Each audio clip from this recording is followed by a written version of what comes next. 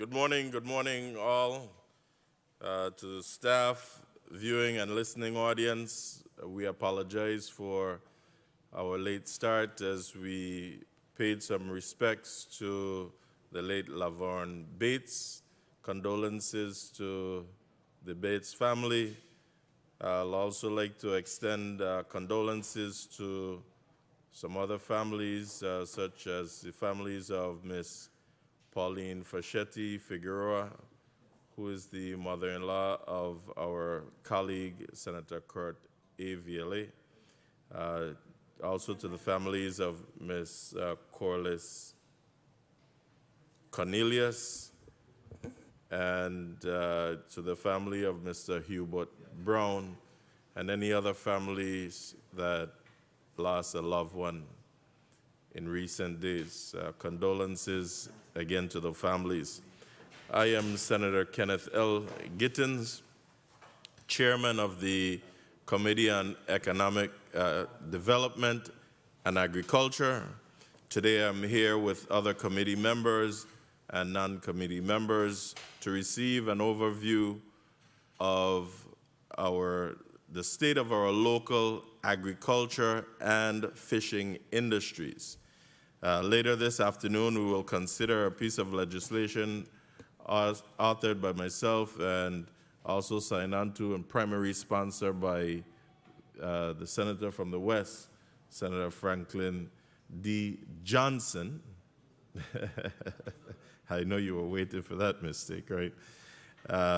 And we both believe that this measure will finally help us get to put a handle on the snake problem that we're having here on the island of St. Croix, and to address some other issues and problems that we're experiencing throughout the territory with other invasive species. The pandemic has also re-emphasized the need for economic diversification and has also provided us with some new opportunities. I've been saying before, we need to turn our challenges into opportunities. As we discuss these two industries today, agriculture and fishing, we must come to grips of supporting our local fishermen and farmers. We must realize the importance of agricultural development now and be able to feed ourselves. We must continue to increase our efforts to expand our economic horizons and develop a solid level of local food security. There is no reason why we can't be supplying ourselves with produce and even exporting specialty crops. Why are we purchasing tamarind from the States? Why are we buying soursop and passion fruit juices from the States? We grow these things right here in our backyard, right here in our backyards. One of my biggest concerns about the push for local cannabis industry is that it will likely reduce the amount of food crops being produced here in the territory, but again, that's a topic for another day. We do have some exciting projects coming up that I look forward to hearing more about today. In the meantime, we must do much more to provide tangible assistance to our fishing community and to both our crop and livestock farmers. At this time, Madam Clerk, can we get a roll call? Senator Dwayne M. DeGraff.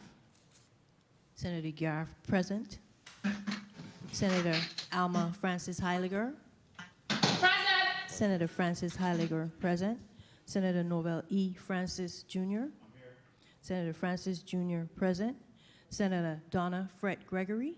Senator Fred Gregory absent. Senator Javon E. James Sr. Present. Senator James Sr. present. Senator Milton E. Potter. Present. Senator Potter present. Senator Kenneth L. Gittins. Here. Senator Kenneth L. Gittins present. Mr. Chairman, we have 6 present, 1 absent.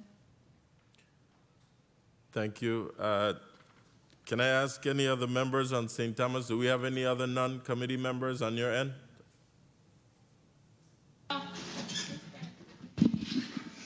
No, Mr. Chair. Thank you. Also, let me recognize the presence of non-committee member from St. Thomas, the Honorable Senator Janelle K. Sarro.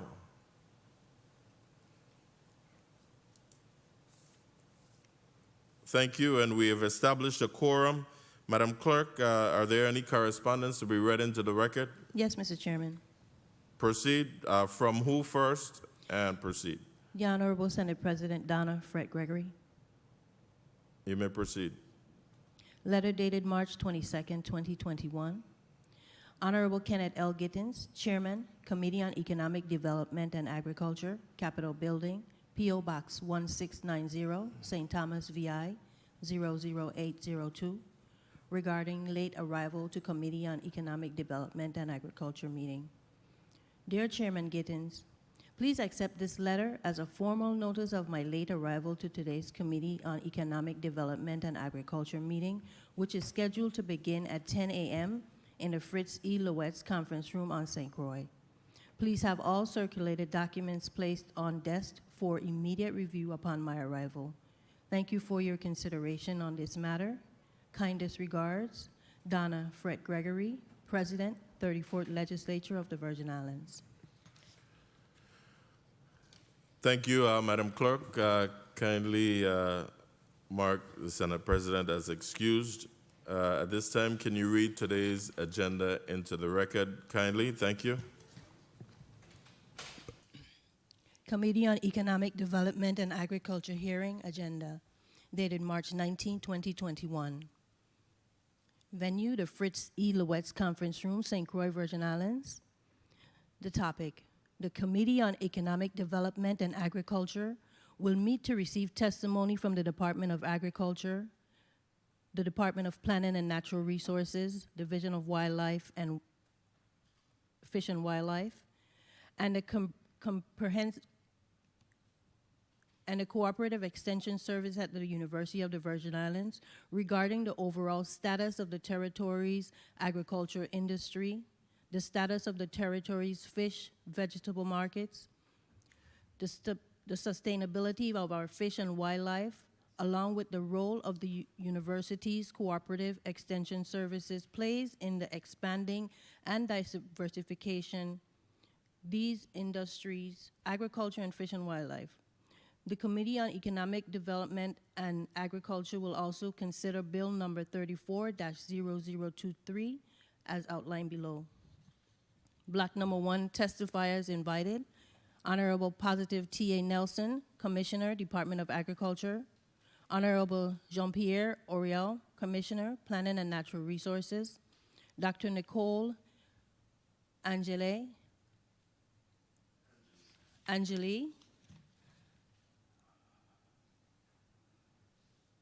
Director, Division of Fish and Wildlife, DPNR.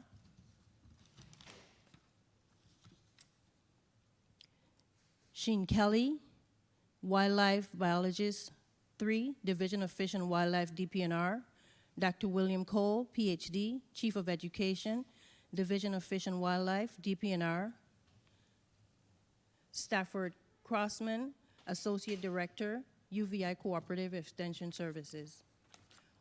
Block number 2, Bill number 34-0023, an act amending Title 12 of the Virgin Islands Code by adding a Chapter 2A to establish the Invasive Species Eradication Community Program, establishing the Invasive Species Eradication Community Program Fund, and an Empress Account Fund for the payment of bounties under this program, and appropriating $10,000 from the Animal Fund to Invasive Species Education Committee Program Fund. Invited to testify are the Honorable Jennifer O'Neill, Director, Office of Management and Budget. Honorable Clarina Modeste Elliott, Acting Director, Department of Finance. Acting Commissioner, Department of Finance. The Honorable Jean-Pierre Oriel, Commissioner, Planning and Natural Resources. Dr. Nicole Angeli, Director, Division of Fish and Wildlife, DPNR. Dr. William Cole, Chief of Education, Division of Fish and Wildlife, DPNR. and Sean Kelly, Wildlife Biologist 3, Division of Fish and Wildlife, DPNR. Thank you, Madam Clerk. I'd like to remind the viewing and listening audience that our hearings are still being held virtually due to the pandemic. And so at this time, I will ask for media to assist us with a virtual check, at least with those individuals who were invited to be here in Block 1. As I see you up on the screen, I'll just ask you to test your mic and let me know that you're here. Commissioner Nelson? Good morning. Good morning, sir. Anyone else with you that can go ahead and just do a check? I have Assistant Commissioner, Deputy Commissioner. Can't hear you. You might have your devices on Good mute. morning. Yes, I got it. Good morning, everyone. We didn't hear your name, ma'am. Yes, good morning. I'm Diana Collingwood, Assistant Commissioner of Agriculture. Good morning. Good morning. Good morning, Hannah Carty, Deputy Commissioner of Agriculture. Good morning. Billy Abraham from Marketing, Department of Agriculture. Good morning. Anyone else from agriculture? Dr. Yes. Good morning. This is Dr. Bradford from Agriculture. We can't see you. Sorry about that. Trying to put it on there. Can you see me now? Not yet. Oh, Okay, yes. there you All there right. you are. Morning. Morning. Thank you. So we have those from agriculture. We may ask you for your names again because you were a little fast, but I want to make sure that we could see you and at least hear you. Commissioner Oriel, DPNR, you and your team. Morning, Senator. I'm present, and I'll let my team in the St. Croix District go ahead and introduce themselves. Thank you, sir. DPNR, St. Croix.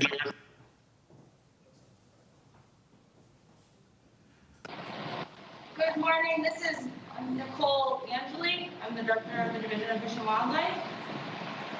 I'm Sean Kelly, Wildlife Biologist 3 here in St. Croix for the Division of Fish and Wildlife. Where's Dr. Cole? We have not heard from him yet today. I can't hear you. You're really far away. Yet we have not yet heard from Dr. Coles today. You have not heard from him today. Correct. All right. Colleagues, at the appropriate moment, we're going to have a discussion because today we're going to have a motion to subpoena Dr. Cole to this body. I'm truly tired of this. This is happening from the previous legislature. Thank you, DPNR. Mr. Crossman. Yes, good morning, Stafford Crossman, Associate Director, Cooperative Extension Service. Thank you much. Anyone else with you from your team? No, I do not have anyone else with me, Senator. Okay, thank you so much. Thank you, colleagues, for your patience. Thank you, testifiers and viewing and listening audience. So at this time, I will move to the overview testimony from the Department of Agriculture. Commissioner Nelson, you're recognized for your testimony.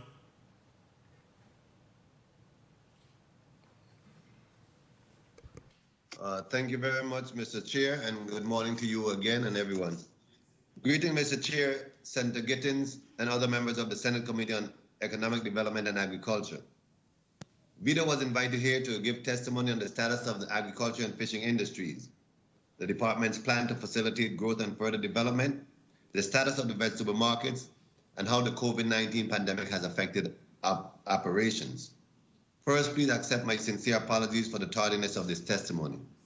Secondly, Vida's testimony is on the agricultural industry since fishing is regulated by DPNR except licensing. We can say fishers maintain active licenses.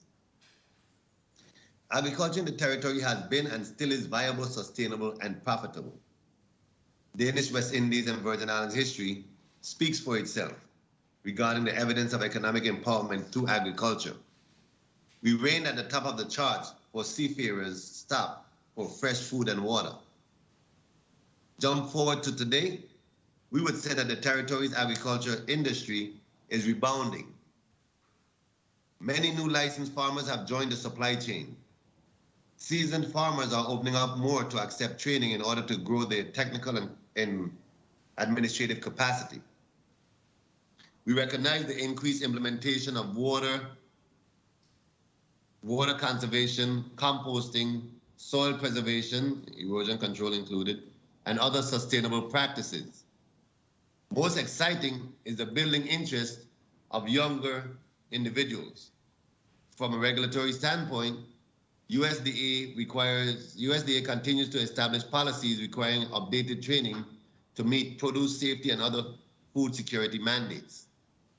VITA continues to facilitate the growth through training programs and educational workshops, assisting farmers to keep licenses and other documents completed and updated allows them to participate in more local and USDA-affiliated grant and technical assistance programs. We are making every effort to build farmers' capacity. Internally, VITA is undertaking major restoration projects. Most of the buildings have now been contracted and are soon to begin repairs and reconstruction. We have purchased some new equipment, but are in need of more tractors and dozers, and let me add small equipment to facilitate St. Thomas landscape. Personnel is critically low, and outstanding pay increases continue to impact morale. Our team, however, come together to make operations happen, and I want to thank the Department of Agriculture employees for their hard work and innovation. Recent legislative mandates for a territorial agricultural plan, a regional agricultural conference, re-establishment of an associate's agricultural degree at the University of the Virgin Islands, re-establishment of a local national affiliation of conservation district, affiliate chapter, the Virgin Islands Conservation District, intentional collaboration with our local and federal partners, and the anxiety created by the most recent pandemic are driving the growth of food and value-added production here in the territory.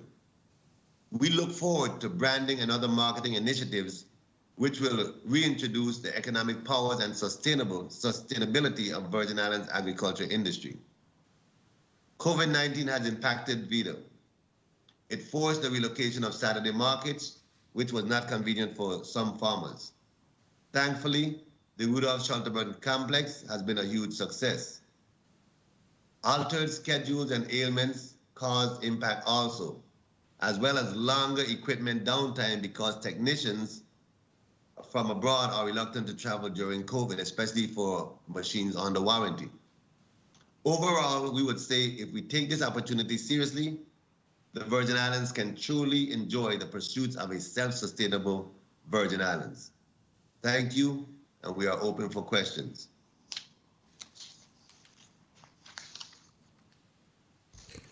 Thank you, Commissioner Nelson. Commissioner Oriel, DPNR, you're recognized for your testimony.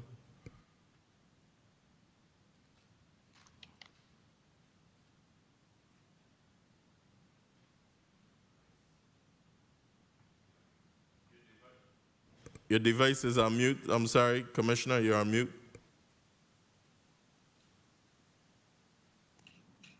My apologies for that, Senator. Can you all hear me now? Loud and clear. Okay. So good day, Senator Gittens, other members of the 34th Legislature's Committee on Economic Development and Agriculture, non-committee members and legislative staff present, and members of the viewing and listening public. My name is Jean-Pierre Oriol, Commissioner for the Department of Planning and Natural Resources. We are present today on the Chair's request to provide testimony on the status of the territory's fish markets, as well as the sustainability of our territory's fish and wildlife sector. The Department of Planning and Natural Resources is mandated with the linked goals of preservation of fishery stocks and promotion of the fishing industry. Multiple objectives to accomplish those goals include supporting the fishing industry, cooperating with and providing data to fisheries scientists, and engaging with policymakers. This year, the opening of a new fish market, along with policy dissemination and outreach campaigns, support our mission. Fish markets.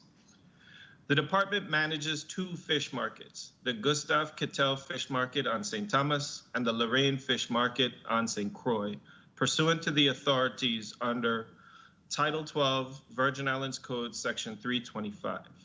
Long shuttered, the department completed a capital renovation project on the Lorraine Market over the past 2 years and recently opened a facility that will centralize fish selling activities for the island of St. Croix. The market will be managed by the department to provide fishers a clean, safe place to store their gear and conduct business.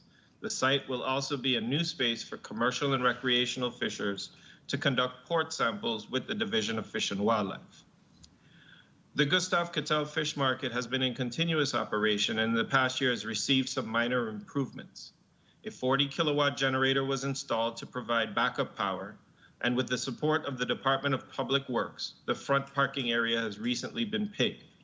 The department will complete the paving in the rear of the facility during this fiscal year. In addition, the department will be working with Public Works once again to conduct a facility assessment to seek funding under the Department of Interior's Capital Improvement Grant Program. The department is also seeking to create new fish markets in the territory. We have started conversations with the Virgin Islands Port Authority for a potential location of a market on St. John, and have several ideas for new locations on St. Croix and St. Thomas. The discussions are in their infancy, identifying additional resources for planning and design are required so that we would then be able to access major funding for the development. Sustainability of fish and wildlife. As was stated previously, the department is in a rather interesting situation where it must regulate an industry such as fishing, yet also fulfill the mandate pursuant to Virgin Islands Code Title 11, Section 1402, to promote the commercial fishing industry. In order to fulfill both goals, the department emphasizes sustainability within the fishing industry as a whole. We maintain two local fisheries advisories committees, one in the St. Croix district and one for the St. Thomas St. John district, as well as participate in the Caribbean Fisheries Management Council, comprised of federal, local, and regional partners to discuss catch regulations on species of interest. We have established two liaison positions, one in each district, to actively work with the fishers, keeping them informed of the initiatives being undertaken to promote sustainability of the fishing industry. The liaison in each district is tasked with one-on-one outreach to fishers to ensure that catch limits, closed season, research projects, and business concerns are heard by the departments. The liaisons also ensure that fishers are kept up to date on matters related to the federal island-based fisheries management plans, which allows each of the district to be managed independently due to their ecological differences.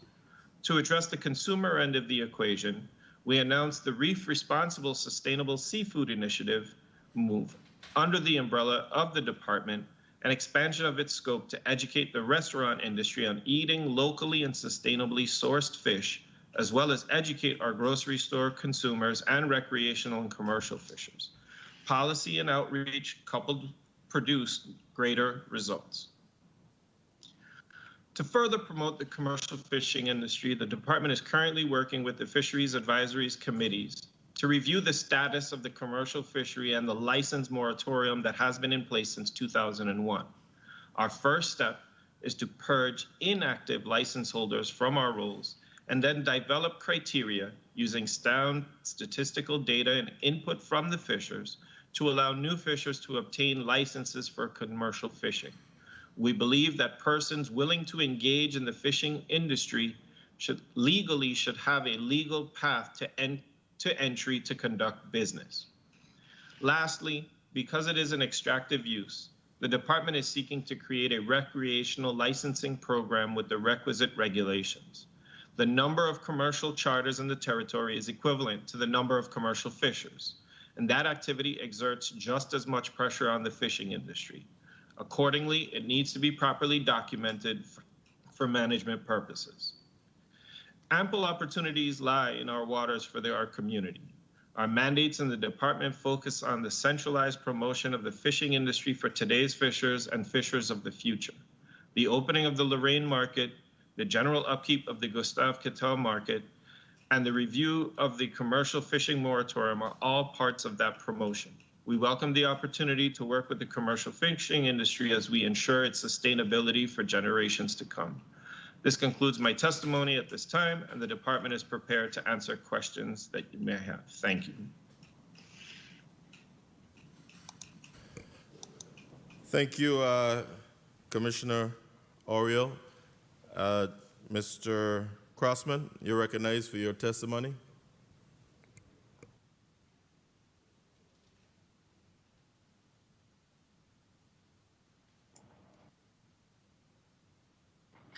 Good morning, Senator Gittens, other members of the Economic Development and Agriculture Committee, all other senators present, and the viewing and listening audience.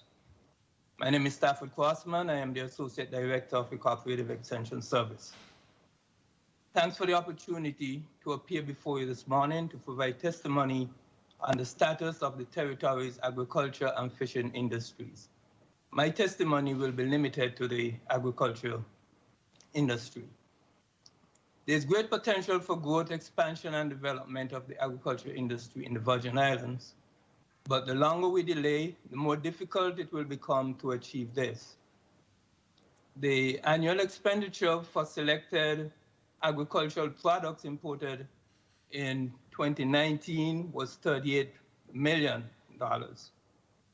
And the products that were selected are items that are either presently grown or raised locally. The aggregate value of farm production, according to the recent 2018 VA Census of Agriculture, was just over $3 million. So the territory must strive to reduce imports by increasing the availability of local products and put that money into the bank accounts of local producers. The agriculture industry faces several constraints to production in the territory. These must be identified and strategies must be devised to overcome them. One of the main items is limited freshwater resources, for which there's a lot of competition, and agriculture is not given high priority to access this resource. Most of our rain falls during what we refer to as the wet season, and most of the runoff ends up in the sea. This water should be collected and stored during the wet season for agricultural purposes and to recharge our aquifers. Another main constraint is land, and similarly, resources are limited. There's competition for land. The cost of land is high. The Department of Agriculture makes plots available to farmers, but that acreage is also limited. And as the Commissioner mentioned, there is an increased demand for persons interested getting into agriculture, and so the need for land. Marketing, the development of markets for local produce, both crops and livestock, must continue. Capacity must be increased to meet the anticipated surge in local production. Our farmers need assistance in facing competition from lower-priced imported products. The marketing program at the VA Department of Agriculture is continually increasing its capability through a variety of programs to encourage, support, and assist farmers in this area. The Sustainable Farming Act is a significant piece of legislation. The purpose of this act is to promote and protect the agriculture industry of the Virgin Islands. If what is stated in the Sustainable Farming Act is implemented, we will be well on our way to having a sustainable farming industry. The act is very broad in scope. It includes incorporating agricultural science courses in the curriculum at all grade levels, including kindergarten. A program of incentives through a cost-saving program and organic materials recycling program, among others. It involves many governmental agencies and instrumentalities, including the University of the Virgin Islands, the home of the Cooperative Extension Service. The Cooperative Extension Service is a component of the newly established UVI School of Agriculture, which is comprised of research through the Agricultural Experiment Station, extension, and teaching. Yes, UVI now has an academic agriculture program that will be offering certificates and degrees in various disciplines of agriculture. The Agricultural Experiment Station conducts research that is relevant to the agriculture industry in the Virgin Islands. The Cooperative Extension Service translates science-based research into language that is appropriate for our audiences. We provide education and learning activities to farmers, youth, families, and the public. Our programs are agriculture and natural resources, 4-H, family and consumer sciences, and communications, technology, and distance learning. We have a long history of working with the farming community in partnership with other departments of the local government. Our primary partners are departments of agriculture, planning and natural resources, education, labor, and human services. We also work with our USDA partners, particularly the Natural Resources Conservation Service and the Farm Service Agency, and also the U.S. Environmental Protection Agency. Being aware of challenges and constraints facing the industry, we have focused on addressing them through our educational, training, and outreach program.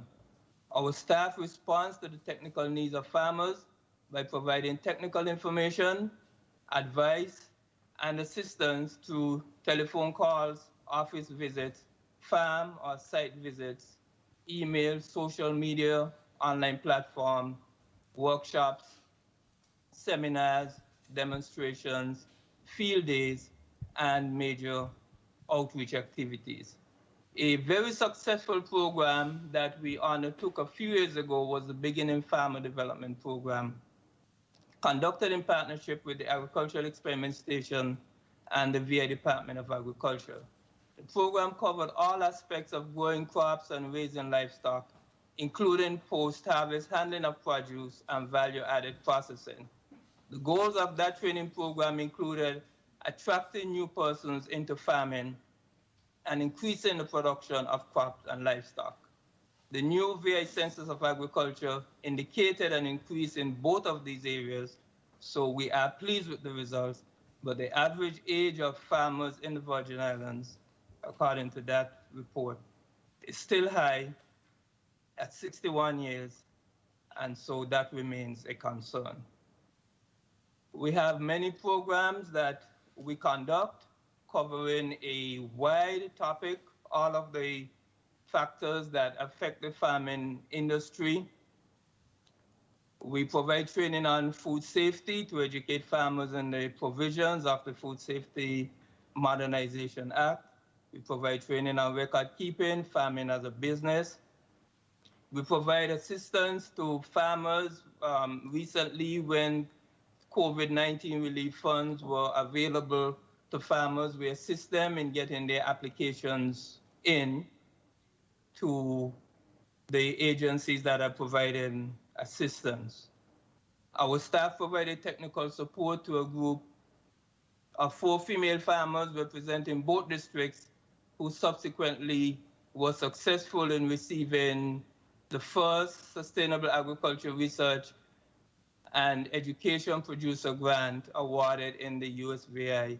And as a result of this, a prototype small-scale distillation unit for extracting essential oil from lemongrass was assembled, and this project was demonstrated on St. Croix recently at the Farmers Market Exchange. We have an Ag Discovery Summer Enrichment Program, which is a residential program exposing high school students to academic and career opportunities in the field of agriculture. Since the COVID-19 pandemic, there has been a tremendous increase in the number of residents involved in home gardening, and we have responded to the exponential surge in requests for assistance. We have our integrated pest management program that responds to pest problems that farmers encounter, especially during the dry season, and we assist and train farmers to identify pests, assess their economic threshold levels, and make recommendations for their management. Our forage programs routinely engage youth in agriculture programs, events, and activities. Our Sustainable Agriculture Program provides training and information on the ways to reduce soil erosion, maintain soil moisture, and improve water use efficiency through the installation of micro-irrigation systems. We recommend adapted crop varieties and provide training on topics including soils, plant nutrition, crop rotation, and cropping system. Opportunities exist for developing and improving agriculture in the Virgin Islands, and the Cooperative Extension Service is ready to respond to the needs of the agricultural community. Thank you, and I will respond to any questions that you may have. Thank you, Mr. Crossman, and thank all of you for your testimony. Commissioner Nelson, Commissioner Oriel, and again you, Mr. Crossman. I must state that I wanted to hear a little more from the Department of Agriculture as it pertains to our vegetable markets and the stray animals program, etc.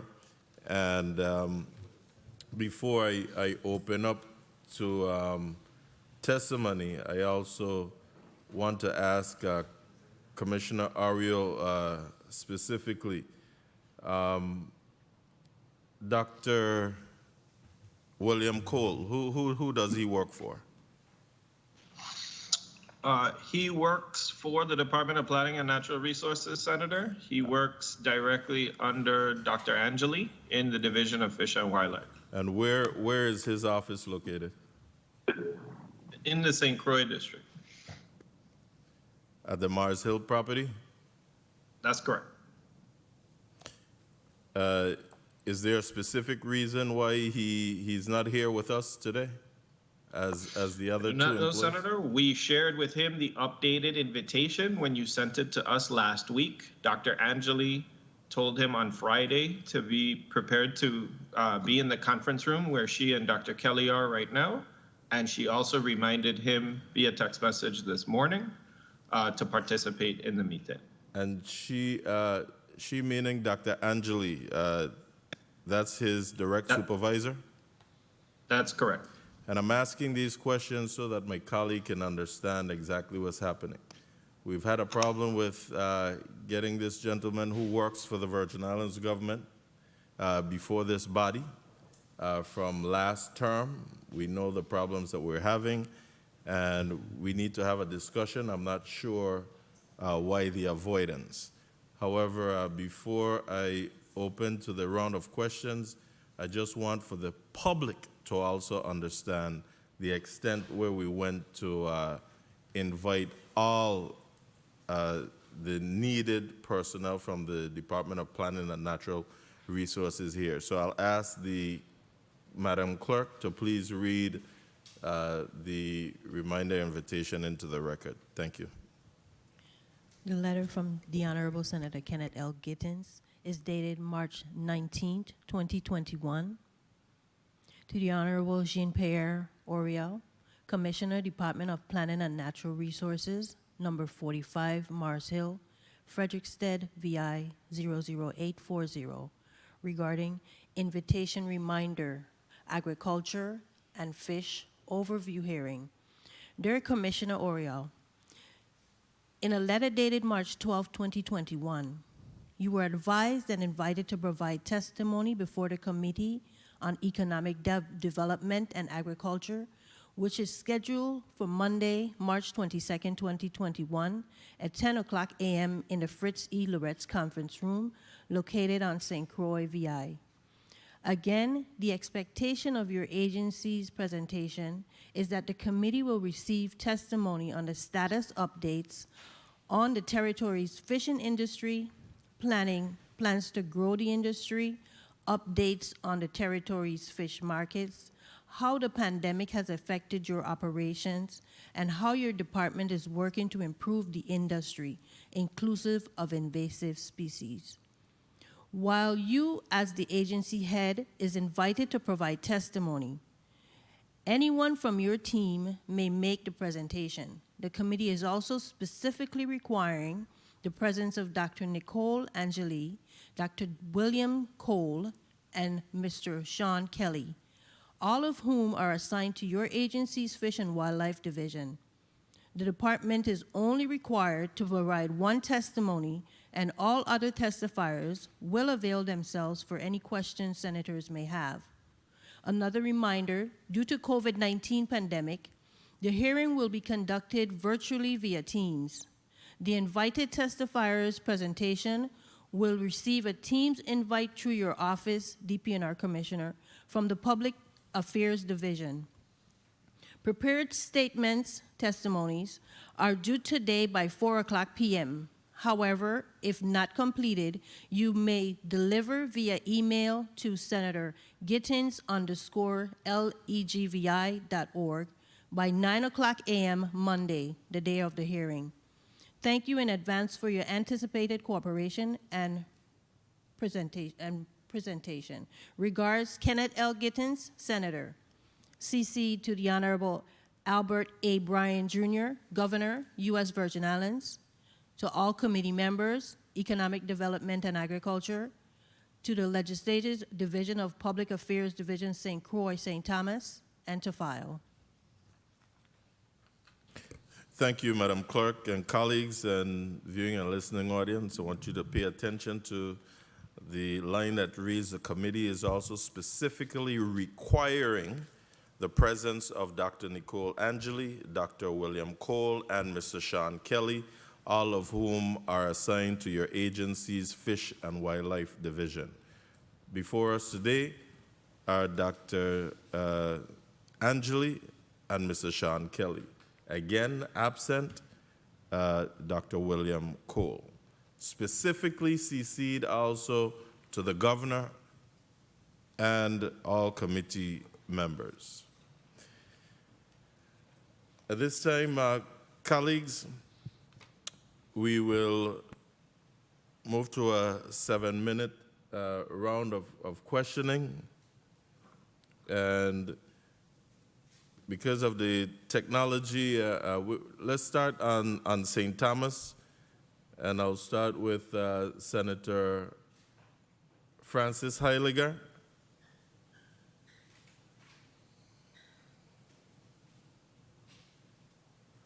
Good morning, everyone. Can you guys hear me? Hi, good morning. Welcome to the testifiers, my colleagues, as well as to the people of the territory. Commissioner Oriel, could you come up, please? Hi. Hi, good morning, Good morning. Senator. How are you? Good, good. I'm doing well. I have just a quick house cleaning question. You are the commissioner of DPNR, right? Correct. Is that correct? And you're paid Yes, handsomely as the commissioner of that department. Who exactly does Dr. William Cole work for? He works for the department. His immediate supervisor is Dr. Angela. Not immediate, but at the end of the day, you are the commissioner of this department, and the buck stops with you. So why do we continuously have an issue in this institution that an employee directly under your purview is consistently refusing to come to answer questions? I'm a little bit confused at what's happening, but hopefully as the commissioner, you're gonna fix it, okay? Thank you. Question, former Senator Nelson. Commissioner Nelson, good morning. How are you? Good morning, Senator Francis. I'm doing well, and yourself, ma'am? Excellent. I had an opportunity to talk with you a couple of times, and I attended some of the agriculture meetings that you have had. And one of the things that is very alarming here, looking at some of the information, is number one, in one of the testimonies, they spoke about the median age of farmers right now at 61. And they also had information that even the size of the property has reduced for farming by some 39% between 2007 to up to 2018. I need for you to talk to me a little bit about the farmlands here in the territory that is being utilized by farmers through the agriculture department. Are we seeing production as we need to? Is there any marketing out there to try to bring new, younger, invigorating farmers to this field? Tell me some of the things the department is doing, and talk a little bit about the farmlands available to do farming here in the territory. Okay, thank you for the question, Senator. As development happens here and in any territory, especially one with limited landmass as we are, we're always going to be competing for use of land. So yes, other interests outside of agriculture is also having an impact on availability of lands. As far as lands in current use or leased or occupied by individuals, we can have better productivity. We agree that a lot of our lands is overgrown, and we've been making an assessment to do some clawback and redistribution of those lands. There's been an increase in interest from a lot of young people, and when the redistribution happens, we're going to try to ensure that there's some set aside for younger farmers in particular, because we're very interested in encouraging younger people. We've taken on the support of what was Future Farmers of America in trying to just build our relationship. We're going to undertake, in collaboration with the University of the Virgin Islands, something we're calling a Farmers Ambassadors Program. The challenges we have with I guess, development with land is that we have many, as I mentioned in my testimony, downtime with the equipment. And because we currently don't have welders, we have breakage that happens frequently because the land is tough. So with the decrease in heavy equipment operators and heavy equipment, we're not able to help to prepare the land as efficiently as we'd like to. Quick question. Could you expound a little bit more? You spoke about callback and redistribution. Could you explain that a little bit more, not only for myself, but for the listening audience? What exactly is that from your perspective, and why is there a need for it? Well, when you're looking at individuals who have farmland available to them, and especially with an expanse of time, 10, 15, 20 plus years, and the land is in overgrown bush, it's only fair that after making an assessment, that the department pulls those back and redistribute them to other individuals who might be so interested in farming. I have here in my desk right here to my left-hand side, I have about close to 30 proposals for land use. They vary from small crops to small cash crops to larger plots for livestock. Do you think that this is the best way to go about it, as opposed to potentially, because I'm trying to understand the options. So your suggestion is after this time period and they're not producing is to call it back. Do you think that there could be an option for potentially pairing up some of these new and incoming farmers and younger ones with some of the other ones that might not be producing and maybe create a whole new collaborative. Is that a potential option? Anything is possible as long as people are willing to work together. But what we find is that individuals try to hold on. If you have an individual getting up in age, you find that the individual try to send correspondence wanting to pass on that property use to an offspring or something like that. So want to maintain it in their control. Okay. So we're actually working on trying to fuse together some of these collaborations like you mentioned, including there's use for individuals like senior citizens, where we're going to set aside some amount. So like there's a real small community concept for seniors to work on. There's even an organization we deal with, individuals who find themselves in unfortunate situations and they want to use farming as a way to sort of restore occupational interest of these individuals. So there's quite a few things we have on the table that if we roll out, we'll be able to add some a new flavor to food production in the territory. Good. Well, I'll be looking forward to hearing some of these collaboration and new ideas. One of the biggest things that, with me speaking to farmers, and I do this often because I'm a firm believer in us really pushing agriculture here in this territory, has to do with water. Time. That is literally, Mr. Chair, could I just finish up? You may. Thank you. That is literally the biggest conversation I have with farmers, has to do with water. What is the initial problem with having water being provided to the farmers or them getting access to it? And what are some of the solutions that the department is doing to make sure that water is available to the farmers? Okay, so some of it is not availability. Some of it is just the ability to store it. We are undertaking, especially when it comes to what's happening in Bordeaux. We are part of a watershed mitigation task force, and we're really trying to look at a comprehensive approach for water, to assess our water and to the distribution of this water. We've locked down, and Assistant Commissioner Collingwood is online. She might be able to give some updates as to the conversation they're having on the task force. I think they've identified some money. The NRCS out of Puerto Rico have identified some money. We are collaborating with DPNR, UVI as well. We got in this conversation, and they've identified some money for the assessment survey. Ms. Collingwood, you want to add to that? Yes, good morning. This is Ms. Collingwood. We did identify some funds slated to do a water plan, and we do plan to meet with DPNR because I know the commissioner put out a water plan. We want to approach it from a comprehensive perspective because our community at large has uses for water in different capacities. As the commissioner mentioned, the issue is mostly the storage of the water. Can you turn on your camera because I don't know who I'm speaking to? Sure. I'm sorry. Thank you. Yes, good morning again. I was talking about funds availability for a water plan through the Water Use Data and Research fiscal year 2021 program announcement. If some funds available, we met with the grantors.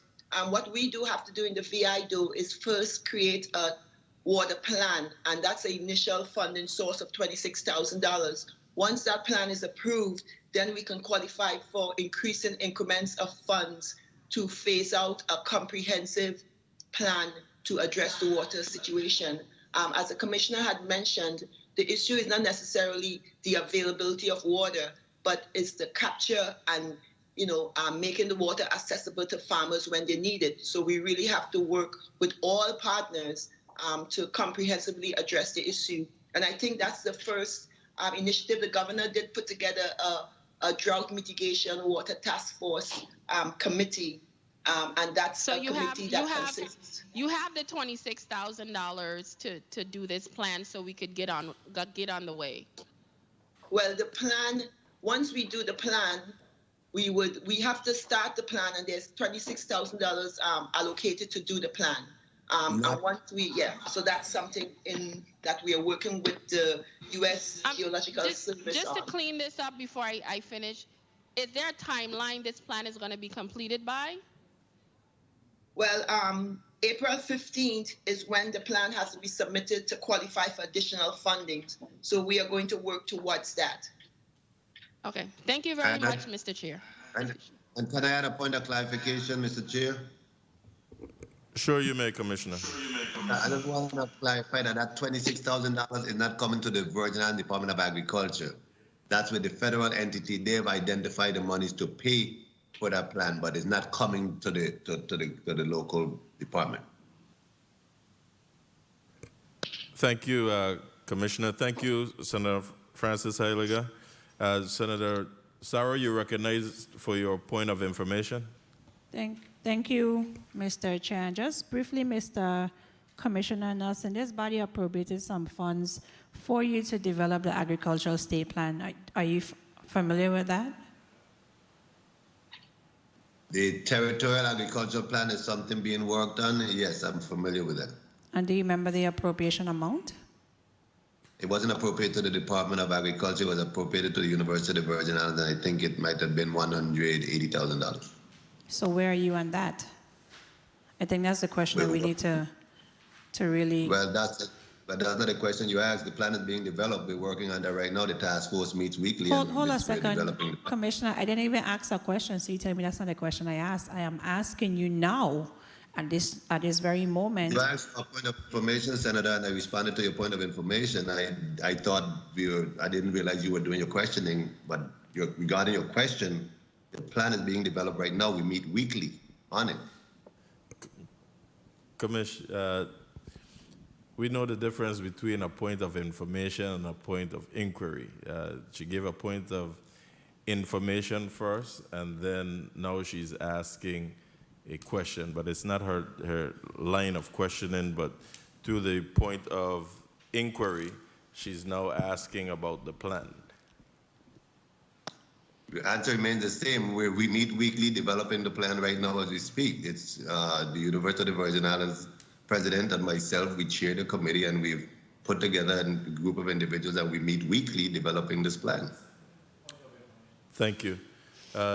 Before I go to a point of information with Senator James and call up the next speaker, I want to recognize the presence of our Senate President, Donna Fred Gregory. Welcome. Senator James, you're recognized for a point of information. Thank you, Mr. Chair, and good morning to the people of the U.S. Virgin Islands. Great minds think alike. Thank you to my millennial colleague.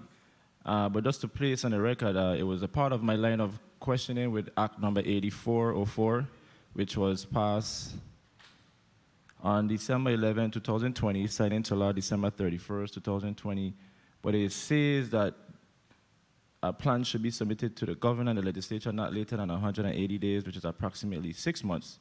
So I guess by June, this body should be receiving that document. So I guess what my millennial colleague was trying to find out is what are the discussions that have been had ever since that became law. And I will probe some more, but I just want to place on the record that there's still time between UVI and the Department of Agriculture to submit that to the legislature. Thank you, Senator James, for your point of information. We're on to the next senator, Senator Dwayne DeGraff. You're recognized for your 7 minutes. Good morning, Mr. Chair. Thank you. Good morning, colleagues. Good morning, testifiers, all viewing, listening, and present. Mr. Crossman, in regards to UVI extension program, are you aware of the Julie Mango law that has been passed? Yes, I am, Senator. I think it's a Julie Mango tree in every yard. Yes, I am. Correct. Are you doing anything in regards to fostering and promoting that and pushing that? Well, that program, I think, is more, we provide training, technical advice, information, and the Department of Agriculture it provides services, and so making planted materials and plants available will more fit with the Department of Agriculture than with the Extension Service based upon what our mandates are. Okay, good. Commissioner Nelson, when you're developing the water plan, keep the present catchments that we have in Ireland in mind, because again, we have them, they are there, empty, some of them full, and they are great water sources, especially for drought time. You could keep those in mind. Commissioner Nelson, also, the Market Square. I had the opportunity to put a portable toilet there many years ago. Now, it still comes under Department of Agriculture. You go to the Market Square, it reeks of urine. And I think it's pressure washed on Fridays and for sale of produce by farmers. But there's a lady, I guess she had a tent that she had set up that she works there, and she's there selling every day. What measures are being taken in regards to providing some kind of what is portable toilet facilities for the farmers who come to sell the produce in the Market Square? Okay. Thank you very much for your question, Senator DeGraaf, and good morning to you. There is a task force that has been assembled, which includes DPNR, the St. Thomas Administrator, Department of Agriculture, and I think Waste Management. And we had a conversation, and there is a plan right now being undertaken to establish a restroom facility in a very near proximity. I suspect either Deputy Commissioner Cardy or Commissioner Oriol can say specifically where we had decided that would be a decent location for it. I don't know, Ms. Cardy, you remember the conversation for where in St. Thomas? Yes. This is Hannah Cardy, Deputy Commissioner. During the meeting that was convened by the governor's office, we had selected an area to the rear near the Enid Ba Library in the rear. We were just waiting to hear if there's any more updates on when that can be placed. That was the last that we had heard about it. Okay, thank you. When you have that information, could you forward it through the chair so we could have that information? Thank you. Commissioner Oriol, I had the opportunity to tour the fish market on St. Croix. Great accomplishment, great facility for the fishermen, well deserved. I also had an opportunity to tour the fish market on St. Thomas with you. And I know you mentioned that the department went away from water meters and they have the water system where you could get up to 1.5 buckets of water once you put in $1. Could the department look back into putting water meters in each of the little stalls and the fishermen be allowed to pay for their own water? I think to have a greater abundance of water other than 1.5 buckets at a time will probably be more feasible and conducive for the fishermen.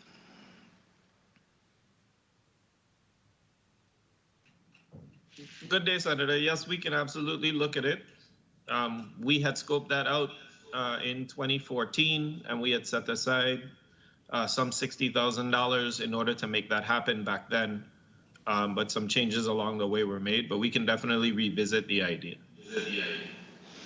Okay, and I know after the hurricanes, the fishermen were, there was a program where they were able to apply for funding and receive various monies. And how many fishermen have applied? How many are still waiting for monies at this present time?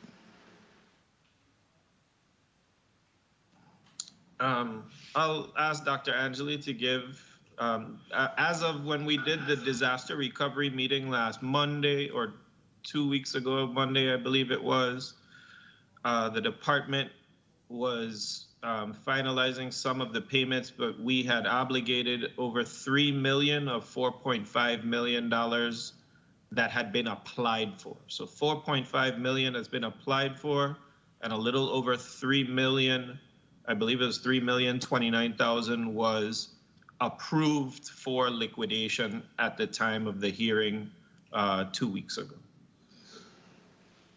Okay, and the other approximately 1.5, where are we with that also? You may go ahead, ma'am.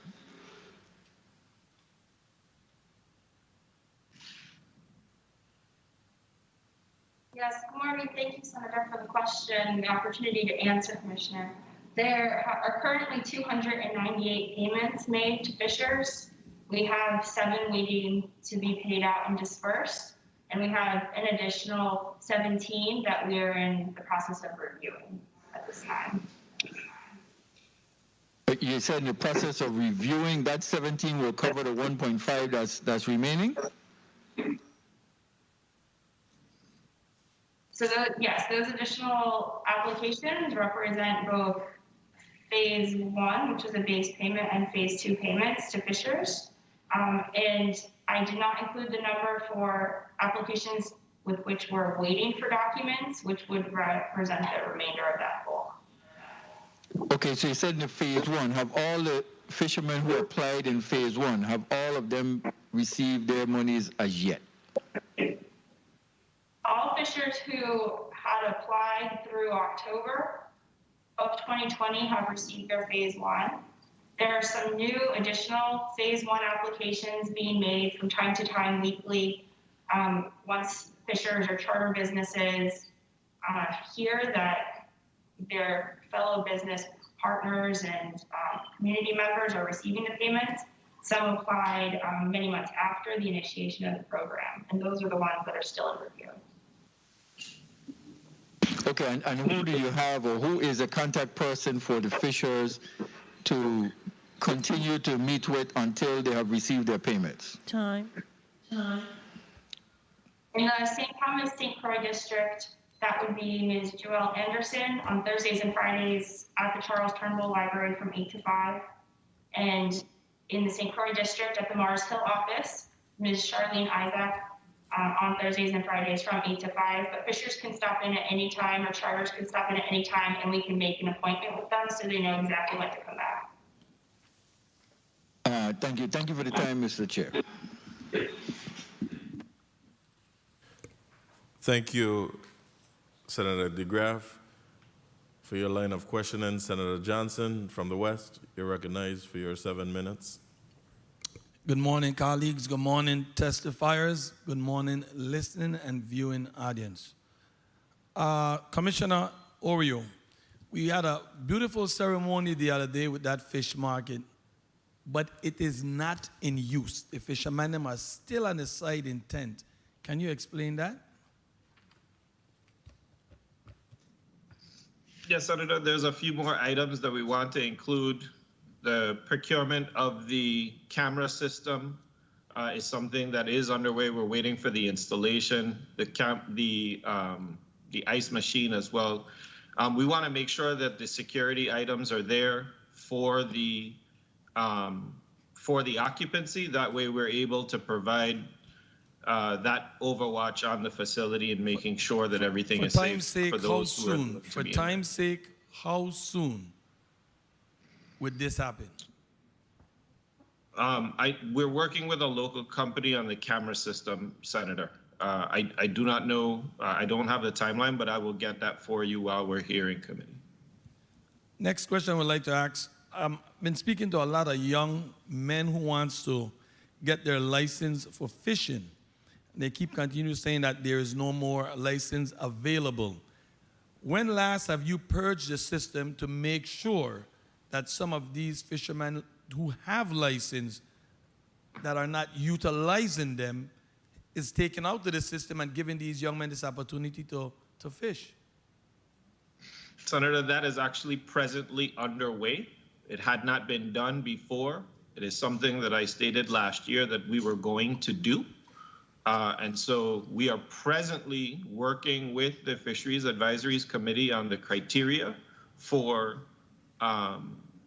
purging the system, as our records indicate that in terms of active fishers, based on the definitions that we're working with the committees on, that active fisher designation would apply to only about 50% in the St. Croix district, a little over 50% in the St. Thomas district. You know, this is very disheartening because we continue saying to these young men, you know, to keep away from violence, keep away from crime, but we're not affording them the opportunity to do and be productive citizens in our community. Time after time, I meet these young men and that's all they're complaining. They want a chance. And we're not doing anything. And you're talking about only 50% is active. That means there's a lot of room for growth. There's a lot of room for opportunity for these young men to get a chance. My next question to you would be, what kind of, I would say, the outer territory fishermen that comes in our water, who's investigating these matters? Because some of the gentlemen, especially in the Frederiksted end, talks about people coming from vehicles and diving and taking conchs out of our water. However, if you're a local person who's not a fisherman, you're only allowed to take up 6 conchs. But here it is, you have somebody coming from vehicles and going with boatload with coolers of conchs. What is being done to regulate that? So, Senator, I mean, we strive to enforce. It's if somebody's not landing those conch on the territory for that sale, whether it's within or outside of the actual closure time period, then enforcing that is going to be rather challenging. I'm not so much talking about the seasoning. I'm not talking about the seasoning. I'm talking about fishermen who are not licensed to fish in the Virgin Islands. So again, anything on the water is going to be difficult, Senator. But you know, that's not a good excuse for me. I could every minute listen to BVI. You'll get your chance. I listen to BVI every minute, arresting St. Thomas fishermen for being in their waters. But everyone else could come in our water and we do nothing about it? Hello? So I asking for a question. Go ahead, I'm listening. So, Senator, I'm not going to sit here and tell you that we have adequate enforcement on the water in the territory. I'm not going to. What needs to be done to have adequate? What needs to be done? How can we help you? Enough officers. You need to have enough boats. You need to have enough personnel on the water and knowing exactly when or around those times. What are you doing about hiring those personnel, Commissioner? What are you doing about hiring those personnel? Because the last time we had this discussion, I remember hearing my colleagues from the 33rd legislature talking about appropriating funds to hire. So what are we doing? So earlier this year, we posted 4 vacancies for enforcement officers to be in that division who would enforce our fisheries. Of those 4 vacancies, we selected 3 persons. One of them did not qualify for the academy, so now we have 2 people enrolled with the vacancies getting ready to repost when the next round of academy will open, because they are peace officers. It's not just simply individuals that are coming in as regulatory personnel, but they have to be trained peace officers. So as the academy opens up, the department has candidates that it selects to go into that academy. Now, with the 2 that you're going to hire and the 1 position that will be left open, would you be still needing more people yes, in this? Well, please submit that. Let us know, please. Let's close up these loopholes so that our young men could get that opportunity to fish, and folks will stop coming in our waters and just violating us like that. Commissioner Nelson. Good afternoon. Good morning, Senator. Good afternoon, I'm sorry. Yeah, you're right on the clock. Good afternoon. I would like to ask a couple questions, and the first one would be about the vegetable market in Frederiksted. What's actually going on there? You're talking about the vegetable market down by the Anne Heilige. complex? Yes, Anne Heilige. Quite sure that's the name. The vegetable market is hardly utilized for selling of vegetables. As you know, it's a little community spot. So it's being closed pretty much. Time. By the It hasn't been utilizing I can't it say that it's much. closed. It's very active. Not It's for quite farming active. activities. Well, Yes. what are you doing to enforce? We don't have any enforcement, Senator. That's Who are you loitering, and reaching that- out that's to? where Who are you comes reaching in. out to assist you?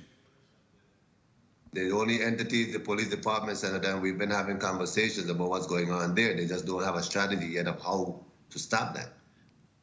I sure hope you can get some help there because most of the action, every time you hear, that's right where the spot is. So you have a very good hot spot going on down there. Now, in the Christian Stead Shang Market, what's going on with the bathroom facility there? I've been there up to, quite sure it was Saturday, and there's a few vendors inside there, and they have to go and ask business owners to utilize the restroom. So I was asked that restroom we had repaired that restroom and the marketplace. We had did a touch up, and then we were asked when the restroom down by the fort was in disrepair. We were asked to keep that room open, our restroom open. I reluctantly did so, understanding the risk of it being vandalized. It became vandalized, and we have been unable to repair that at this time. Just recently, a relative of Mr. Hendricks actually contacted the department and had some volunteers put together to really take on the repair of the restroom. And we should be doing that sometime soon. Well, in speaking to one of the ladies there, they told me, Chair, may I continue? Because I think my time been called. Thank you very much for your indulgence. The young lady that's in the market said in the past she have held a key and she would secure that restroom in the night. If we continue to leave it open 24/7, we must expect vandalizing going on in that facility. I sure hope that we can fix it on a timely manner, and she's willing to assist still to secure it at least when she's leaving. Thank you very much for the opportunity to continue wrapping up, Mr. Chair Outer West. Just a quick response, Senator Johnson. Yeah, it was not the department's prerogative to choose to leave it open 24 hours. It wasn't our choice on that. Thank you, Senator Johnson. And now I'm forced to ask a follow-up question. So if it's not your decision, then who is? Because as I'm reviewing the Virgin Islands Code,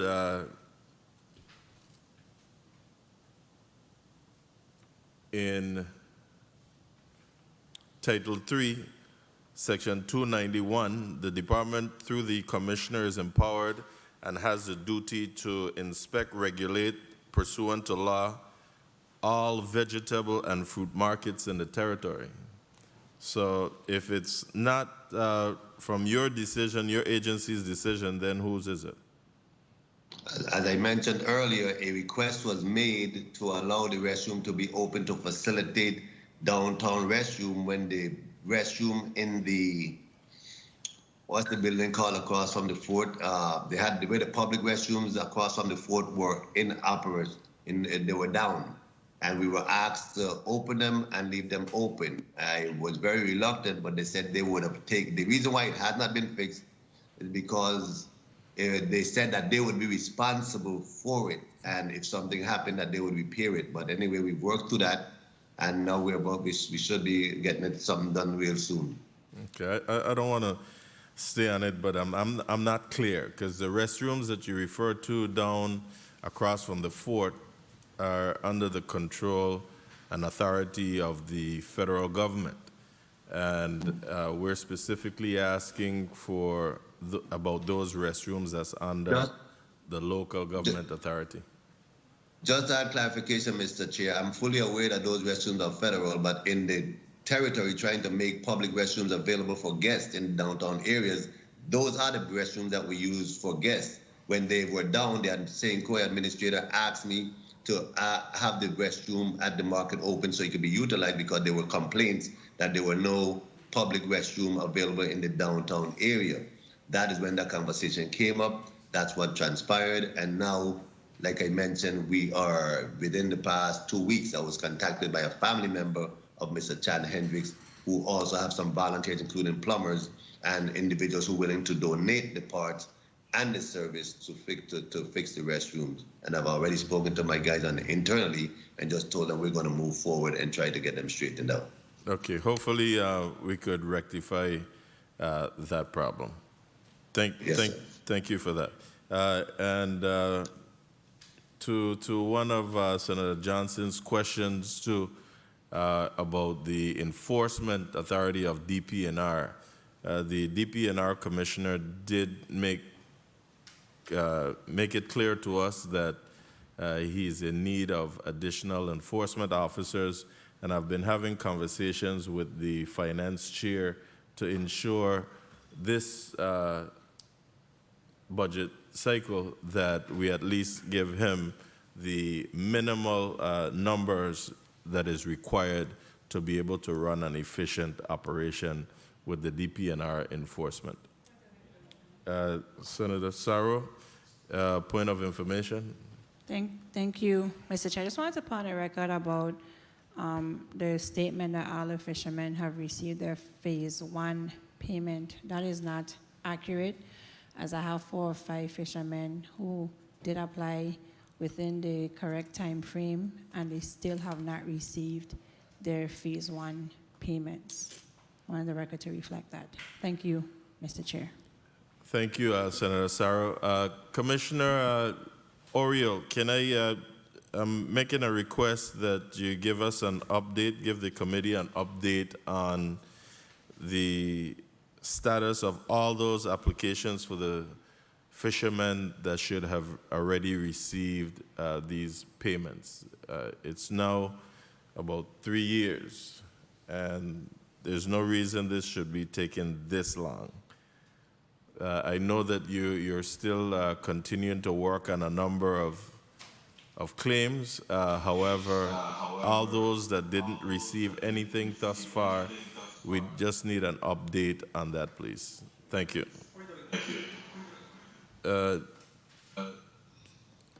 Point of inquiry, Senator Johnson. Commissioner Oriol, earlier we were speaking about Dr. Cole not being present. Dr. Cole should be on the payroll on the timesheet today. Is it correct to say that? He would.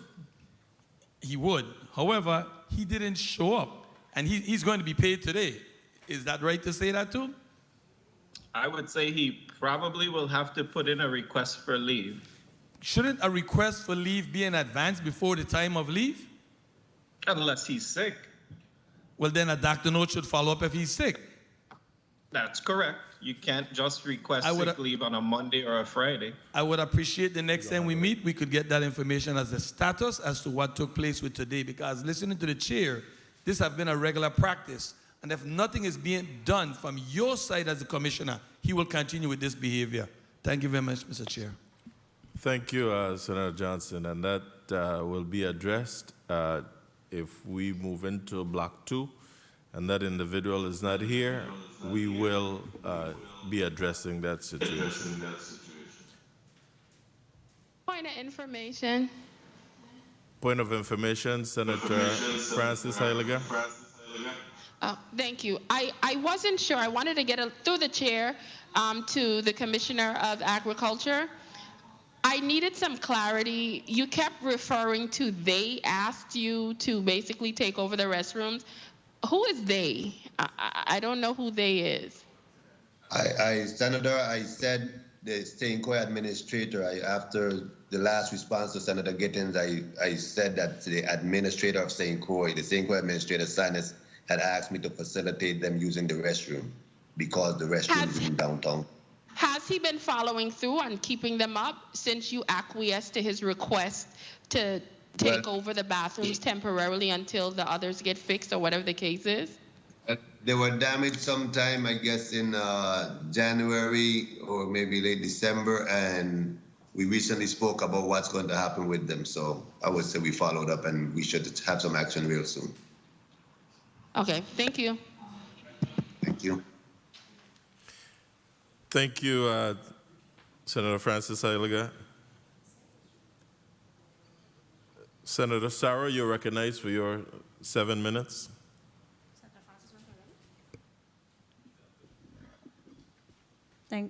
Thank you, Mr. Chair, and good morning to all. What is the status of the recreation fishing license program, Commissioner Oriel?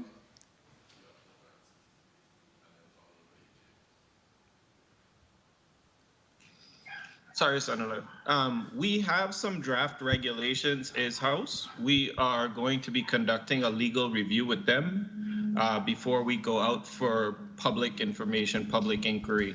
Okay, hold on a On those. second. But we do have a set of draft regulations. Has the St. Thomas Fishery Advisory Council had input on the fishing license program? On the recreational fishing license program, I would ask Dr. Angeli to weigh Is in. a on yes that. or no? Because I know you met once in September of 2020. So has there been input from the St. Thomas FAC? I see my staff saying yes, and again, the recreational program is older than 6 months. It dates back. So Dr. Angelini, is it yes? No? Dr. Angeli? Yes, at the last FAC meeting that was held approximately 10 days ago, we gave homework through the secretary and the chair of the FAC Okay, to stay right review there. our recreational license program. Okay, stay right there. Is there any fishermen on the board right now from the St. Thomas FAC? Yes. Who do they represent? The commercial fishing industry, the charter fishing industry, the dive industry, the marine biology industry, and also recreational fishing. Okay, so you have Mr. Brian on the board, right? You have one fisherman from the north side and you have one commercial sports fisher, correct? So you have two fishermen on the board? They are both on the board. The makeup of the FAC. So you have two fishermen on the board right now, correct? We also have Colin. We also have other fishers on the board. Yes, we can provide a list of all of the fishers and the sectors that they represent to you. Okay, so the follow-up would be, in the transcript, did the St. Thomas Fishery Advisory Council vote for a fisherman to be on the board? And it was declined by the department? So I'll answer that, Senator. The Fisheries Advisory Council doesn't get to make a vote for who serves on the board. Okay, so and I'll end here. So all of the fishermen voted for their representative, and you decided not to have that representative. So the decision that was made was best for you, and really not what's best for the fishermen. Now let's move on to. Sounds like an opinion, Senator. Hold a second. Phase 1 and Phase 2. What is the status of Phase 2 payments for the 10.6 million recovery dollars?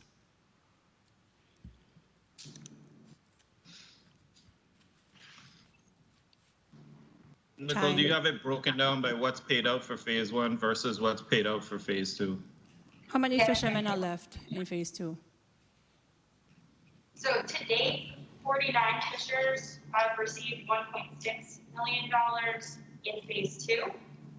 And currently under review for Phase 2 are 8 fishers. Okay, so did we hire a company to deal with the disbursement of these funds?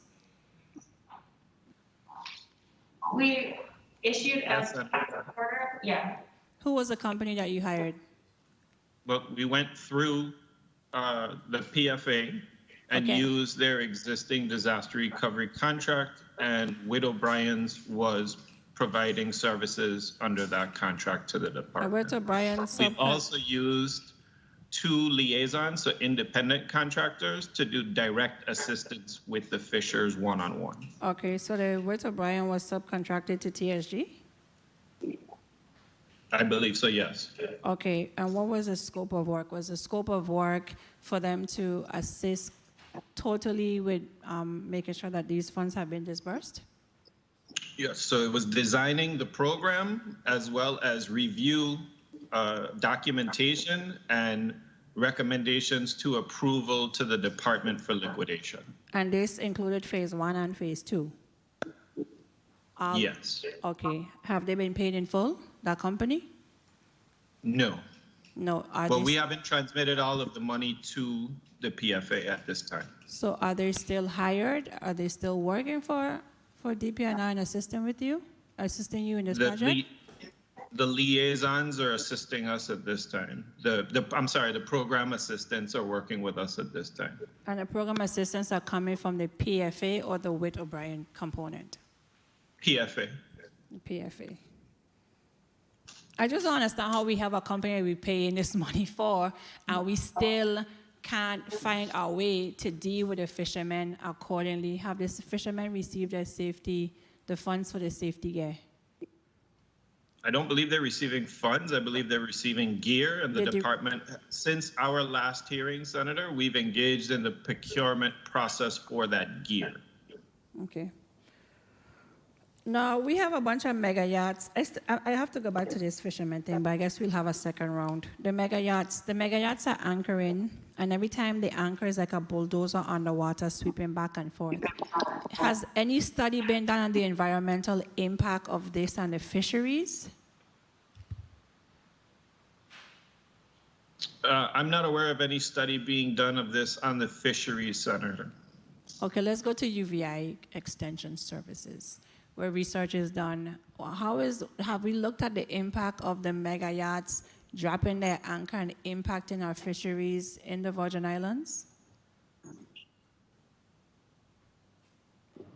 From the extension service, that is not an area that we will be involved in. I know from the university, there's the marine program, and they might be better able to provide some information about. So while we're on the fisheries, may I conclude, Mr. Chair? While we're on the fisheries, have we looked at the reserves? And there was a law passed under Governor Farrelly where we are fishing in the reserves. Have we looked at how we handle permits and how we protect the reserves? Any study on that? Senator, I would say that that's reviewed annually. That's part of the independent fisheries assessment that we receive monies from the National Marine Fisheries Service for. And also in order to make sure that there is not considered quote unquote overfishing, there are a number of catch limits and closure seasons. And so the actual poundage landed is reported by the fishers, and the limits that are set by the government are not exceeded. As I conclude, Mr. Chair, and thank you for the time, I have some questions. I hope there's a second round.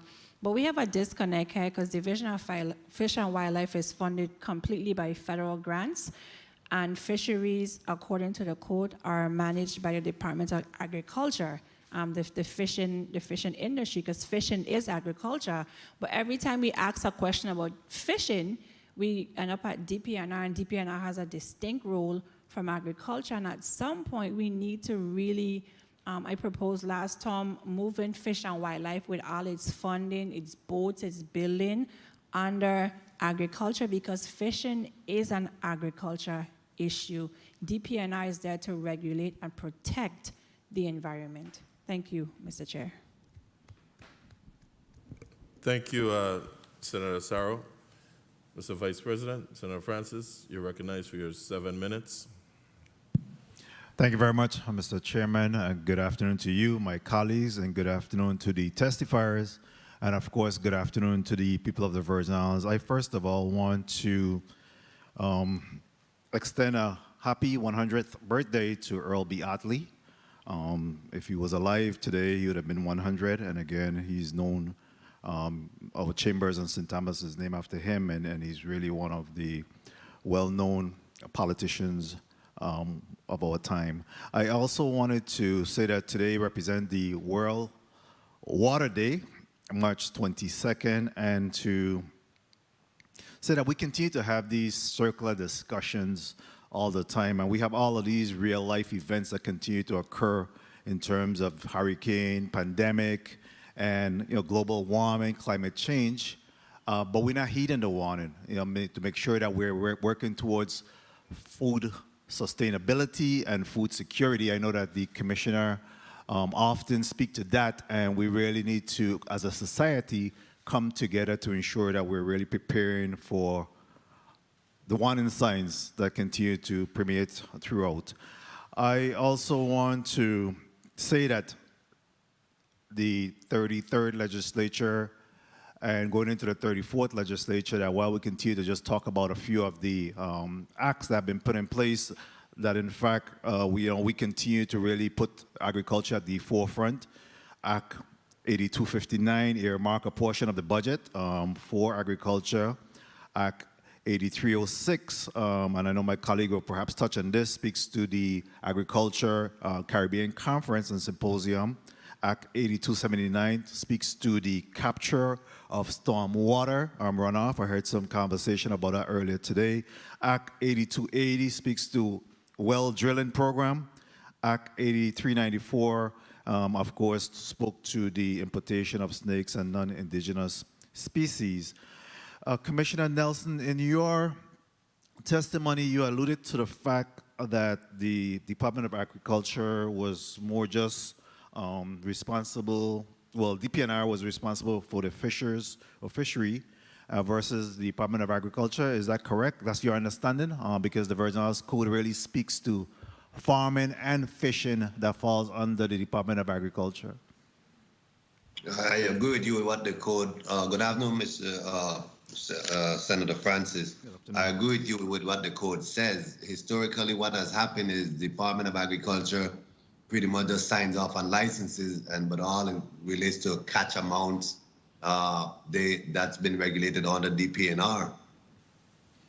Very well. Would you agree that we could continue to have this critical discussion? And when you talk about University of the Virgin Islands, DPNR, and Department of Agriculture, really have that discussion about how do we address the issues confronting farming and fishing?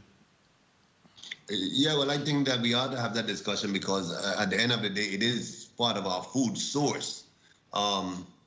Any discussion we can have to better regulate and not, besides regulating, when it comes to fish in particular, it's one thing to regulate, but how do we sort of help to build back up our fish supply? And that's things we need to start to think about, and that's going to entail using more of our mariculture, agriculture sort of concepts. So I look forward to those discussions. Very well, and even when we talk about having the luncheon pod, I recently visited the Crouse Lagoon, and again, we see where they continue to present some dangerous situation where our fishers are really just launching without the proper finger pier and those type of things available for them to assist in their launching, and that's what we got to work towards. But any of you, DPNR, Commissioner Oriol or Commissioner Nelson, are you aware how many fishermen we have on St. Croix? On average? St. Croix, no, I don't have that number. Well, this year, good afternoon, Senator. Commissioner Oriol here. So this past July, I believe we registered 110 or 111 commercial fishermen in the St. Croix district. Would it alarm you to discover that we don't even have a hyperbaric chamber here on St. Croix, and if someone suffered the bends, that they have to actually be taken over to St. Thomas to be decompressed? So I'm not alerted by it because that is the practice right now, but it is of concern given the amount of fishing by diving that takes place in the St. Croix district, that the chamber does not, that a comparable chamber does not exist over there. Yeah. Senator Nelson, you were saying something? I thought that there was a hyperbaric chamber on St. Croix. Yeah, that's something that I guess we'll have to work on, especially in my capacity as chair of Health, Hospital, and Human Services. That was brought to my attention recently. I know that we did have one in Saint Farm, some years ago, and I was surprised or alarmed when I heard that individuals have to actually go over to St. Thomas for decompression. So something that we, again, will have to work towards improving. So in regards, go ahead, Commissioner. Just a piece of information. I think what I understood from the individual who operated that is the usage, it was so infrequent that it could not, it wasn't sustain the cost of having it, and I believe that is what happened. Yeah, so maybe as a government, public health, we'll have to try to look at that, because again, it's like insurance policy, right? If you need it, it's available, and if it's not, then because it's a matter of time when someone actually suffer the bends and need to be decompressed. So, vegetable market, we had a lot of discussion regarding that this morning. I want to say that the issue with the vegetable market is enforcement. If we enforce, or lack thereof, if we enforce the no loitering in terms of the no loitering laws at the vegetable market, I believe that we could be able to see where individuals will be able to sell their wares and their vegetables and everything within the vegetable markets. I mean, I know in St. Thomas they actually had to fence those areas there. I don't know that we want to resort to that here, but I think that we need strong enforcement of our loitering, no loitering laws in order to make sure that we're doing enforcement there. And I've had conversation with the commissioner, and I know that they're preparing to purchase, the police commissioner that is, they're preparing to purchase no loitering signs or whatever that will be necessary for them to do the enforcement. So I'm hoping that that could happen in the very near future. Mr. Chair, I heard my time call. Can I have just one more? Okay, thank you. Commissioner Oriol or Commissioner Nelson, how are we utilizing technology, automation to support or at least have that conversation with our farmers and fishers, how we could better assist them in that endeavor? The RT Park is pursuing a concept which is integrating the use of technology in farming, and that's one way. Of course, open up to some of the training that becomes available, and farmers participating in it. That's another way, because we're trying to increase their capacity. Yeah, that's it for me. I don't know if any of my assistants want to add to that. Commissioner Oriol, you have a perspective? I would also like to add in a little bit, if possible. Deputy Commissioner Cardy. Go ahead. We have also integrated technology across many of the programs for the department. If people are interested in applying for things, they can now do so online and submit those applications. We have fully integrated our website with some of these documents and have implemented social media platforms and email listservs where we share information that's happening on classes that can be accessed by farmers to also increase their knowledge about computers and computer literacy. And also, if anybody comes into the office and has questions, we do share that information as well with them. Oh, very well. And today's discussion is really about, again, vegetable market and also the fishery. And I just wanted to end by asking the Commissioner Nelson, what is considered value crops? When you have a conversational discussion with farmers, what do you look at as valued crop that you strongly encourage farmers to really to grow and be available for marketing? Cucumbers, lime, tamarind, coconut, pumpkins, pigeon peas. What is it that agriculture determined to be valued crops? Well, I'm not quite getting the question unless you mean cash crops or valued crops. All crops are valuable. There's some who are quick producing crops where they will get you in about 6 weeks, 8 weeks. So maybe that's what you're talking about. Yeah, farming as a business in terms of quick turnover and being able to support them financially. You know, what is the crops that they should be interested in making sure that they're growing? Well, that varies based on location, but there's, of course, leafy greens are quick. Peppers, tomatoes, okra, they are quick. I know Mr. Abraham in the marketing program might be able to say what is the quick turnovers over there, because farmers actually bring their items, their produce into the marketing program. So Mr. Abraham might be able to add to that. And I'm quite certain Mr. Crossman or Ms. Collingwood might want to add to that. But quick crops are things that come in short period. But most farmers here diversify their crops. There's no monocrops really, which is a farmer growing one crop and enough of it to sustain themselves. Most farmers are doing bits and pieces of different variations. Very well. Thank you very much for the time, Mr. Chairman. I just was thinking along the line that now we're in the pandemic situation, people are home, and what is it that they could perhaps do with their time and crops that they could probably, again, engage in to occupy their time and also to make some quick money. Thank you very much, Mr. Chairman, for the time. Thank you, Vice President Francis. Commissioner Nelson, the stray horses or stray animals, in both districts, what's the protocol in reporting stray animals in your areas? When individuals see a stray animal somewhere, they report it. If it's a horse, a stray horse, we go to the veterinary division. They go out and they get it and they bring it here. They impound it and they have to. The individuals pay $25 per day for the length of time that we hold it. If you talk about domestic animals like dogs and cats, our contracted partners go out and do that. We have been having some issues because of payments in arrears with the shelters. Wild animals, deers or what's not, we don't deal with that. There's a program on the DPNR that they help to do some capture of those deers and do some traps for them. Understand. Specifically, I was speaking to horses and cattle's. Okay. And let me just say this relative to horses. So some of those complaints we get on horses, they are not stray horses. And with the lack of it's individual, they know who the owners are, but we have no enforcement. And that's something really as a territory we really have to look at, because many individuals are tying their horses and people's property, and it's creating a lot of conflict. And, they know who they are. They're asking them nicely. We sometimes go and try to intervene, and but we have no enforcement to tell the people to, it's a big problem, because you have many individuals with horses who don't have the property for those horses. Which leads me to ask two questions before I move to the next senator. Do we have a animal warden?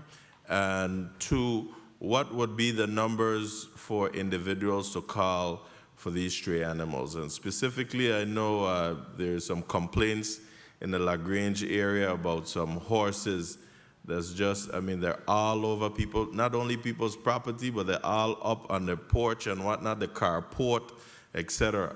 So what are the numbers should these individuals be able to call for assistance?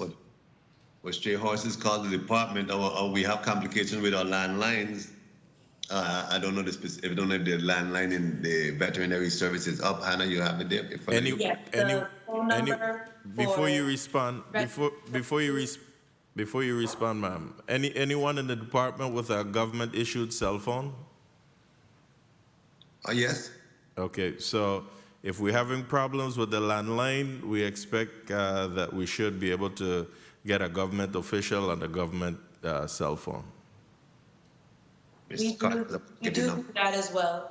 And so the Division of Veterinary Services has a cell phone number, which is 340-642-7320. Can you repeat again, please? The number is 340-642-7320. And on St. Thomas, they can call 774-5182.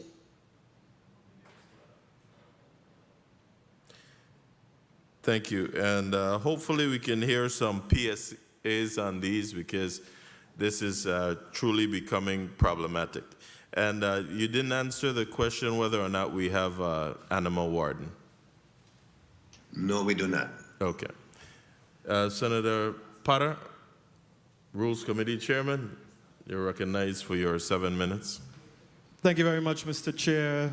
Good afternoon, colleagues. Good afternoon, testifiers and people of the Virgin Islands. Colleagues and testifiers, I think it's pretty sad, but over the years, agriculture has really just become just a part of a romantic discussion. Just something that we dream about, we hope about, we wish. But for the last 4 or 5 decades, we really haven't seen any real tangible movement as far as making it a viable economic driver here in a community, and it's not to blame anyone at all. My question to Commissioner Nelson and Mr. Crossman is, what can we do? What tangible things can we do today to step up the discussions from just romantic dialogue about what could be or what we hope could be? What specific actions can we take as a government, all of us, working together to really give agriculture a fighting chance in this community? It is in all of our best interests. That is my first question to Mr. Crossman and Commissioner Nelson. Is it in that order, Crossman first and then me, or either or? Either or. Okay, well, the legislature have taken moves. I think that the forcing the establishment of a territorial agricultural plan is the right step. What the university has done in reestablishing the School of Agriculture, that's also a right step. Collaborating with our regional neighbors, that's also a right step. But most significantly with all these plans, because there were several other plans on the table, and you heard Mr. Crossman spoke about the Sustainable Agriculture Act. I'm the one who passed that in the legislature. But when you defund, when you don't continue to fund what these acts call for, then you're right, it's going to be a romantic story over and over again, because at the end of the day, you need money, you need personnel, you need training in order to conduct and lift this to the next level. What is happening that's beautiful is that farmers themselves, and like you mentioned earlier, because of COVID and other reasons, individuals themselves, and being home, have taken up to just doing it as a hobby and develop more interest in realizing how beautiful of a process it is to produce food. So I think the legislature started on the right way, just to have and even this funding that you set aside with the 1%, we just have to make sure that we get what these acts call for and don't cut off. And of course, once they pass, that money actually reaching the department in a timely order is also very important. Mr. Crossman, do you want to add to that? Yes, yes, Mr. Crossman. Senator Potter. I just wonder if I could just refer back to, I agree with what the commissioner said, and just to refer back to what was mentioned in my testimony about some constraints that we have to overcome. I mentioned just 3 of them: marketing, land, and water. There are some others. But I also want to mention the Sustainable Farming Act, because that covered so many aspects of agriculture and addressed a lot of the issues that will move the industry forward. And there are many parts of that act that nothing has really happened. I mentioned the agriculture education. I don't know that it has been enacted, that we have agriculture education in all classes from kindergarten up to 12th grade. And there were some other issues there. So that act needs to be looked at, give a status report. Maybe the agriculture development plan that is being developed will refer to that and highlight what we need to do to move things forward. As far as the university goes with the academic program, as the commissioner said, that is a good thing to get the academic program going again so that we can locally train persons here to get involved in agriculture careers. Thank you very much, Mr. Crossman. I mean, you make a very valid point. It's one thing to have laws on the books, but it's another thing to actually have the laws implemented, which is really a function of the next branch of government, the executive branch. But I think we all are in this together, so it's my hope that we can collectively take some steps moving forward to see something different happening, rather than us going through the same things over and over and over again. My second question has to do with hydroponics. you gentlemen are the subject matter experts, so I'm definitely relying on you to give me your thoughts. I know that there are jurisdictions throughout the world that have issues with land and with water, and they've gone through the option of hydroponics. Is that something that is viable here in the territory? What is the position of the Department of Agriculture and UVI Extension Service as far as hydroponics is concerned?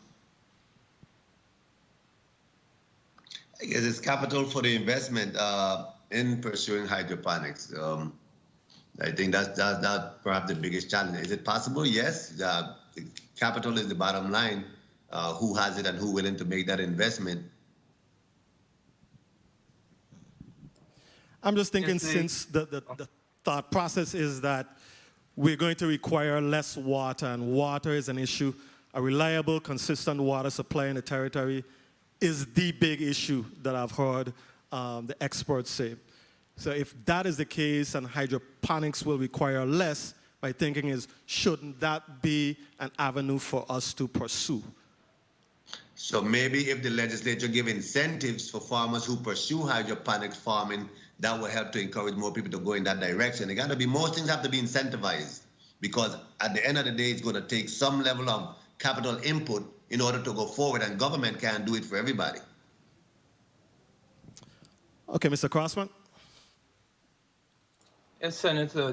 What the commissioner say is correct. There's a capital investment that is needed, and I know persons who are interested in the area. That is a challenge for them. There are some enterprises that I have seen started up, and for some reason they don't last for very long. I'm not sure why, what the reasons are, but there is a level of sophistication that is required in the operation of these systems, a lot of monitoring and testing.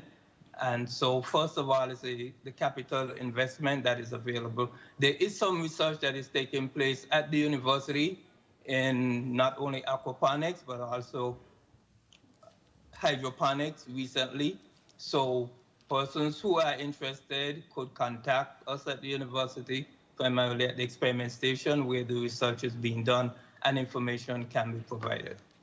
Okay, I mean, my thinking is really, and like I said, I'm not a subject matter expert at all, but my expectation is that the persons who are driving agriculture, the government agency, and you're right, I must say Senator Nelson, you're right, Commissioner Nelson, that government cannot do everything. I'm fully on board with that.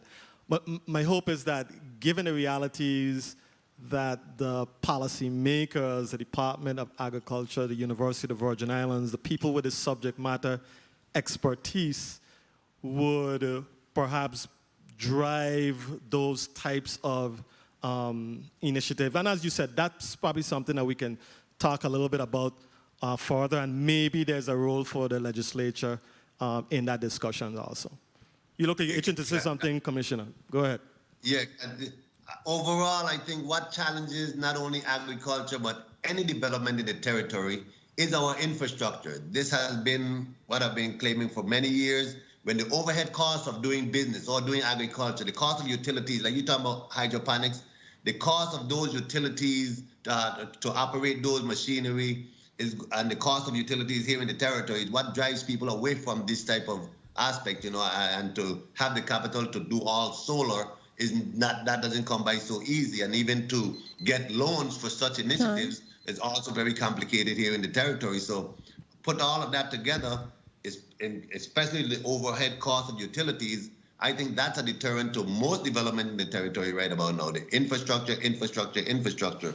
When we're hearing, I'm on the EDA board, when investors are talking to us about their initiative, their plans, the biggest concern they have is the cost of utilities, the cost of infrastructure. So, okay.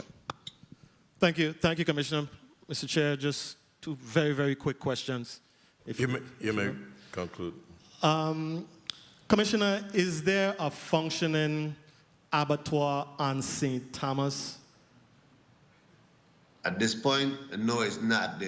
Where we're at right now is the most recent update is we had to do an integrity assessment of that building. We were doing repairs. We were well on our way of doing quite a bit of repairs, even right after the hurricane. And along the way, part of the ceiling started falling out. So we had to pause everything. OSHA came in, stopped everybody from going in that building, and we had to get an integrity assessment. It's not done yet. I think we just contracted. Hannah, what's the update on that? We just got we are waiting for the contract.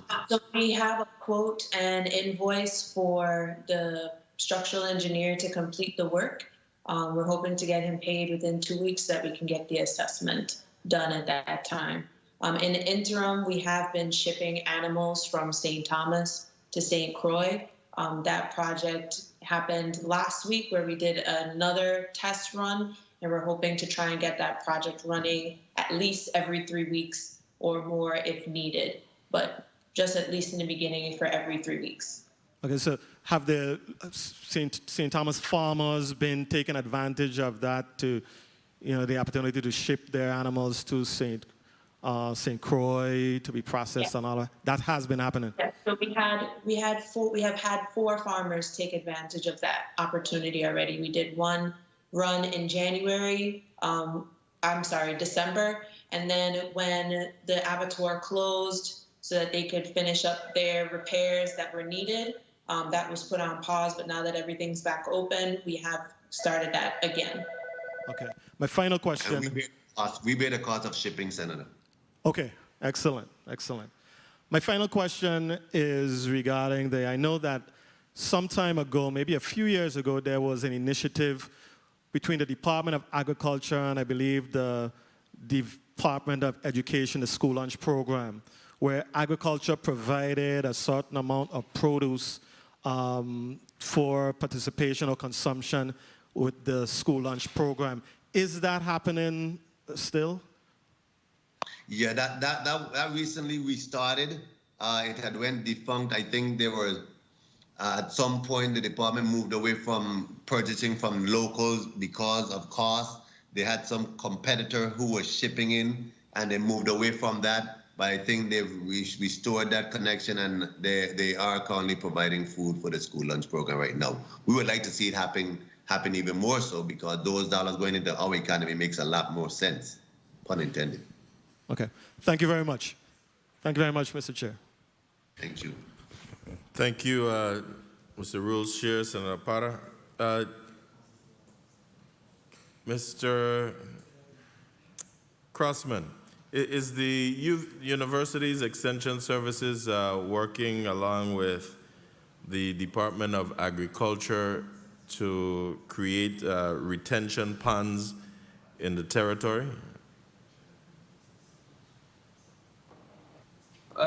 Not recently. Well, in St. Thomas, I know that the task force that the commissioner mentioned about the work that's happening in St. Thomas. Yes, we are involved in that, but as of this point, that is all that I am aware of. Okay, can I just ask that we try to look into the creation of these retention ponds? As one of the greatest advantages of this system is that it will also help with our flooding in certain areas. And every time there's a heavy downpour and I see the flooding in the Williams, the Light area and St. Croix, or even on the Melvin Evans Highway area of Prophet, we've seen that drainage there, besides the drain not being kept clear, there's a large amount of water that gets on the highway there and up near just east of the Home Depot stoplight. And at times we've had to block off these major roadways on the Melvin Evans Highway due to flooding. So I'm just asking that we keep this in mind and let's start having the discussion of these retention ponds. Thank you. Mr. Chair, can I say something? Sure, Commissioner. Retention ponds by themselves won't resolve that matter. Most of the hills on St. Croix in particular are in the north, and they come running headed southward towards the sea. So along with retention ponds, there needs to be proper road drainage as well, because the water is making its way down to the sea. Unregulated development has also caused what they call floodplain, where the water is finding new crevices to go into. So all of those that's sprawling, unregulated sprawling, okay, development across the territory, which was done in an unregulated way, are challenges that will be hard to retroactively fix. But we do need to consider that as part of the whole flood mitigation plan that was going to take development of drains, guts, and retention ponds. And part of our challenge now is our retention ponds are filled with soot, so we're trying to get those things cleaned out so they can better hold more water. Right now, they've filled it up with all kinds of things over the years. That is certainly understandable. However, since the discussion is here with UVI Extension Services and Agriculture, I speak to you all to that end. When Public Works get before us, then I'll talk to them about the proper drainage, etc. But I do concur with your statements. But the retention ponds still have a great advantage to us, even agriculturally as well. Senator Sarro, you recognize for your point of inquiry? Thank you, Mr. Chair. And I went to the Virgin Islands Code. I don't usually read the code, but Commissioner Nelson, you've responded today, and most of your responses have been to flip it back on the institution. But Title 7, subsection 198 calls for an annual report. It says the Commissioner of Agriculture shall submit an annual report to the governor and the legislature of the Virgin Islands not later than January 31st of each calendar year, in which he shall review and analyze the effectiveness of the programs established and make recommendations to enhance and reduce benefits to farmers and fishermen.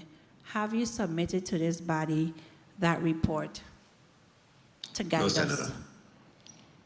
No. There we have, Mr. Chairman. If we don't have a report to guide us on what works and what does not work, there's no way we can have some ballpark idea of what we should be addressing. Thank you. Thank you, Senator Sarro, and we'll be following up to ensure that we can get the proper reporting to the administration and to this body.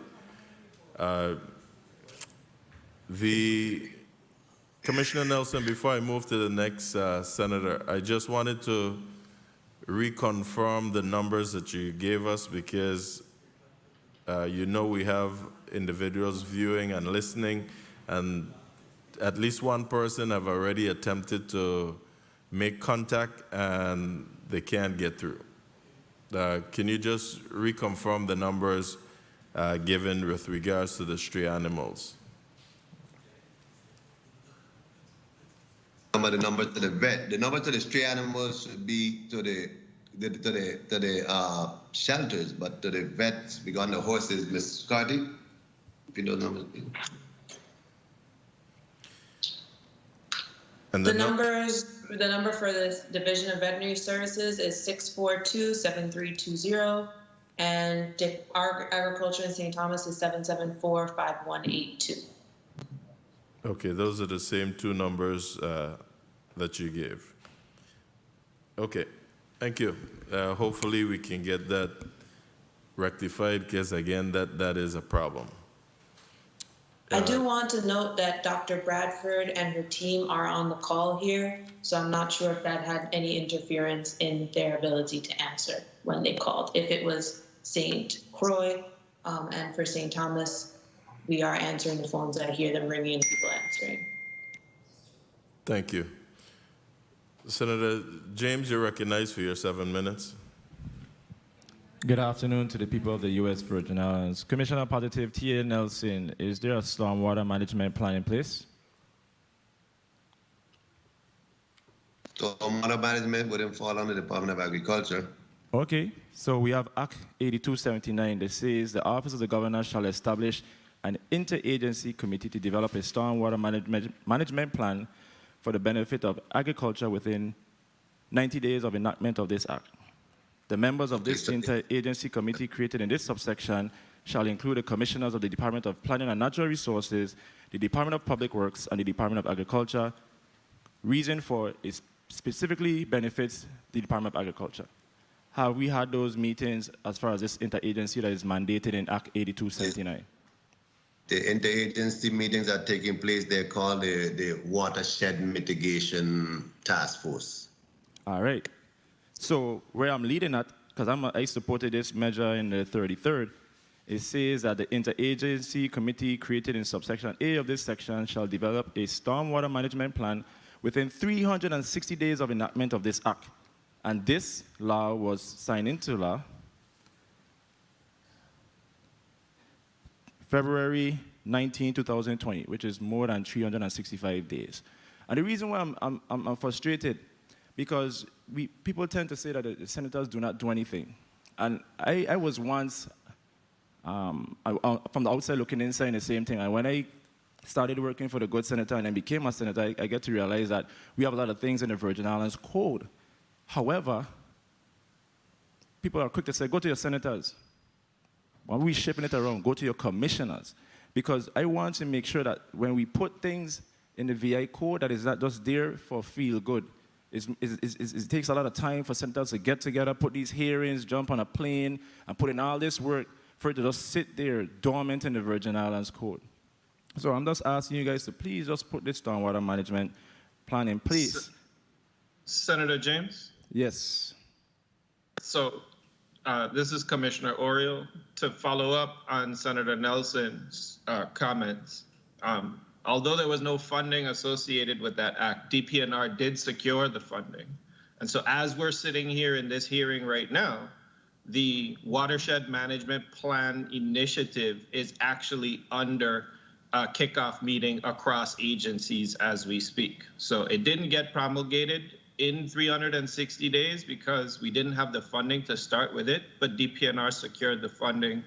And the goal is to have the plan in effect by December of this year with outputs both on agriculture as well as for public works and for stormwater infrastructure.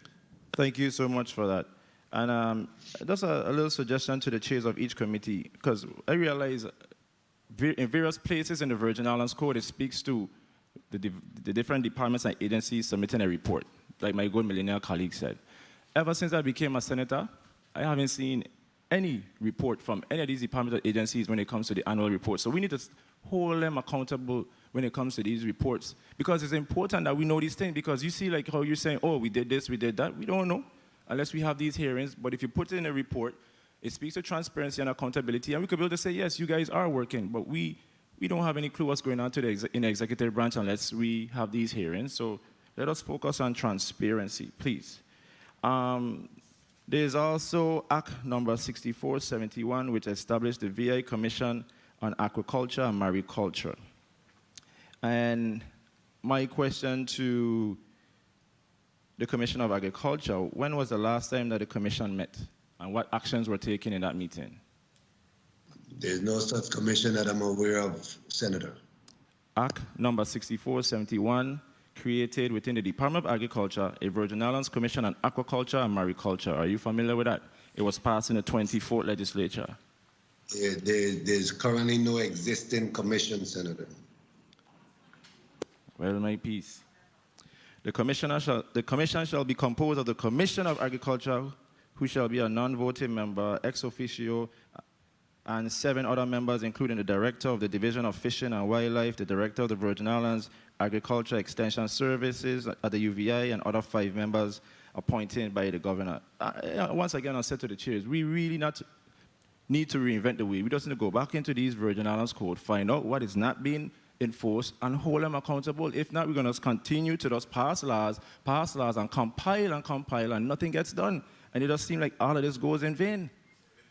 So, Senator James, this is Commissioner Oriole again. This is not for you to answer. I'm just making a statement to my colleagues. The importance of us going through the different laws that were passed.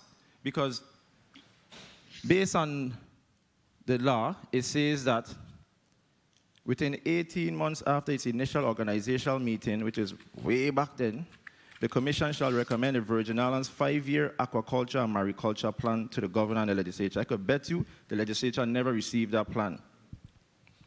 It speaks to the Commission shall consult with appropriate federal officers, appropriate states and territories, and appropriate fishery management councils, and interested members of the Virgin Islands community. And this is to create employment and money for the Virgin Islands when it comes to this industry. And here we're saying that we don't know this exists. So we have commissioners that are not reading the Virgin Islands Code. That's what I'm basically getting. Exist. It doesn't exist, Senator. If it doesn't exist, it just doesn't exist. It's just not there at this point. But I want you to watch what you say on the record because it's law, Act number 6471, so it does exist. It exists on paper, Senator. It doesn't exist in a commission. That's what I'm telling you. I'm being very factual with you. What's on paper, and I've been a senator for 14 years. A lot of these reports, and by 14 years, we never got. And a lot of things that are on paper are not implemented because they're not funded. I can tell you this because I've been in the Senate 14 years. And I agree with you, the code reviser need to look at the code, and there's sections of the code all over the place that no one commissioner in a small sitting can put it all together. Code revision also need to help us to organize the codes so that we know what our responsibilities are. You almost have to be an expert on the code to find these different sections. Thank you. So I guess you're throwing that message to the Senate President and our team. But I will tell you this much. I am frustrated. We have agriculture in the classroom. We have agriculture in the classroom council. We have so many different things. You have Julie Mango in every yard program with the Department of Tourism. We have farm to school program. We have so many laws in the books. We have the one that speaks to the territorial agricultural plan that was passed by the good Senate President, and I supported that measure. Agriculture in the Classroom Act. So many things that we could go through today, and it's very frustrating because I want to know, okay, we might not be able to accomplish every single one of them, but where do we start? And as a commissioner, you're my boy and everything, but that testimony you provided today doesn't give me a full insight on what's going on in the department. I just need to know what are your priorities, what are you currently working on, so we can say, okay, you're not able to do all these things that are mandated, but I'm doing at least these 3 to 4 things, and we could feel good to know, okay, all right, we can assist you with the funding that is needed so we could have the department up and running. But, you know, I don't really have any questions. It's just frustrating. We have things in the Virgin Islands Code that is not being enforced. And I understand there's a need for funding, and I'm a member of the Committee on Finance. Hopefully in this budget cycle, we could be able to address some of the concerns. But if you don't tell us, we don't know. But, Mr. Chair, thank you for the time. I hope we have a second round so I could drill down some more. Thank you, Senator James. And I want to remind all that that is why the legislature has oversight responsibility of these agencies. One of the first things that I always advise committee chairs about is one of your initial meetings for those agencies that you're responsible for oversight for your first meeting should be to at least have an update on what's going on with the agency. It also gives members an opportunity to review the Virgin Islands Code, because as I sit here, I don't know what the Virgin Islands Code says for each and every agency either.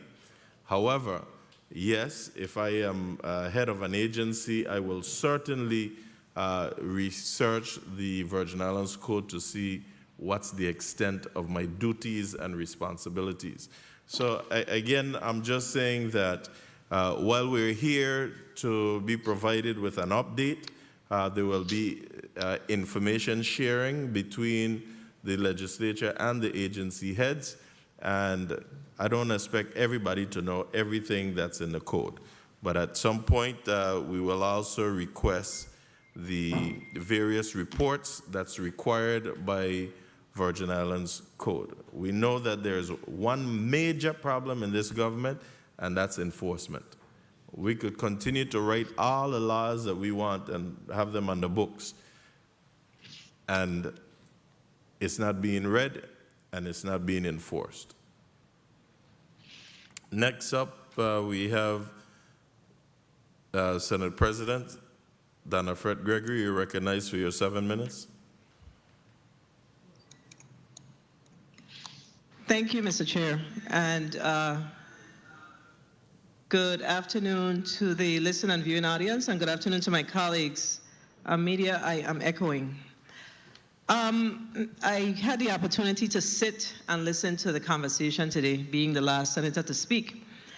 And one thing that is clear is that we are not short on legislation to support agriculture here in the territory.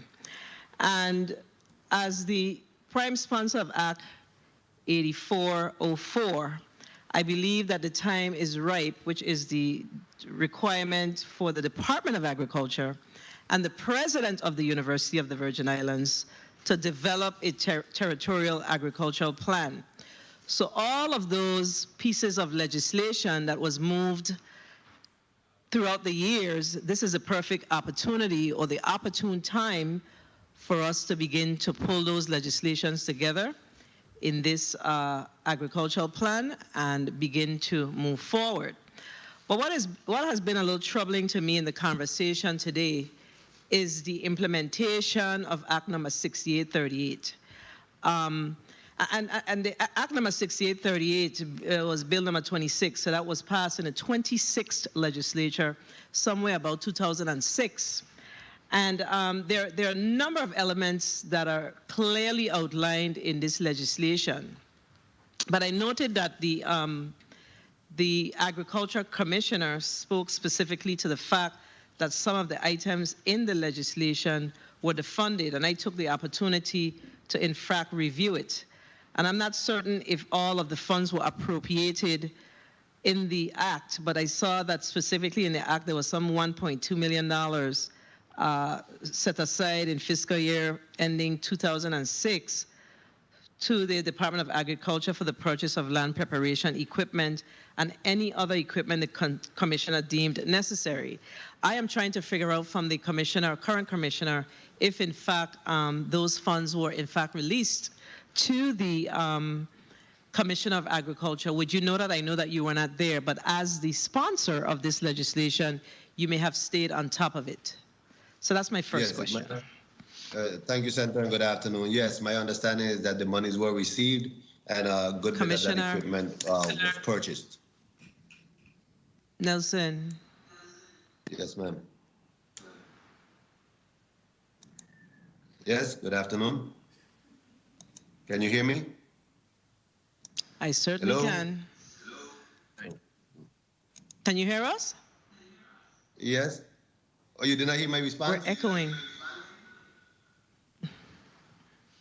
I'm speaking. Hello, can you hear me? Hello, somebody. Mr. Chair, my time is running and I'm not certain what's happening. Madam President, don't worry about the time. Your time will be given to you. Commissioner Nelson, we can hear you and we can see you. We're awaiting a response to the senator. Oh, I did respond, Senator. Yeah. Responded. I think what's happening is there's an echo, so that's what they're trying to clear up. Okay. However, so the question was the $1.2 million. Did the department receive it?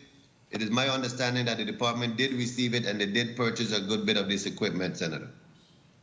Okay, so great. So specifically, when you reference elements of this legislation was defunded, I'm trying to understand that. I want to be clear on that because I took the opportunity to comb through the legislation. Okay. So, and I didn't see any specific funding that passed or preceded the year of 2006.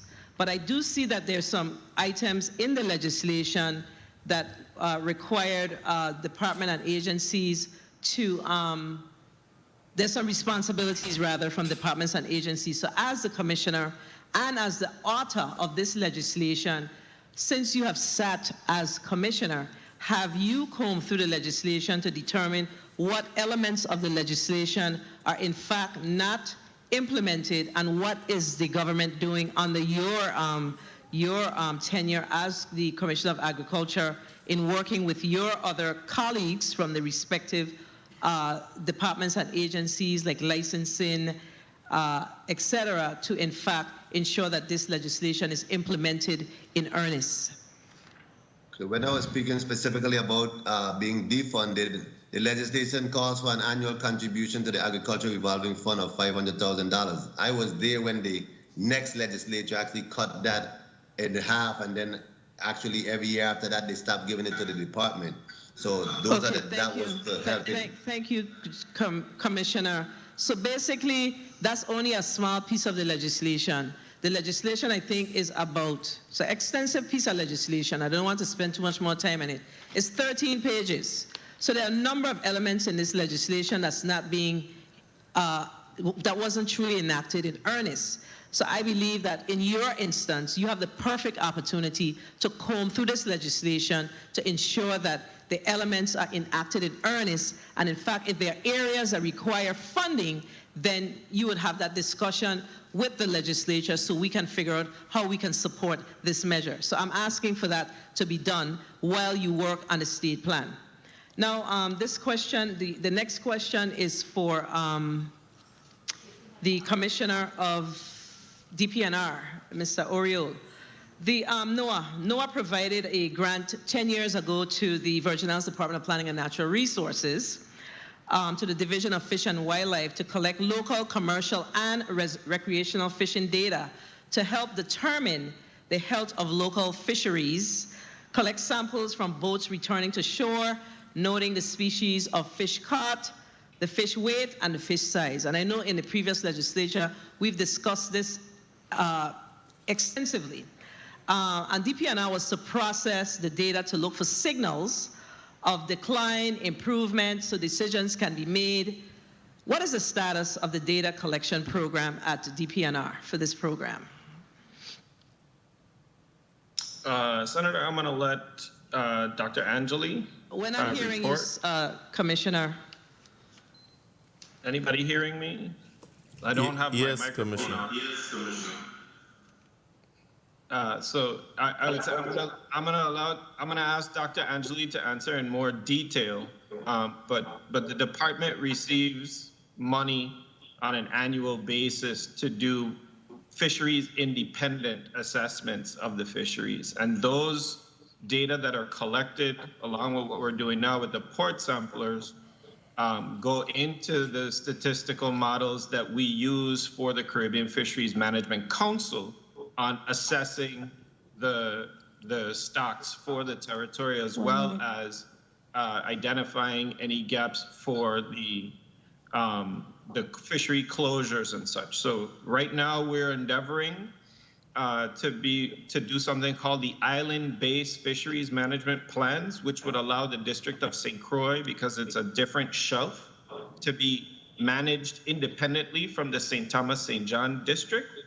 And that data that's collected from our fisheries independent, as well as the surveys of the actual fishers, the catch that the reporting that they provide, all of that data goes into how the island management plans and whatever the limits that might be set, those things go into that.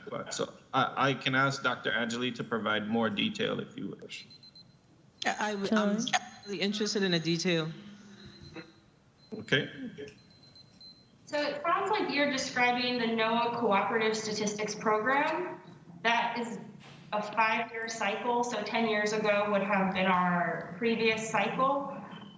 We've continually had port samplers available in the St. Croix and the St. Thomas, St. John districts since that time. Our data is entered into one of 2 federal databases. The first federal database is for the commercial catch reports that fishers report on. This is like analogous to a harvest report in the farming industry. And these are entered for every trip and for every fish that a fisher is catching. The second federal database is for port sampling data. So an agreement with NOAA in our federal grants was made that commercial fishers would complete at least 4 port samples a year so that we could verify that what is on the harvest or catch reports is accurate. We are able to see any of that data in real time, dating back to 2012, and request that data from NOAA because it's in a different type of database for any period before that. We have a new program that started this year, in January of this year, and runs through the end of 2023, where we hired additional port samplers in each district. They are co-managed by us, and their activities by the Southeast Science Fisheries Center with NOAA. And those are the federal scientists that are helping us to create our stock assessments for federal waters as well as territorial waters. A large amount of industrial data is normally used for these stock assessments in the states. And we recognize that our artisanal fishery cannot comply with all of those types of stock assessment. And so to that point, our CMAP, or Southeast Fisheries Assessment Program, is run conjointly with Puerto Rico and the Southeast region so that we can develop models for these stock assessments that use the data we already collect to see whether or not there are those declines or increases that you spoke of, Senator. So that program's ongoing. We have Thank you for your response. Thank you for your response. My time is actually running. So based on your responses, Commissioner Oriole, you are satisfied with the status of the data collection and the use of the data that's being collected. That's basically a yes or no response. Yes, Senator. I'm going to move on because I know that my time has been called, although we had some challenges in the beginning. And this one is also for you, Commissioner Oriole. We talked about the Act number 8279, which is a stormwater management plan that was passed by the good senator from St. Croix, female senator in the 33rd legislature.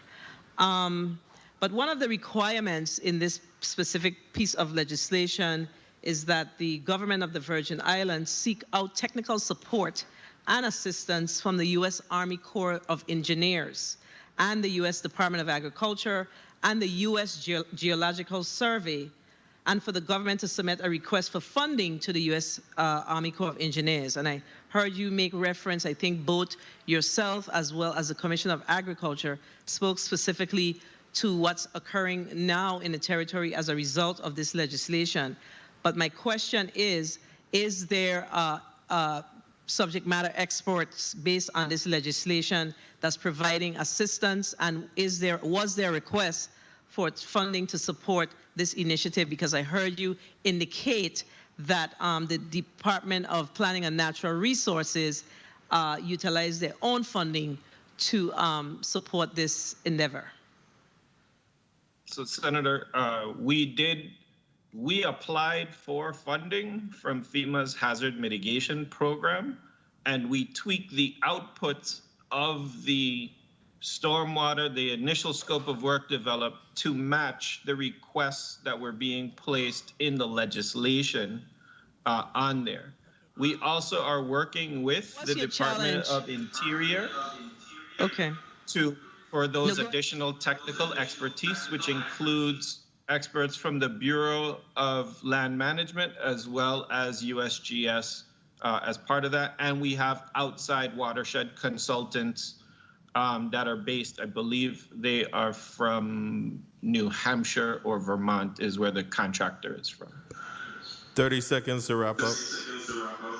Thank you, Senator. So basically, are you saying that the requirements that's in the legislation were not appropriately placed in the legislation where as technical support was requested from U.S. Department of Agriculture and Army Corps of Engineers, et cetera? Because I didn't hear you mention asking on the contrary, or reaching out for support as it was clearly outlined in the legislation. So I just need to understand that. I have 30 seconds. So I think that the Department of Agriculture, as well as the Army Corps of Engineers, once we start to, as part of the outputs of the stormwater plan that we're doing, there are going to be a number of recommendations. Some of those recommendations will be infrastructure related, which we want to make sure Public Works is working with the Corps of Engineers, particularly where drainage is concerned, because we know the Corps of Engineers is sponsoring a number of projects, but then also the Department of Agriculture, because one of the outputs is for the identification and location of these storage points. So earlier it was discussed about the retention ponds and such. It's not just maintenance of the existing, but then where also could new ones that can be installed. And that's where the USDA funding will likely come in at a later point as well. All right, thank you for your responses. My time has been called, although I'm continue to be challenged with the echoing. My time has been called. This discussion that we're having is a very important discussion to the economic development of the Virgin Islands, and we need to continue to have this discussion and hold those accountable for ensuring that we are able to move the needle on agriculture, on fisheries, et cetera, here in the territory forward. Mr. Chair, thank you for the time. Thank you, Madam President.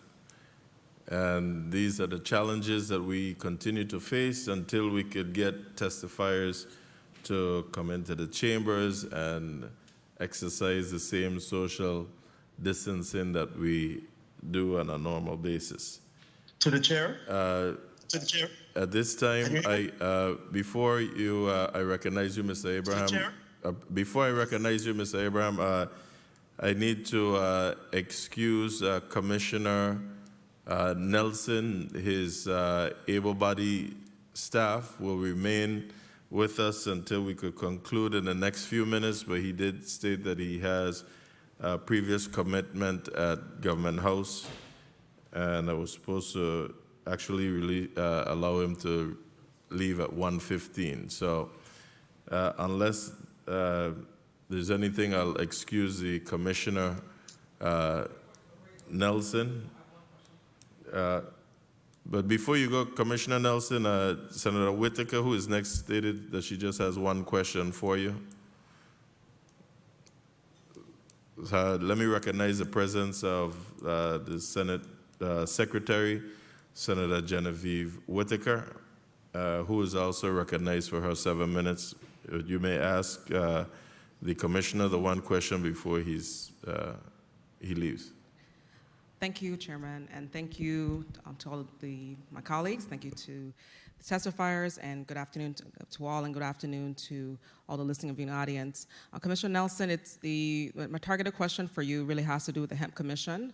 I do appreciate the fact that you guys are finally publishing the meetings, but it's been a while now, and through the chair, I'm requesting, as I've requested a few times now, specifically reaching out to you and Ms. McCarty, to obtain the decisions made in the promulgation of the rules for the issuance of hemp licensing. So I've asked that a few times, which are the board decisions regarding that, as I seek to get information about the regulations.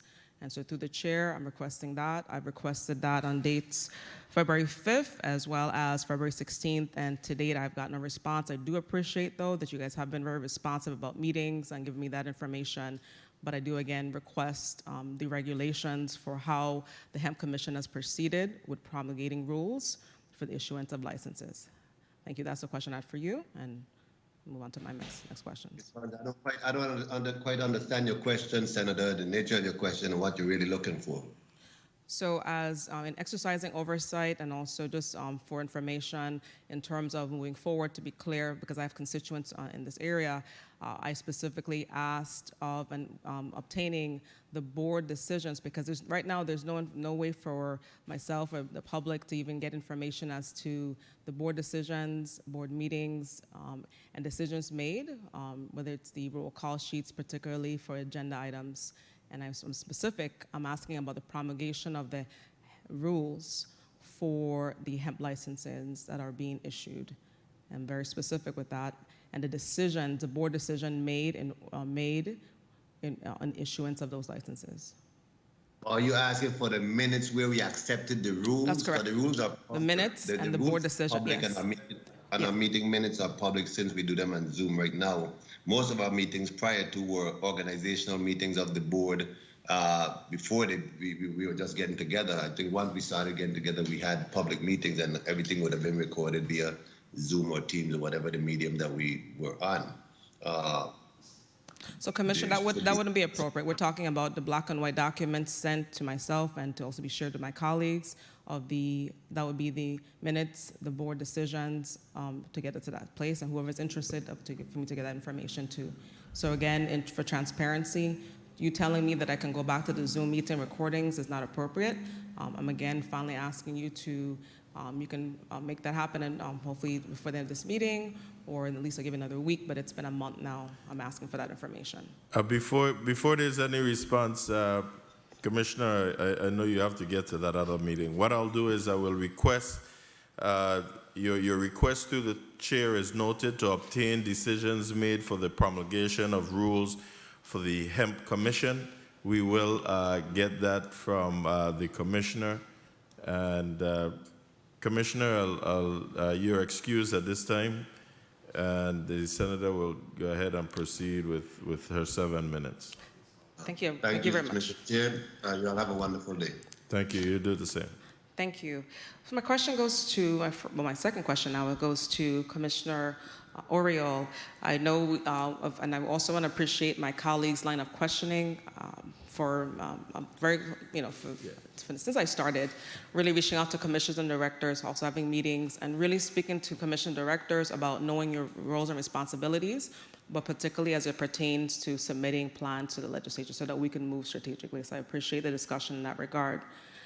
Commissioner Oriol, what specifically as it pertains to our fishermen and fisherwomen, how engaged are you? Because there are a number of boards, a number of citizen-type boards that also in conjunction with the Department of Agriculture were created to serve as a way to get information out.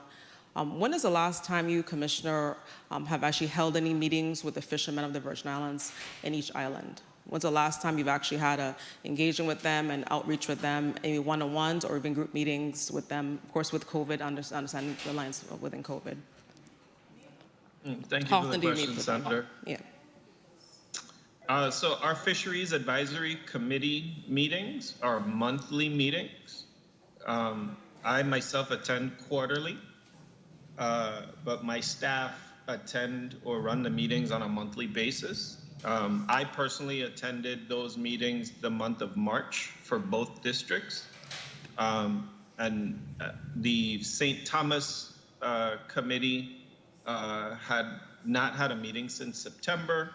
There have been some changes, and then now election of a new chair, and we're back underway with that.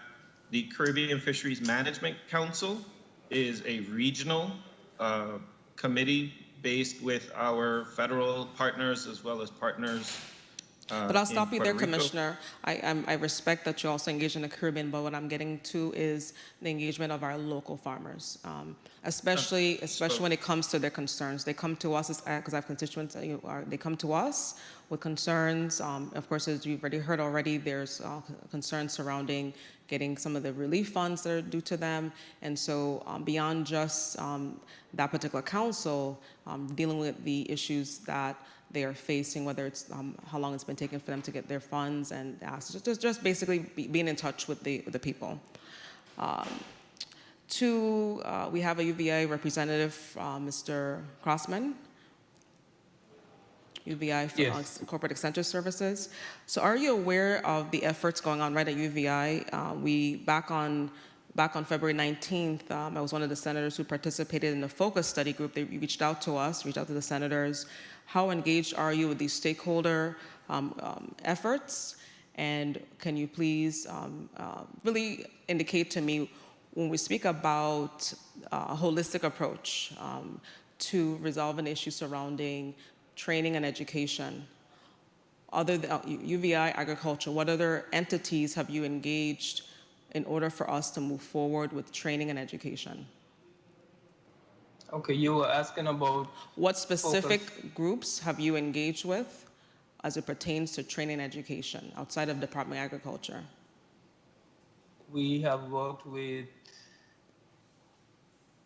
Department of Planning and Natural Resources, Human Services, Education, and the federal agencies here in the territory. When you say education, break that down from, we have education entities. The Department of Education. Okay.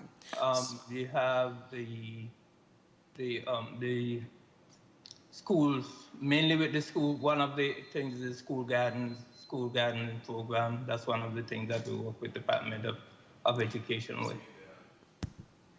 And also in some of our programs, not directly related to agriculture, more in the areas of the nutrition program, our expanded food and nutrition education program.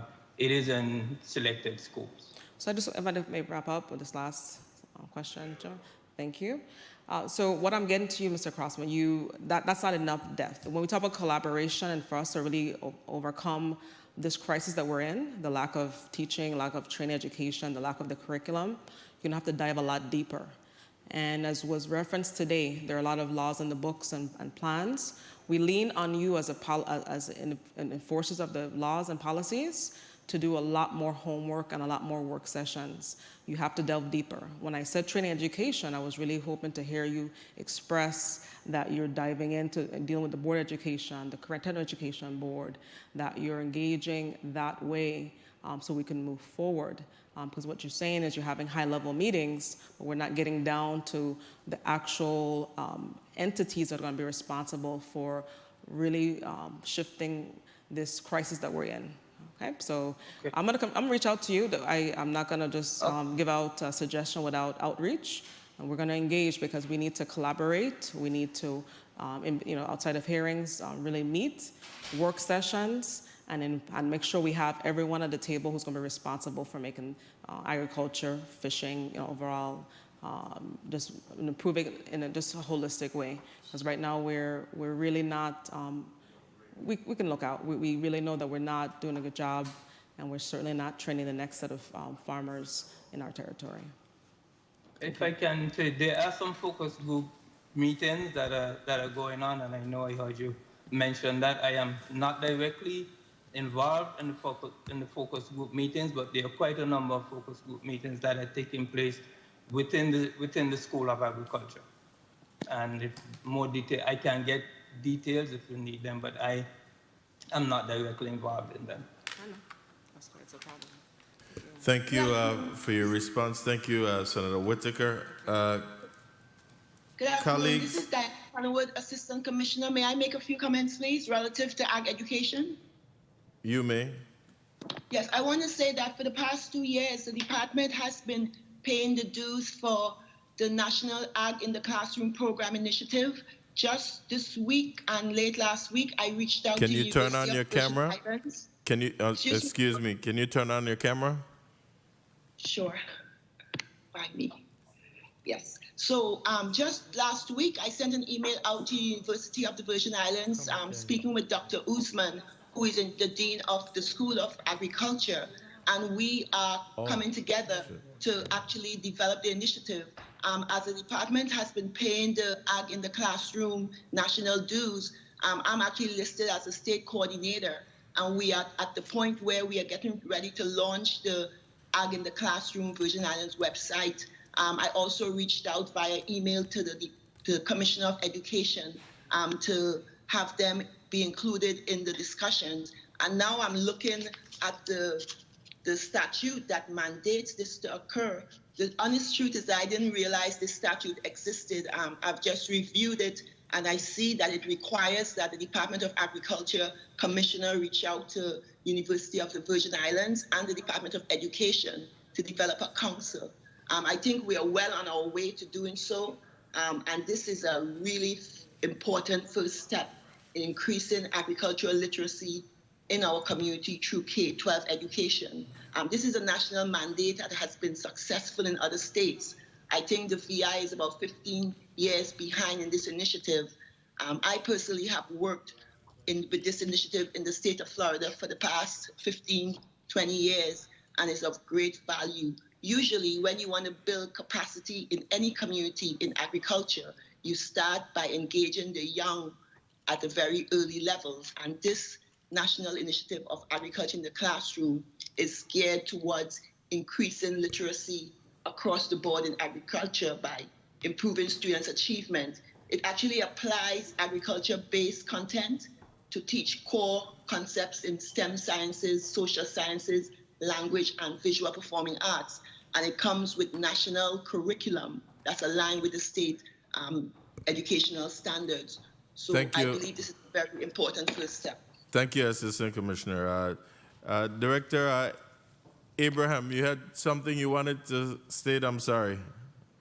Yes, Senator, thank you for recognizing me. I just would like to provide a few points of information that I believe will bring some clarity to this organization with regards to what we're doing. Okay, can I ask, we need to break, and I'm going to ask the panel to remain with us, and we will be back at 2 o'clock, and closest to 2 o'clock, even if it goes over, it wouldn't be by more than 5 minutes, but we want to break for a few minutes and return at 2 o'clock. So I'm asking that the panel is on now for you to remain with us to conclude block 1. And so we will recess now. The correct time is 1:38, and we will be back at 2 o'clock. Can you hold your information until then, Director? Definitely. Thank you. Thank you. Colleagues, ladies and gentlemen, we'll take a recess. The Committee on Economic Development and Agriculture will recess until 2 p.m.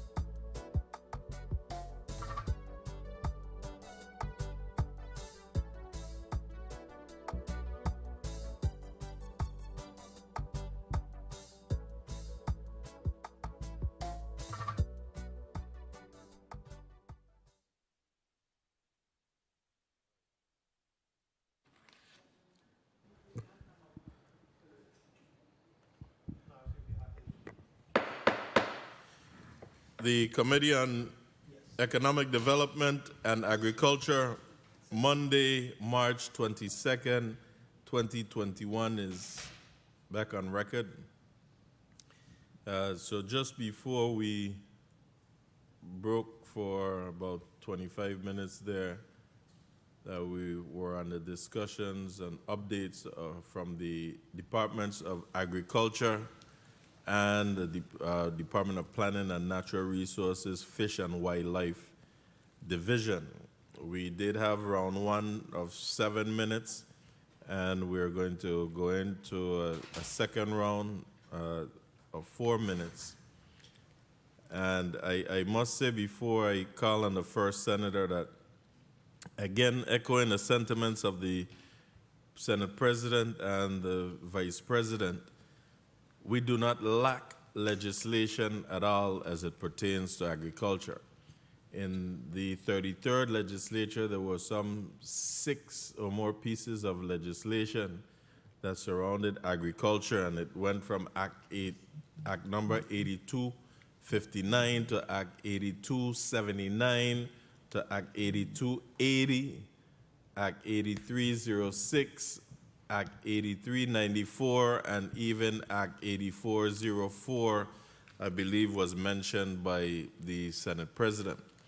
So I'm asking the officials from the Department of Agriculture to kindly review these acts as we move forward so that we can fulfill our duties and responsibilities to this territory. Again, for the benefit of the officials at the Department of Agriculture, you have Acts 8259, 8279, 8280, 8306, 8394, and 8404.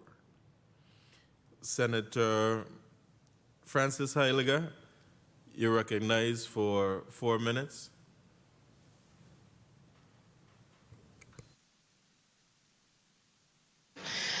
Hi, afternoon to my colleagues again, testifiers. I want to quickly go to Commissioner Oriole. Are you still available? Hi. Senator, good afternoon. Is Commissioner... Hi, how are you? Afternoon, my dear. I was able to go on DPNR's website and I pulled down some information that you guys had put out, and it was updated January 15, 2021. And it spoke to the $10.7 million that's available from the National Oceanic and Atmospheric Administration to rebuild the fishery community to pre-2017 hurricane season viability. And also in your testimony, you spoke a little bit about what the fishermen will be receiving. You spoke about gears, equipment, etc. I'm trying to find out the aspect of it for the financial assistance part.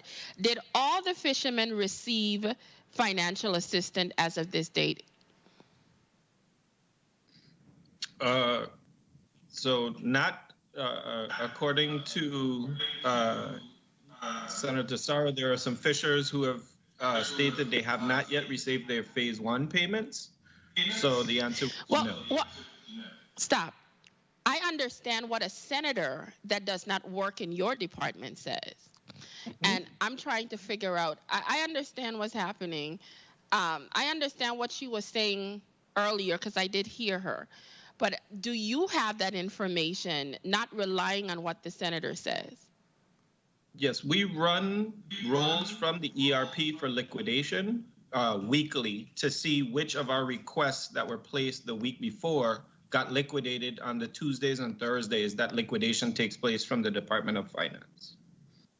And based on your information, how many of them still need to get their financial assistance?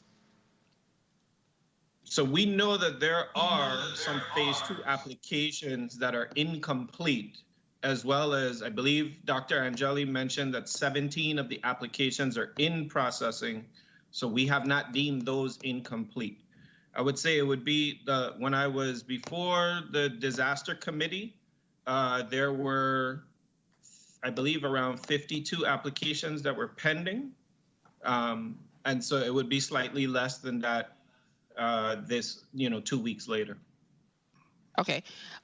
What is the total amount out of the 10.7 million that went directly to financial assistance? I believe it was somewhere eligible. We made the application eligible for the majority of the funds, like over 7 or 8 million or so. But we've only received $4.5 million in requests.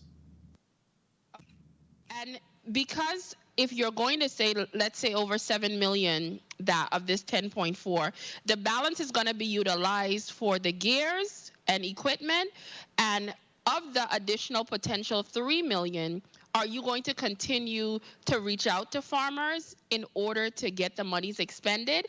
Or what is going to happen if the funds are not expended? So thank you for the question. The idea is that there are a fixed amount of fishers that are eligible. You had to have been registered as a commercial fisher or helper in 2017 to receive that assistance. So there is a fixed amount of applications, and we believe that over 90% applications have come in. The idea is to discuss with the fishers opportunities for reprogramming those funds, and then we will make a reprogramming request to National Marine Fisheries Service based on the input from the fishers in terms of how we can restore the fishery to pre-disaster condition. Okay, thank you so much. Mr. Chair, one more question quickly. Sure, you may. Thank you. I was looking here at the 2017 Census of Agriculture highlights. It was conducted in 2018. There's a lot of data and information around farming here in the Virgin Islands. And if you ever, just look at it, a lot of the information I was reading, but I'm trying to understand when I'm getting this data from national, but when I'm reading the testimony and I'm trying to understand what we here locally are utilizing to better understand what's happening in our territory outside of what the federal government is doing, do we collect our own data as well, or do we rely strictly on the information provided by the federal government? Because reading the testimony, I'm reading things like, for example, it had statements like, we can say fishermen maintain active license for agriculture in the territory has been and still viable, sustainable, and profitable. We reign at the top of the charts for seafarers stop for fresh and food and water. Now, the thing for me is it's nice to say these things, but I look for data. So I'm trying to understand, what are we doing to substantiate or to even verify that some of these statements are accurate in order to utilize it to help agriculture here in the territory? Anyone from agriculture, since the commissioner is gone? We do collect data from farmers as they submit licenses. Our trouble has been at this point in time having somebody to even compile that data in a centralized location that we could access those tools. But what we see in the community is a vibrant, well-faring community, and that's what we're reporting on in that statement. But it is true that agriculture has increased. We've seen it in the number of licenses. Hold on. You're telling me you're going based on what you visually see around the community. So if you see farmers are, selling and they're happy and cheerful, that's what you're going based on? That statement concerns. That's not what I. A lot of times, in order to get grants, in order to do a lot of things to help the agriculture industry, you have to have hard data. So telling me that you just collect it, but you don't have anyone to compile it, that's a dangerous statement for me. Pardon? Because we cannot push agriculture if we don't know what specifically is happening. I could go to any farmer's market or on Saturdays and see everybody there is happy and cheerful and selling. But if I don't have the data to know what was sold, how much was sold, maybe this is an industry we need to push forward to. How many pounds of fish got sold at the market in one location? That is what needs to be collected, not saying that people are happy and you see it's vibrant. We need to focus on that. It's important. Exactly what I So said. thank you very much, Pardon me. Mr. Chairman, Was for a the visual additional time. inspection of the Pardon me. documents that we have. Pardon me. Deputy Commissioner and other testifiers, always know that I will give you an opportunity to respond, but try your best not to cut off the senator in the middle of their sentiments, please. I'll always try to give you well, not try, but I'll always give you an opportunity to respond. Deputy Commissioner, I think you wanted to respond there? Yes, I was trying to say, I thought it was a question that was being posed at the time, so I apologize. It's not just us going into the market and observing who's selling what and doing what. We don't have the data compiled in a central location, but it is data that we do review and go over. Now, we can provide a detailed report today, but that data does exist, and that's what we're basing that off of. And may I also add that part of our key performance indicators when we do our monthly reports to the Government House. Excuse me, as Yes. you're asking to be identified, you have to turn your camera on so that we can see, and state your name and title again, please. Yes, good afternoon. This is Diana Conwood, Assistant Commissioner of Agriculture. I wanted to also add that as part of our monthly reporting, we list our key performance indicators as data points. So, for example, how much seedlings we sold, how much water we delivered to farmers, how much produce was sold and shipped. So we are kind of framing our reporting to document, to utilize data. So we will have that data. So that's the process we have utilized to generate data needed based on our production activities at the department. But the data from the farming community, we don't have that at large, and that usually comes from the agricultural census, and that's how it's done nationally. And hopefully you have the same data that you're talking about that will support your annual report as well. That's correct, because we do it on a monthly basis, and that information can be compiled. It could be compiled, but is it being compiled to form an annual report? It is. Okay. It is compiled every month. Okay. Right, and you went back again. It is being compiled every month. But what I'm saying is those monthly reports need to build up to an annual report. That is being done, correct? With the direction of what this body has been saying today, yes, we can compile an annual report to submit to you all. Thank you. This chairman will ensure that these reports are done, and if I need to send a reminder, so be it. My schoolmate, Director Abraham, I apologize. I was supposed to start with you putting your point of information on the record. I'll allow you to do so before I move on to Senator DeGraff, if he's back in the chambers yet. Thank you so much, Senator Gittens, for allowing me to present these points of information. I'm going to try to make it very quickly. We are not doing so bad here at Agriculture. First, the question was posed, what are we doing to attract young people to agriculture? Let me say this. We have the Farm to Hospital program under the Harvest of the Month, where we encourage our participants to grow a crop each month to be featured as the Harvest of the Month. I am happy to report to this body that under the auspices of the Farm to Hospital program, we have a slew of young people who are participating in the program. For example, we have the Seventh-day Adventist School, where we have already cleared 1 acre of land, and we have already provided them with education in the areas of pest management and irrigation systems. They will be growing watermelons for the month of August, and they will be growing pumpkins for the month of September. The crops in which they are growing will be featured as the harvest of the month in our hospitals here in the territory.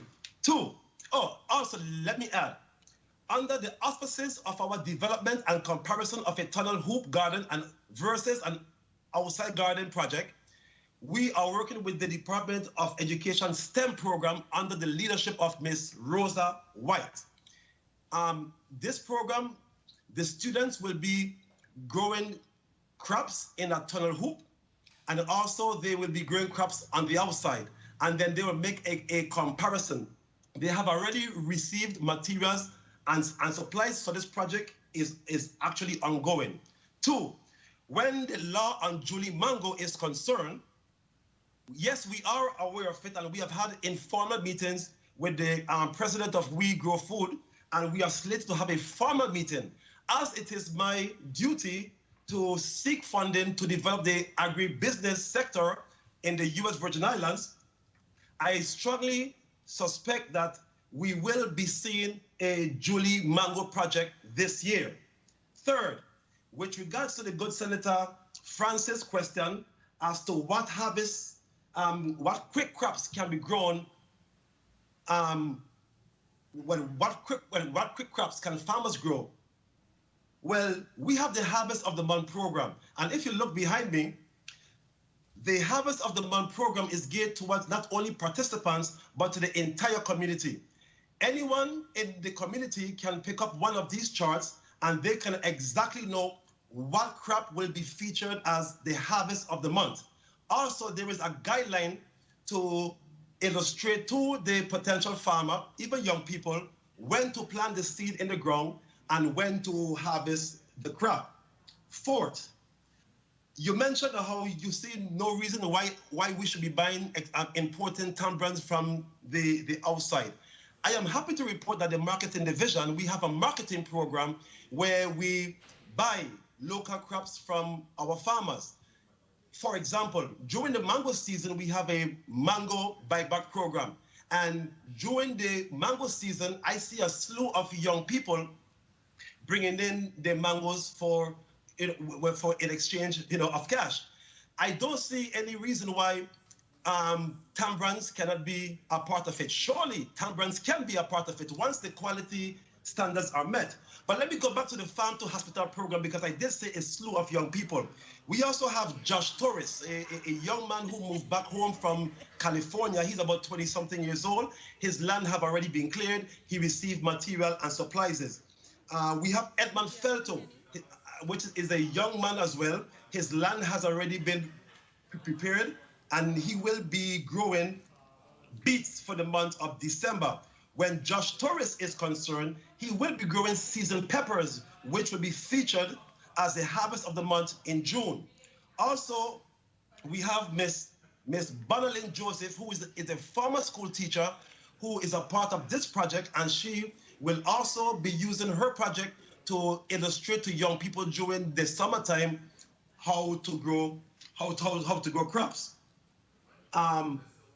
With regards to data, when the marketing program is concerned, during the year 2019, we purchased 16,228 poundage of food from the community. That equates to $22,543.54. That is the farmers in our community who brought their food to the Department of Agriculture. Collectively, they've earned $22,543.54 for the year of 2019. For the year 2020, I am happy to report that the marketing program, we purchased 30,559.80 poundage of food, and that equates to $44,351 now and 54 cents. Now that is to say that the farmers who brought food to the agriculture department, collectively they earned $44,351.54. Lastly, all the programs that are developed by the Department of Agriculture is open to young people, and also to the individuals who have agricultural land. My hope is that the individuals who are leasing agricultural land would apply to these programs. We have a program called the Capacity Building Project, for which we already received the funding for, and we will be featuring that program in a couple of weeks. So there is a lot of opportunities for young people and the community when projects is concerned. We have the establishment of a fruit tree plant with a fruit tree replacement program, to which end we already have the funding for.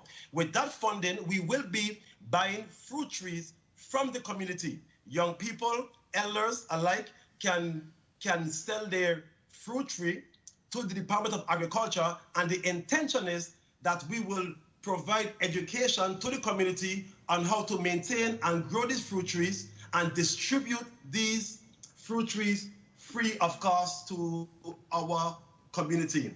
We have the Backyard Farmers Project. The Backyard Farmers Project is in swing right now.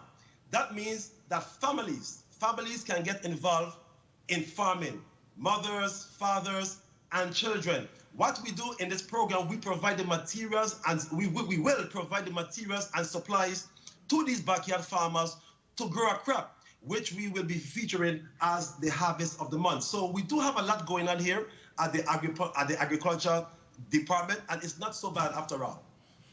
Thank you so much for that second testimony. That was good information, though. Senator DeGraff, you're recognized for your 4 minutes.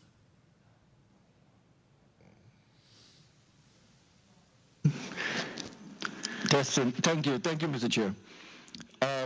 Assistant Commissioner for Agriculture, I believe there was some meetings that were supposed to be taking place with Department of Personnel in regards to reclassing some of your positions. Where are we with that? I know Deputy Commissioner Carty has been working closely with Department of Personnel on that initiative. We still have some issues we're working through, but we are close to completing that process. Okay. Could you be a little more specific?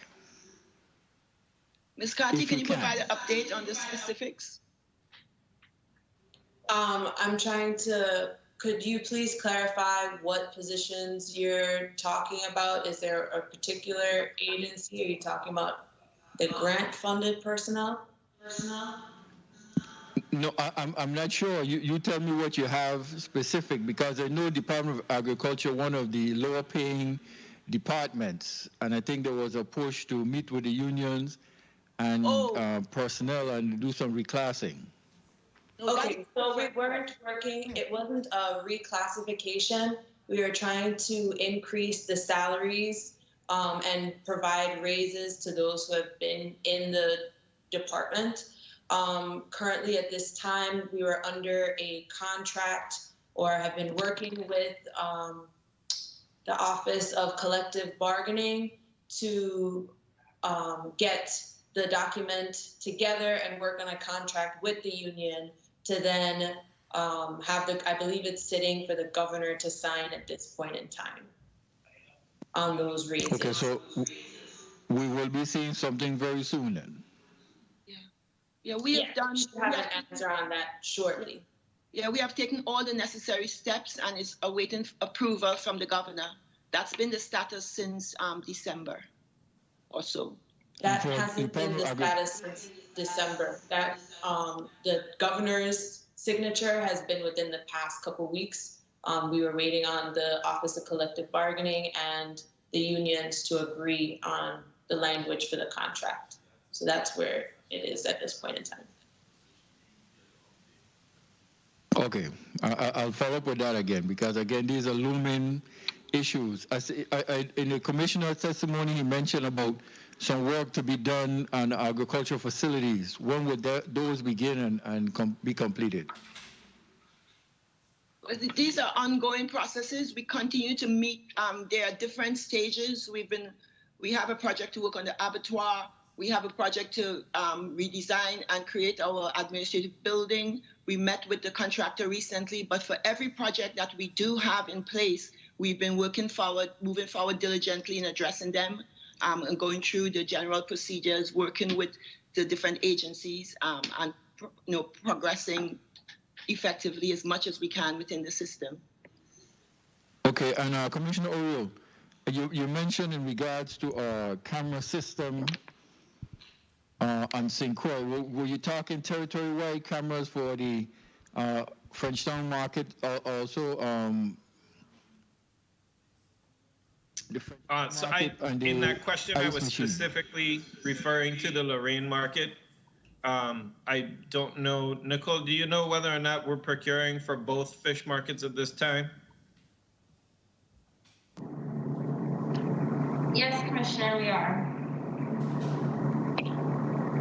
Okay, and finally, does the St. Thomas Fishers have a ice machine available to them, or in the process of?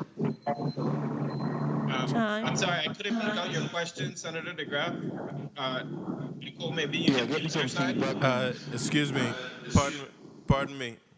Can I have all testifiers who are not saying something at the time to mute your devices? We're having a feedback, and I want to remind all testifiers that when this chairman is chairing, the preference is for you to address individuals by their last names and title, please, so that the public can know exactly who is responsible for what.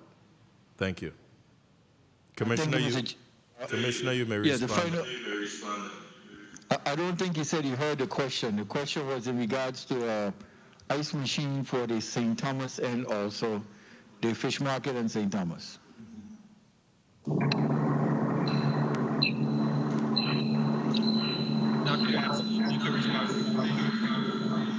Yes, thank you, Senator DeGraff. Stop. Well, 1 second again. That feedback. Commissioner, mute your device.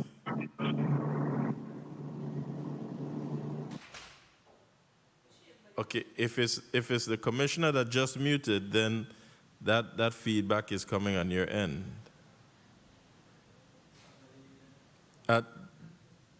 Director Angeli, can you unmute? Let me see if it's yours. It appears to be yours.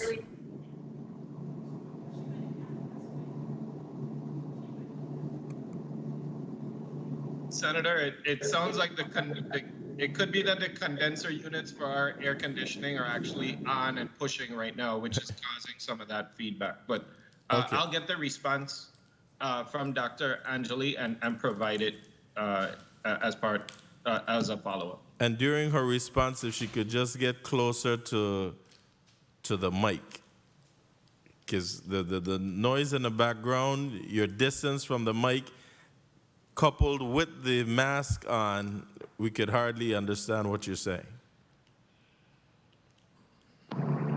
Okay, can you hear me now? We'll do our best. We could still hear that big humming in the back, but go ahead. Yeah, that's our air conditioning unit. I apologize. Yeah, we are currently purchasing ice machines across the district. We will be doubling the number of ice machines we have. So we'll have one in each fish market as well as in each of our offices. And fishers, both recreational and commercial, who turn in their data record books, either a commercial catch report or a sport fish log, or submit to a port sample, will be able to have that ice freely in those 4 locations. Thank you for the time, Mr. Chair. And thank you, Senator DeGraff. Director Angeli, when you said purchasing ice machines across the district, you meant across the territory? Yes, I meant across each district, so across the territory. Okay, thank you. I just wanted to make sure. And getting specific and technical, we're talking about each island as well. So we're also talking not only St. Thomas, St. Croix, but also St. John, correct? At this time, we are not pursuing procurement of an ice machine for St. John. We are waiting until our building is ready in September to make that purchase, so there's an appropriate place to house it. Okay, so we're talking about specifically for St. Croix and St. John. Thank you. Senator Johnson, you're recognized for your 4 minutes. Good afternoon. Good afternoon to colleagues. Good afternoon to all testifiers listening and viewing audience. Director Crossman, in your testimony, you spoke about some $38 million expenditure in importing produce. What are some of the produce that we are investing in bringing in at that cost? And if it's possible that those are some of the produce we should be looking forward to really, engage in planting and cut that cost of that expenditure of bringing in those produce. Director Crossman, are you there with us? Maybe not. No, you left? Crossman. I'm sorry. Director Crossman had to be excused as well, so he's not there. I'll go to Commissioner Oreo. I think you're supposed to have some information for me, the timeline on the cameras. I think you said you would have that by this afternoon. Was that correct? So I'll ask Dr. Angeli to provide an update since the procurement is going through her office. Yes, thank you, Commissioner Oriole, for the question through the senator. The cameras are currently being procured. Our request for purchase was submitted as of last week, and we're currently working with vendors to ensure there's appropriate Wi-Fi at the facility to allow us to provide the surveillance in a timely So fashion. do we have an estimated timeline as to when this market will be in full use?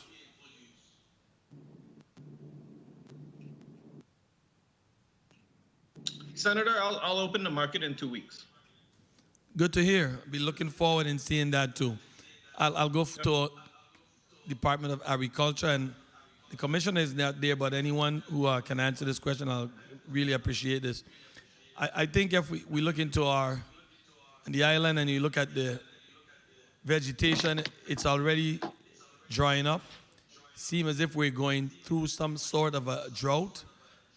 Have the department start considering preparation and purchasing hay, whatever it's necessary for the livestock farmers if we continue down this direction?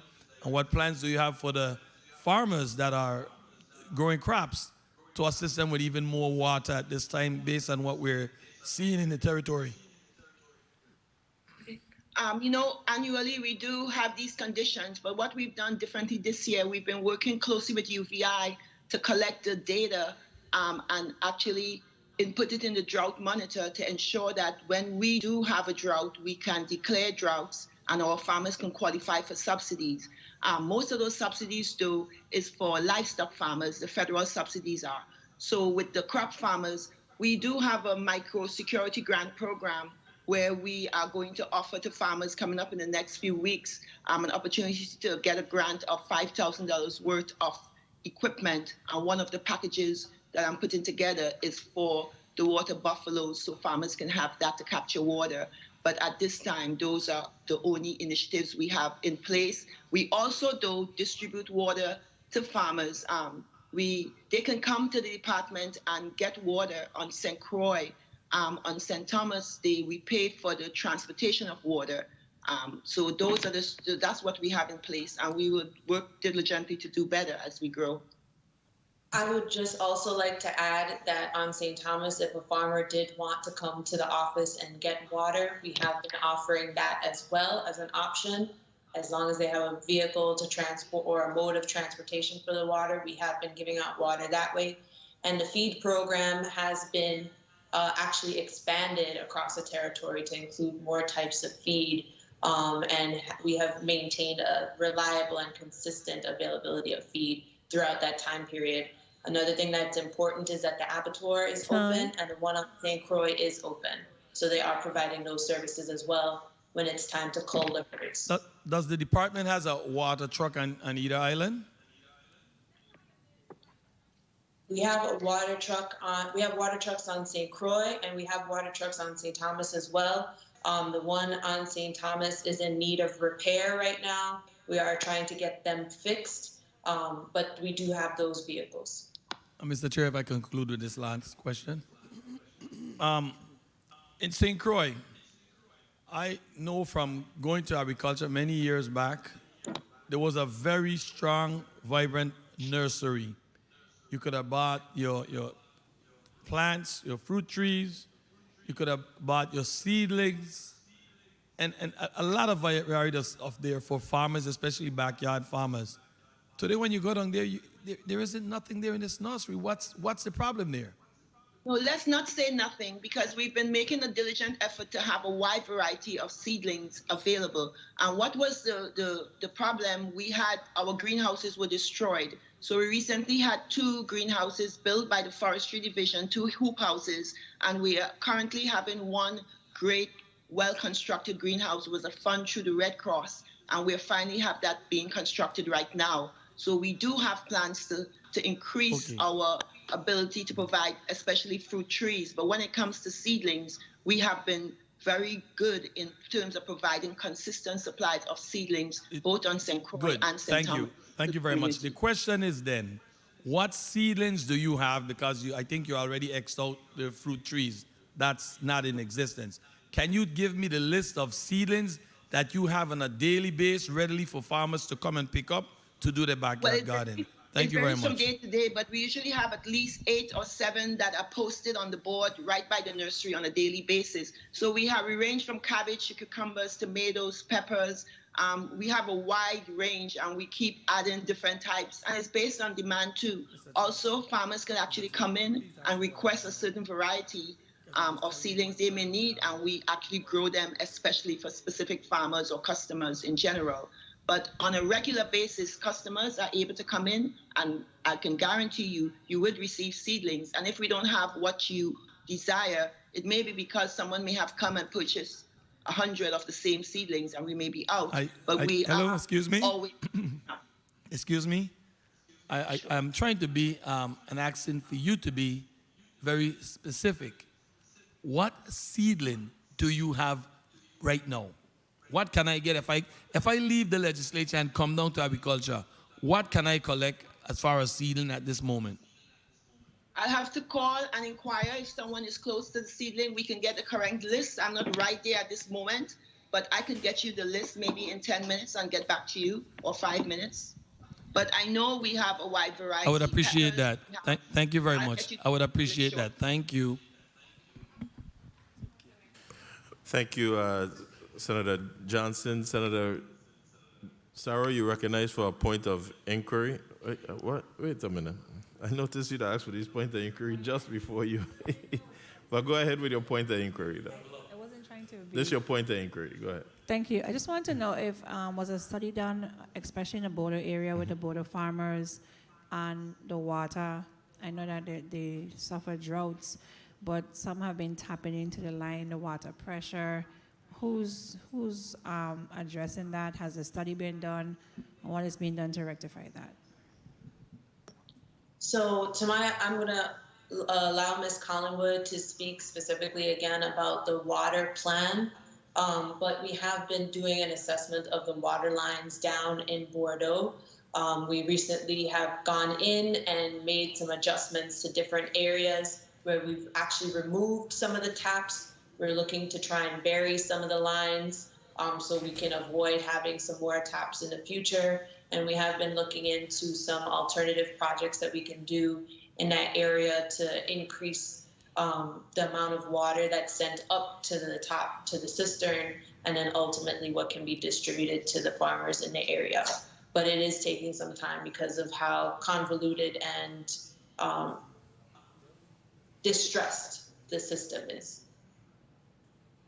Thank you for your response. Before you start the Senator's 4 minutes, can I get some clarity, Deputy Commissioner, on the status of the water trucks in both the St. Croix and the St. Thomas St. John district?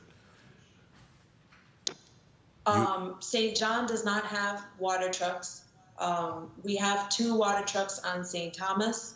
One of them has not been in commission since we received it. We've been trying to get that fixed, especially since I came on board in February of last year. But with COVID, we haven't been able to get our mechanics over to do a full overhaul on that system. And we did have one water truck here that recently went down due to a diesel pump. Here where? I'm sorry, here on St. Thomas. Okay. And then St. Croix has, I believe, a 6,000 gallon water tankard and a 12,000, if I'm not mistaken, silver tanks that can be hooked up to the truck for delivery. So we have 2 water trucks on St. Thomas and 2 on St. Croix, and none are working for more than a year. The ones on St. Croix are working, and the ones on St. Thomas, the one just went down within the last month or 2. It was operational at the end of last year. How long do you believe that it will take to get it operational again? We have the parts on order. We're waiting for our mechanics to receive the parts and then be able to come over to do the installation.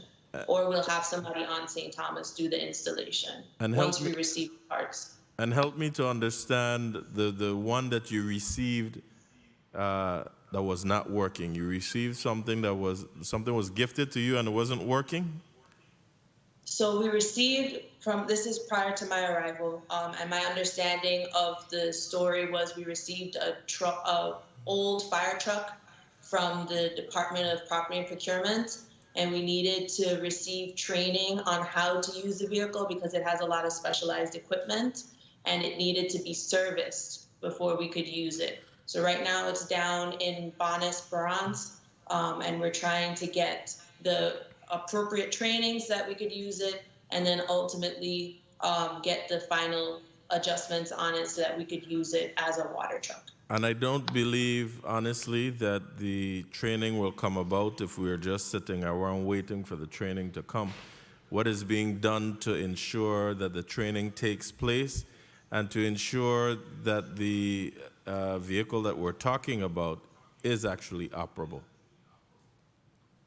So once we get the vehicle operational, which I think is the main issue for us right now, the fire station is right next to us here in Dorothea. If we can drive it next door, all of us can sit in and have the training done. We have a good relationship with the fire department. I really don't anticipate that being an issue. At this point in time, it's just making sure that the truck is up and running, and I think it needs minor work, but we need our mechanics to really get the time to look at it, and COVID has kind of disrupted that. So I'd like to move on. Get that done in the next couple months. So I'd like to move on to the other senator, but before I do so, I want to strongly advise that there be communication between your agency and probably the fire department. There must be a mechanic there that was working on that truck prior, and if you all can put your heads together so that we can get this truck operable and get the employees trained in using the apparatus, then we could move forward with putting this piece of equipment back online. Thank you. Senator Sarah, you're recognized for your 4 minutes. Thank you. And this is a comment before I go into my questions. We talk about agriculture, and it's never like mass agriculture. It's always somebody growing 10 fruit tree over here, 20 avocado tree here. Like, we need to get to a point where we're talking about like acres of Mexico avocado. They're the top exporters in avocado. The technology, after you grow on the machinery, who's trained on the machines, how do you go to the, you pick the crop and then you go to something else and then you get to the point where they're boxed and they're exported. Where is the studies, what are the studies showing, what products are we importing that we have the capability in the territory to really grow and fill the gap? What's that data look like? Where is the study on that? So we can really have mass production. I tell you, I've seen a little, I could speak for the St. Thomas St. John district. I go on a Bodo farm because I could walk from my house to the Bodo farm. I would just have like these little productions, and I don't know what's the dent on agriculture, really and truly. So that's something to think about. Commissioner Oriol, what's this, the status of the Gustav fish house in Frenchtown. I know you spoke briefly on it, but we have like roofing leaks. The doors are still rusting and falling apart. The lights should be energy efficient. Plumbing, you know, the water meters had some issues back there. I don't know if it's fixed. You could just succinctly give me an update on the fish house, please? So it is in a need of repair, Senator. And one of the things that we're endeavoring to do is have an assessment of the facility done. And then we can apply for additional funding from multiple sources to do a capital development project on it. Did the PFA give you some money for that fish house before? They did. What was the amount the PFA gave to you?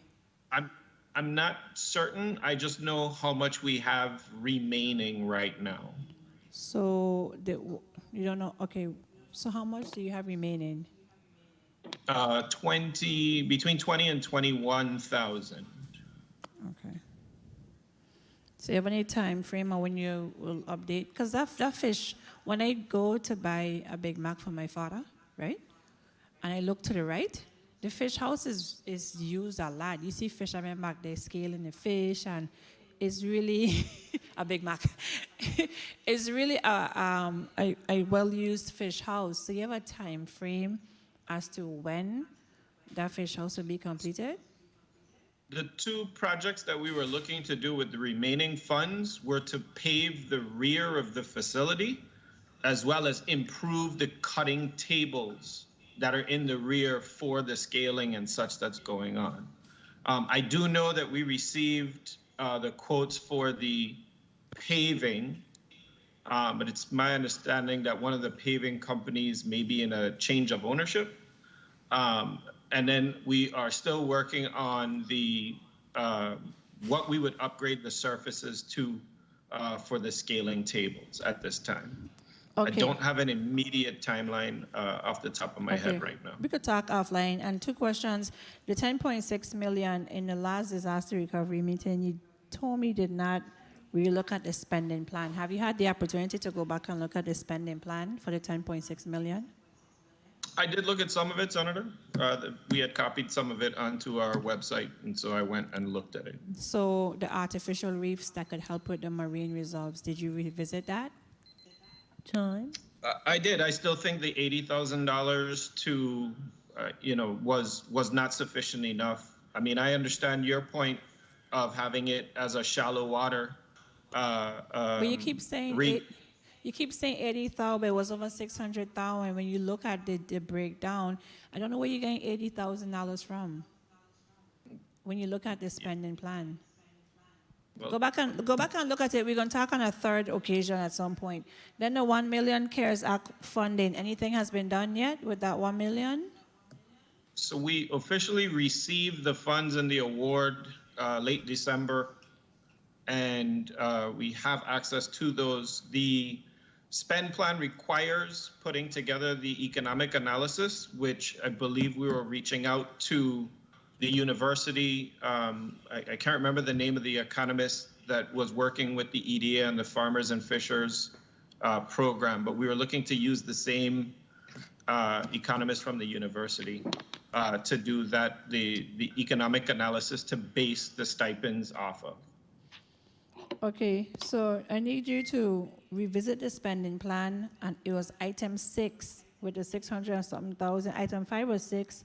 And those artificial reefs, I really don't agree with you on the 80K. The language is clear, and I just need an update at some point on the 1 Million CARES Act, and of course the Gustav Fish House. The roof definitely has to be redone because I went and took a tour, and the roof is leaking tremendously, and that is the most used fish house. I could safely say, if you ask me, in the territory, active fishermen are in there every day dealing with fish. Just take a drive Frenchtown, guys, and you'll notice it. Thank you, Mr. Chair. Thank you, Senator Sarro. Senator Francis, you're recognized for your 4 minutes.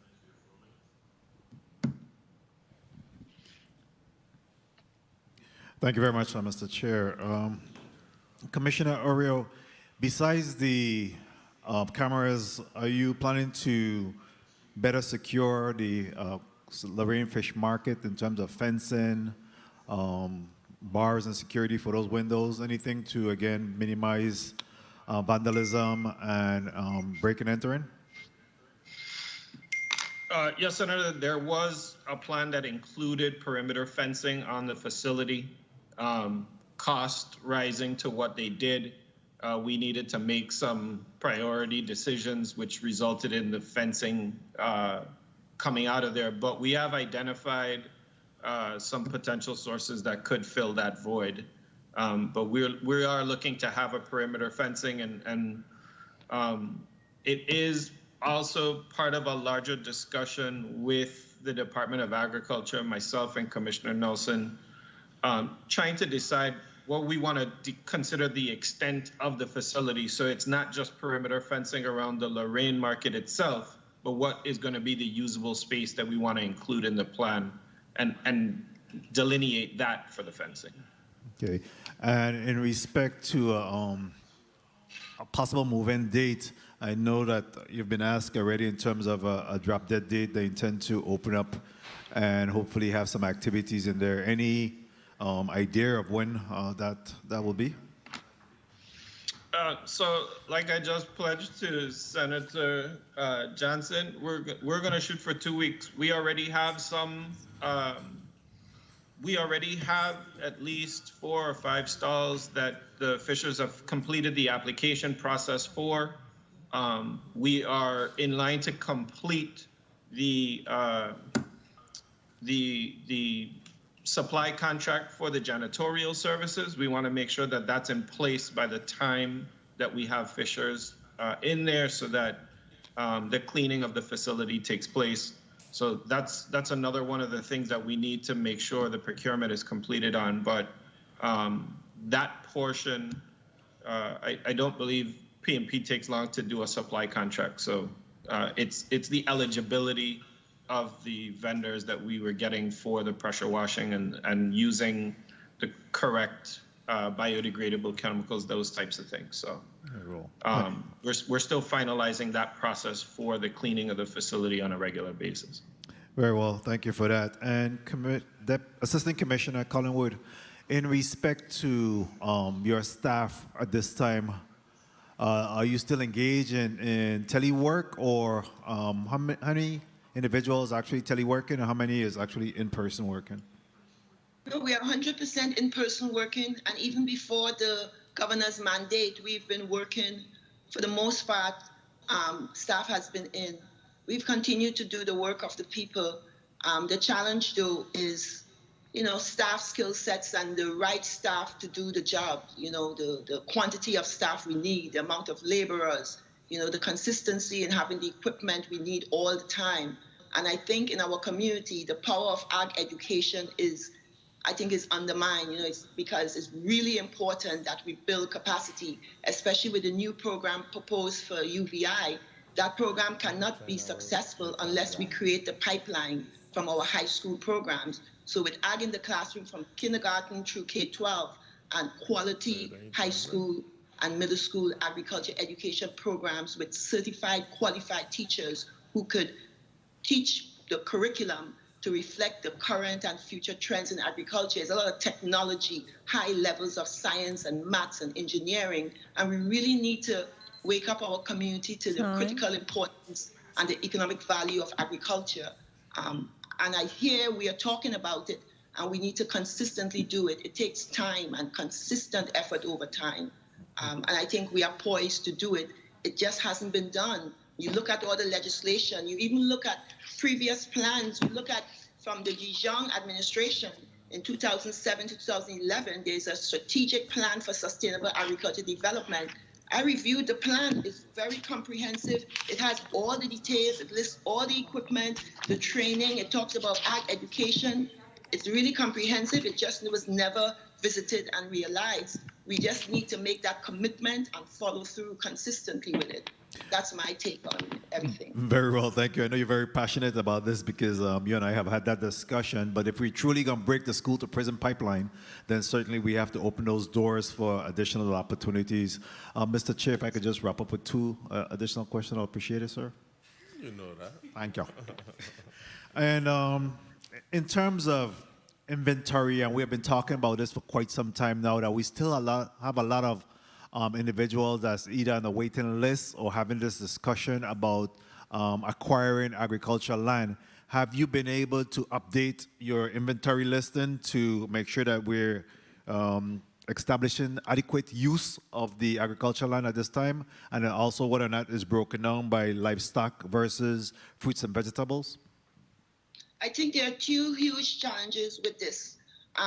There's one concept of leasing land to individuals, which is a very arduous process that takes some time. I know the Commissioner Nelson, the former Commissioner Nelson, former Senator Nelson said that when he was a senator in the 14 years, only 2 leases were approved in his 14 years. So what we've been doing is giving individuals letters of occupancy. But we need to look at that process for leasing land and make it a process that can work more efficiently. It takes too much time and effort, but we have so many people wanting land. We have individuals who have land who aren't taking advantage of it. So we have been methodically looking at all the lands we have and assigning properties to individuals, but we really need to do a better job, because you give lands to individuals, but if you can't help them by cutting the land, getting the land cleared and ready for agriculture production, then that's to their disadvantage. Some farmers get land allocated to them, and then because our equipment might be down, they may have to invest like $2,000 to $3,000 just to get the land cleared and to get the appropriate permit. So that's a challenge as well. Okay, and the other issue is, and that's a whole discussion that we'll have to have at a different time, but what is the current collaboration between Department of Agriculture and our St. Croix Animal Shelter, or the shelters, animal shelters territory-wide? What is happening in terms of collaboration? I know I'm working with the St. Croix Animal Shelter to get the adequate permits to be able to build out the Clifton Hill site. But what is being done in terms of collaboration? Are you providing the necessary funding support as a nonprofit, or can you just speak to your collaboration with the St. Croix Animal Shelter? Ms. Carty can speak more to that. Go ahead, Ms. Carty. Good afternoon again. We are currently in the process of working with these agencies to draft notice of grant awards, which is the title that was given to us from property and procurement. It's similar to a contract, but it's supposed to provide a direct line of funding to these individuals because we don't go out to bid for these services. Unfortunately, we have been in arrears to them for the past couple of years, and we have been trying to secure the funding. I know in the last fiscal year, we had funding to give to them. We began the process to send the funding to them, and we were denied by property and procurement and delayed until such time that now when we're going to try and get those funds, we've been made known that we don't have access to them to try and get them prior year's fundings. So that is something that we have been trying to get assistance on. Hopefully we can get some more and further assistance on that.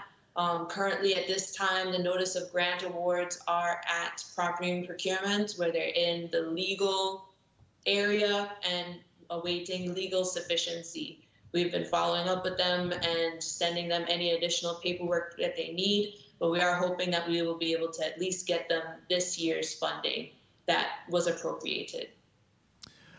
Thank you very much for that. And I just want to say that I want to run interference if necessary to bridge the barriers. We can't, our nonprofit, continue to provide services that this government will never, and I repeat, never be able to fulfill at a significant cost, and we have to do better by our nonprofit and really support them in their endeavors to do the work on the behalf of the people. So if I need to run interference, please let me know how I can assist, but we have to get this funding to them so that they can continue to do their work in this community. Thank you very much for the time and your indulgence, Mr. Chairman. Thank you, Senator Francis, and you're right on point with something that I was going to request, and I'll make that request right now. Deputy Commissioner and Assistant Commissioner, through the chair, I want you to submit a list of all animal control contracts and their status to the Committee on Economic Development and Agriculture. And I would like this information to be delivered to my office no later than Monday, March 29th, by the close of business. Thank you. Through the chair, can I provide an update on seedlings available at the Department of Agriculture in St. Croix today? I'd like for you to acknowledge my request for the submittal of that list first of all animal control contracts and the status of each. I will get that status to you on the Animal Services Notice of Grant Awards by Monday at close of day. Thank you so much.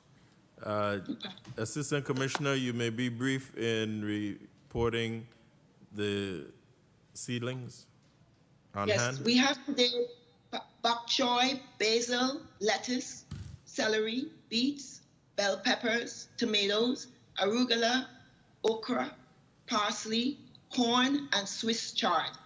And that's the list we have on our posted at the Department of Agriculture for today.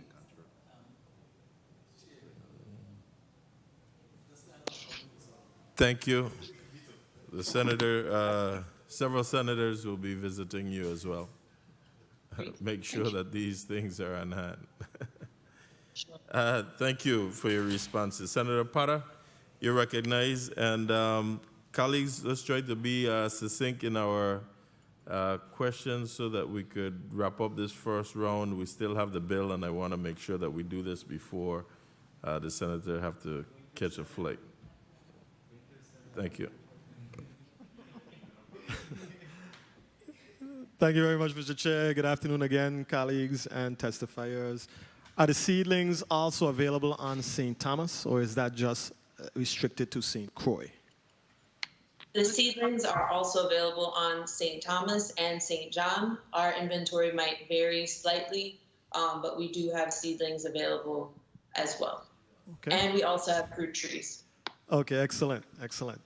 I'm sorry. I want to be clear. I'm sorry, excuse me. Go ahead. I just want to be clear that our commitment is to provide the same service on every island, and we work diligently to ensure that supplies are available on each island consistently. Thank you for that. My next question really was for Mr. Crossman, but since I'm sure the Department of Agriculture would be involved, I just want to get your comment and your input on this. Mr. Crossman in his testimony said that during the rainy season or the wet season, water should be collected and stored for agricultural purposes and to recharge our aquifers. And I wanted to know what the Department of Agriculture's role would be in that process. I personally think as a department, we should be working with all the other agencies, which we have just started to do through the task force, working with DPNR, working with waste management, all other entities to come up with a comprehensive plan for storing water. I know it starts with the ponds and dredging the ponds and ensuring that they have the capacity to hold water, Creaky Dam and other watersheds. And I know DPNR does that, but I feel comprehensively we need to look at it together and even pool funds and address the issue once and for all, because we keep doing small things and we really need to do a comprehensive, long-term, sustainable water plan so that 10 years from now, we have water, we have a way to guide the water, because the water falls, there is rain, there is water, it just runs off and goes into the ocean. So we have to do a better job of capturing the water and making sure our watersheds are maintained at the level where they can capture the water, and then the water can go directly where it's needed. But that's a long-term comprehensive plan for water sustainability that I feel hasn't been addressed comprehensively, because we are all doing it in silos, we feel, And we're having those discussions with local partners and national partners. And that task force we talked about creating, that task force should be where we address the issues for everybody once and for all. Any idea what timetable we're looking at for the task force to be started? Because I think that is really the key to our success when it comes to agriculture. I mean, we can talk about everything else, but the water is really the key ingredient to agriculture anywhere in the world. So this, to me, has to be of paramount concern for all of us who are, who say we are in the agriculture business and who have a desire to ensure that agriculture succeeds in the territory. So is there a time frame, a specific time frame that we can look forward to ensure that this happens? That's been my frustration. The task force has convened, we have met, and the truth is that several of us, we are saying, we always meet and we talk, but we're really trying to put in objectives and timelines, and that's what really needs to happen, put in a cap and timelines on outcomes, and we are working, I believe that water plan that was mentioned earlier on, where we are required to do a comprehensive water plan and get that funded. And once we get that water plan done, then we will qualify for more funding. And that water plan should really be phases of construction to address all our water issues. So I, for example, plan to reach out to the Commissioner of DPNR, because I know he recently did a plan, and just to get guidance accordingly. But that would be something I will work through the Commissioner Nelson to get done in the next week or so. Thank you for that. Mr. Chair, I just have one quick question, if you will permit me. You may wrap up, Mr. Vice Chair. Two questions really one question for DPNR and for agriculture. What are the most critical positions that you are lacking, that you really need, that you are lacking right now? That is for JP Oriel as well as the Department of Agriculture.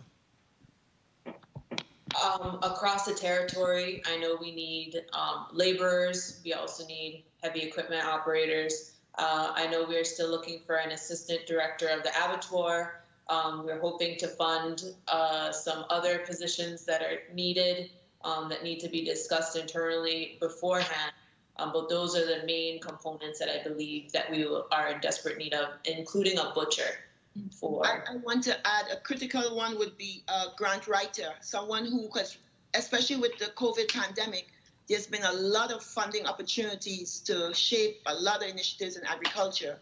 And we need someone who is dedicated and qualified to just write grants so we can get the revenue. I know I do some grants, Mr. Abraham does some grants, but if we just have someone focused strictly on grant funding and not just getting the money, but working to ensure that the funds are spent as specified so we can qualify for more funds and that they are spent within the timeline, that's a struggle because we have a lot of grant funding, but we still have funds on the books from 2018 we have challenges spending the funds, maybe because of lack of staff, because of the processes to spend the money. So those are things we have to work through. So I think a focus on grant writing too would help, in addition to the other positions that Ms. Carty mentioned. And we also need a welder. We need a welder desperately because almost every week we are using contractors that are charging so much for small welding jobs that we would benefit more from just having a full-time welder on staff, or even someone we could borrow from another department like Public Works or Waste Management or something, but that's something we need. I would also say the last position is a mechanic for St. Thomas and a marketing manager for St. Thomas St. John. Thank you.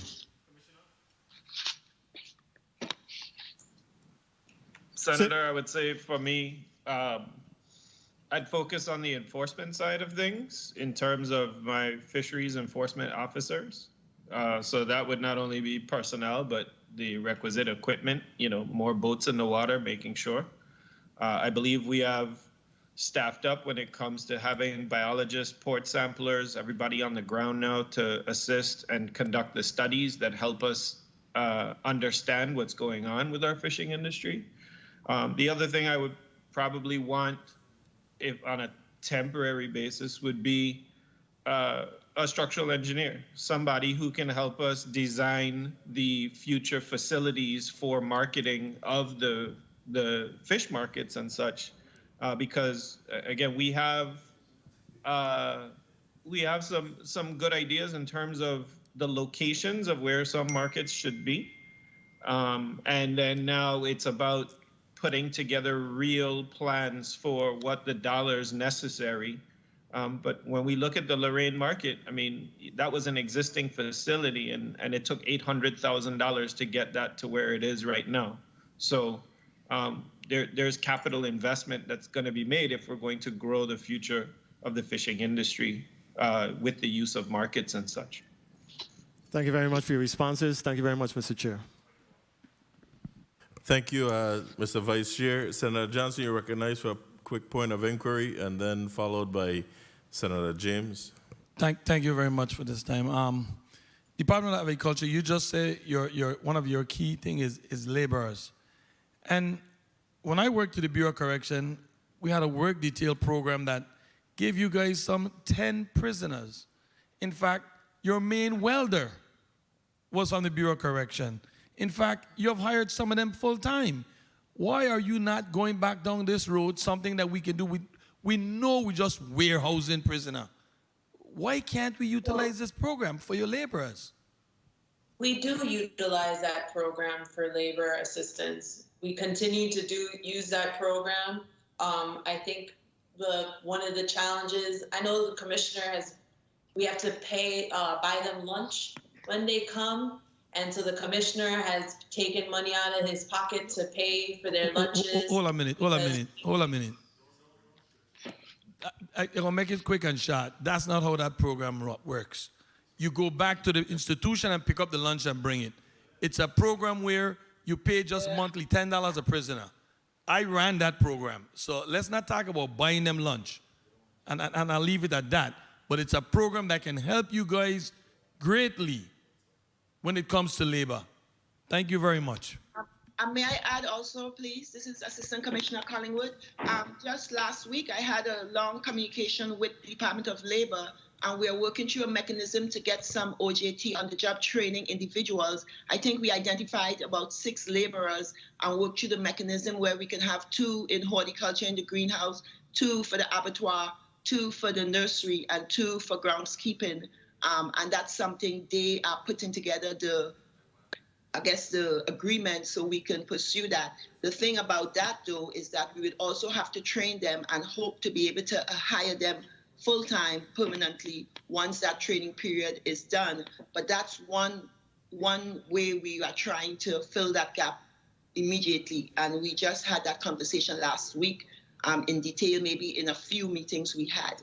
So we are looking at options as well to solve the problems as much as we can. And we continue to seek solutions. Okay, thank you, Assistant Commissioner. Senator James, you're recognized for your 4 minutes. Thank you, Mr. Chair. I'm happy to know that you reached out to the Department of Labor because in the February 24 Committee on Youth, Sports, Parks, and Recreation hearing, in my line of questioning, I inquired about farmers in the U.S. Virgin Islands being contacted by the Department of Labor so they can take part in an apprenticeship program. I don't want it to be just about the Department of Agriculture, but somewhere we can have them on the actual farm, not just pushing paper. So we need to get them on the farm. So recently, the Office of Senator Javon James wrote a letter to Commissioner Gary Malloy on March 19, 2021, in which I inquired about that. So I will be forwarding a letter to you, Assistant Commissioner, so you can make sure that we have that in place.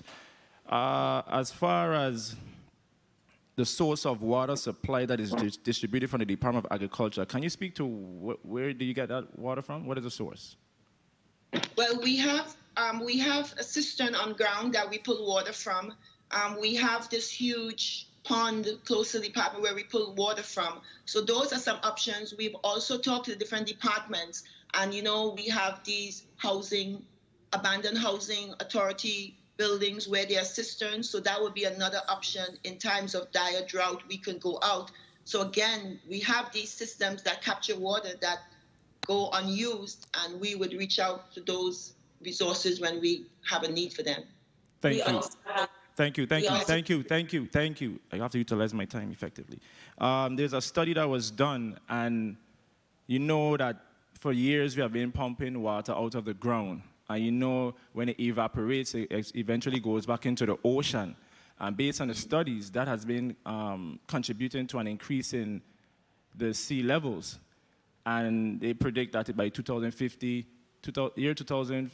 that there will be a higher increase in the sea level. So what I'm getting at is we have to be mindful of the damage that we're doing to the climate and to make sure that we capture the water. That's why I inquired about the stormwater management plan and making sure that we have these catchment devices or mechanism in place so we won't abuse our aqua faults and the water that is below.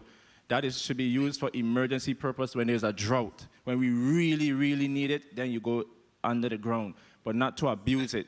So we need to focus on capturing all that rain. So I just placing that on the record. As far as the leasing of land, you said it takes some time. Can you speak to what creates that level of bureaucracy and how we can fix it? Because, well, you know, part of the process is it has to actually go before the Senate to be approved. And that's like a whole arduous process. You have to go through Department of Public, DPP, Department of Public Property and Procurement, sorry. And it's such a long process. So one second. I just want to hear the solution. We know the problem. Do you have a suggestion as far as fixing that problem? The commissioner tended to meet with Property and Procurement to revise the procedure to come up with a system that is less tenuous on our citizens and make it more feasible for them to get their leases in a quicker fashion. The system as it is now takes years. Because what's basically happening in the Virgin Islands is like, say for instance, if I say I'm going to give you $1 million right now, you're going to tell me wait until I get a bank account to take the money, you're going to take the money. And what I'm trying to get at is we have farmers, we have land, and we're waiting for perfection. And that's the problem in the Virgin Islands. We're waiting for perfection, and by the time perfection comes, nothing happens because it has been so long. It's like individuals get discouraged. Because I have been on the Department of Agriculture's website, and on the Facebook page. And I'm happy to know that there is a Facebook page. However, what I'm disappointed in is that when I look at the content, I don't know who is the public relations officer. I'm not throwing any jab at them. But I want to see better content that encourages people to even want to become a farmer instead of sharing those little silly videos. I want to see better content because we have people out there who want to farm. Agricultural license is only $1. $1. So ain't to say like it's some mechanic truck company you're trying to get or some big company that requires all these different permits and fees. $1 for agricultural license. And when you fly over St. Croix, you see all that dormant land. So my last question before I wrap up is, the Department of Agriculture need to collaborate with the Commissioner of Property and Procurement to make sure that when we're giving these agreements out for the leasing of these lands, that they're utilizing it for its intended purposes, not just to plant 10 fruit trees and 10 vegetables. We need individuals who do mass production. I will just wrap up by saying... Technical training. Go ahead. We're talking technical training. I know everyone have this perception that anybody can just go and plant food, but it really requires a certain skill set to increase the yield on a small piece of land. And we're going to move more towards technical training for farmers so they can maximize their input. You know, that's the hard thing. It takes a lot of work, and there's a lot of challenges with the deers and the iguanas and the lack of water. So we really need to build capacity and train farmers and have certifications. And even when we speak about apprenticeships, we're talking about industry certifications and career technical training and workforce development. And we really need to move in that direction and working closely with the Department of Labor and getting some of those workforce funds and geared towards agriculture training of our adults and our young people as well. And I agree 100% with you. And that is why Commissioner Nelson, I expect more of him because he was the author of the Agriculture in the Classroom legislation, and currently that has been not executed, it's not been enforced. So we're working on it. I'm working on that. That's like an initiative we've been working on for 2 years, and we are getting closer. We're getting closer. So you'll be seeing, we should be start launching our website in the next couple of months, and I've been speaking to the national entity, and we are getting it together. All right. Thank you so much. And like I said, just find influential people out there, invite them out there, get them involved, get our youth involved, because listen to me. Yes. The clock is ticking. And the longer we take for young people to learn these things, people are going to go to their grave with the knowledge. It's important. So thank you, Mr. Chair, for the time, and God bless the Virgin Islands. Thank you, Senator James. Agriculture, several things. Okay, I already asked you to submit the list of all the animal control. I wanted to ask, which one of you can speak to me about your grants in agriculture? Assistant Commissioner or Deputy? I work a lot with the grants. I'm Diana Collins, Assistant Commissioner. Do you have a specific questions about the grants? Yes. So we were questioning you about the water trucks, and I really don't like the responses we got with regards to the status of these vehicles. And one of them is a hand-me-down. Let me get straight to the point. The department received a large sum, a grant from the Department of Interior, I believe sometime back in 2019, some $300,000+ to purchase heavy equipment. From 2019, we are March 22nd, 2021. How many heavy equipment vehicles have we purchased using that grant? Most everything has been ordered. A majority of it has been received and is being used. We're still waiting for some additional pieces. We can provide you with a complete report on that. Let me get that. Assistant Commissioner, please. Sure. And I don't mean to be rude, but when I ask questions, I just want specific responses, and let's move on, especially in the essence of time now. 3 years now for this monies to be there is far too long. If we were ordering vehicles for administrative purposes, for them to be used up and down 24 hours, they would have been ordered already. There's no excuses for grant funding like that to sit for so long. This is 3 years in, so add it to your list that I need a status update on that $300,000 grant from the Department of Interior. What was ordered and what is the status of that order?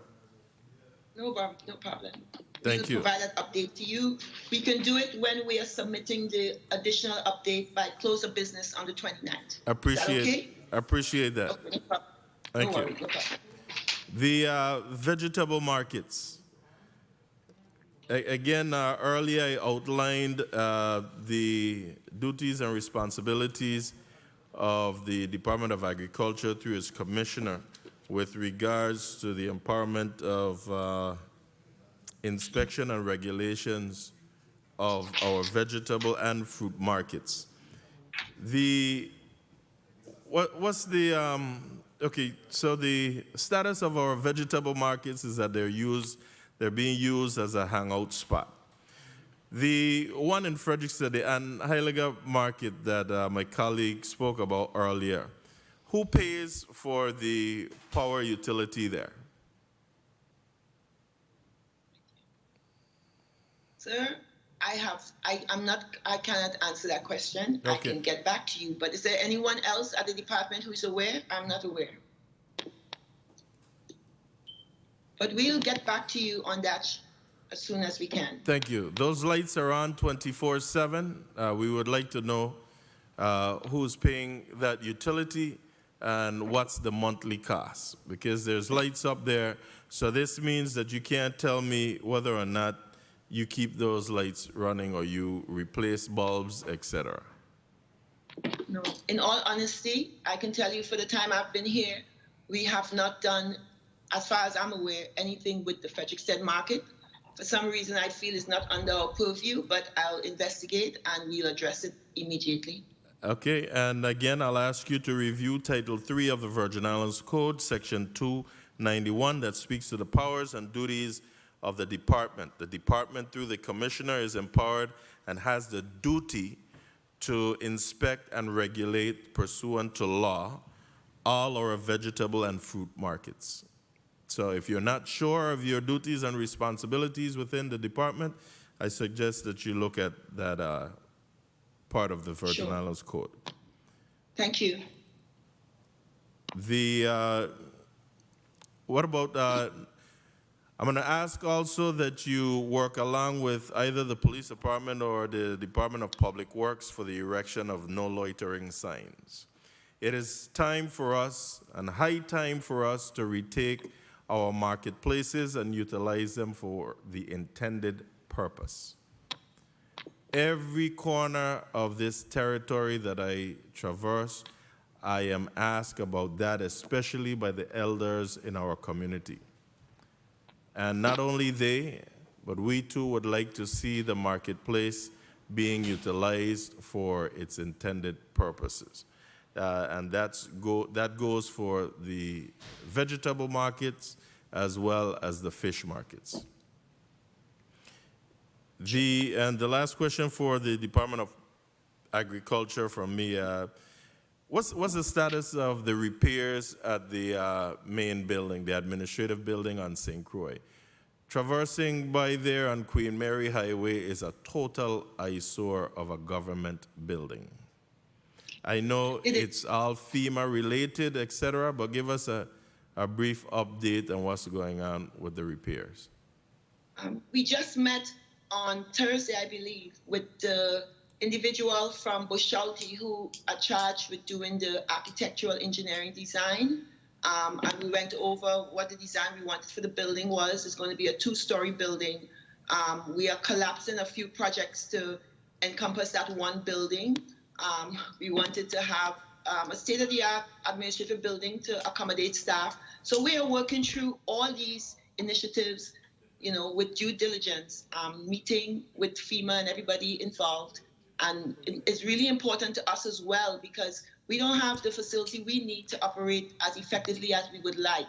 So we are really making efforts to ensure that our administration building and the other buildings that are under our control through the FEMA projects, we are doing our best to get those moving as much as possible.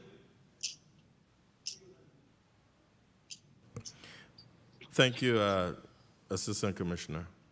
DPNR. Earlier again, and I too wanted to know about the status of the Lorraine Fish Market, but that was asked and answered. My question to this topic, however, is have anyone from the department approached the crew there near the Lorraine Fish Market and offered them any individual assistance with the documentation so that they can be part of renting one of those stalls at the Lorraine Fish Market? Because we can't move to open this property and we have them right next door on government property still scaling fish and whatnot, which is just totally unsanitary.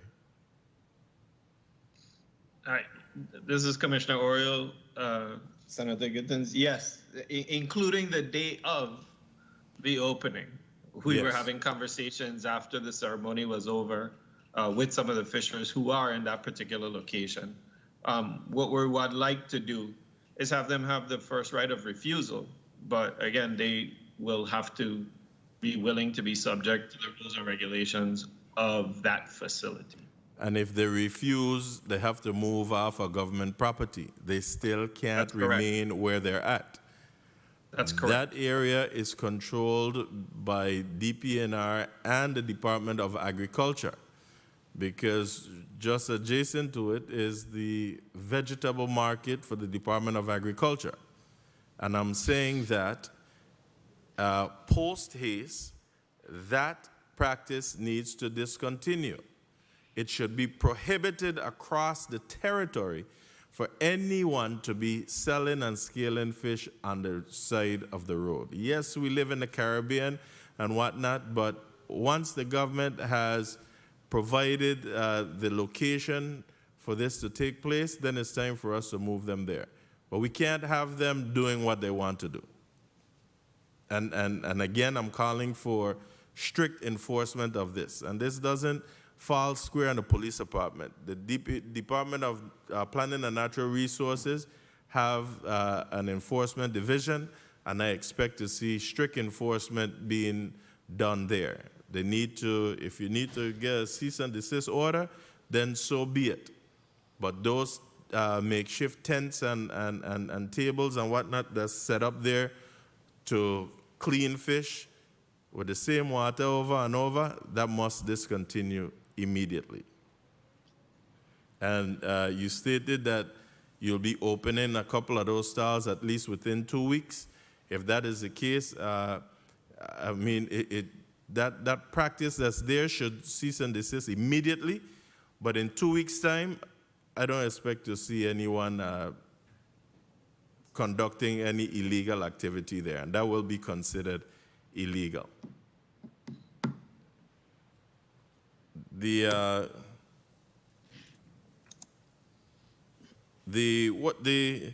media, if you could get me some of those photos with the piers. Commissioner, I know that the department is responsible for the fishermen piers. Can you tell me, are you aware with the small fisherman pier in the Gallows Bay area? I know you're familiar with the one at the Frederiksted Fish Market. Yes, Senator. Can you give me a status on the repairs of those 2 piers, please? The pictures that you're seeing now that should come up online is pictures of the one in Gallows Bay. So if I'm not mistaken, Senator, we are before the Committee on Finance on Friday to address, I can't remember the specific bill number right now, but one of the projects in that bill is for funds to refurbish the Gallows Bay Pier. There's a bill for the Ann Abramson Pier as well as another for the roll-on, roll-off at Molasses Pier. So, you know, we are actively working on that, and I believe that the governor's request is in the bill that's being addressed on Friday. Right, but does it address those 2 piers that I'm specifically speaking to? The one on, coming off of Prince Street, which is right there at, not Prince Street, Fisher Street, coming off right there at the Frederiksted Fish Market near Marley Housing Community, and the one in Gallows Bay, not the Port Authority dock. So I know the Gallows Bay one is something, that's what we're looking to address right now. You know, the department actually moved away from the Gallows Bay when we invested in the Altoona Lagoon facility, and it's because when we launched, we wanted to make sure that there's ample parking area for trucks and trailers. But that pier is in disarray in Gallows Bay, and so you know, it can't stay as it is, and so the investment is going to be made in there, and hopefully it picks up not only a use as a fisherman's pier, but also perhaps for some transient landings as well.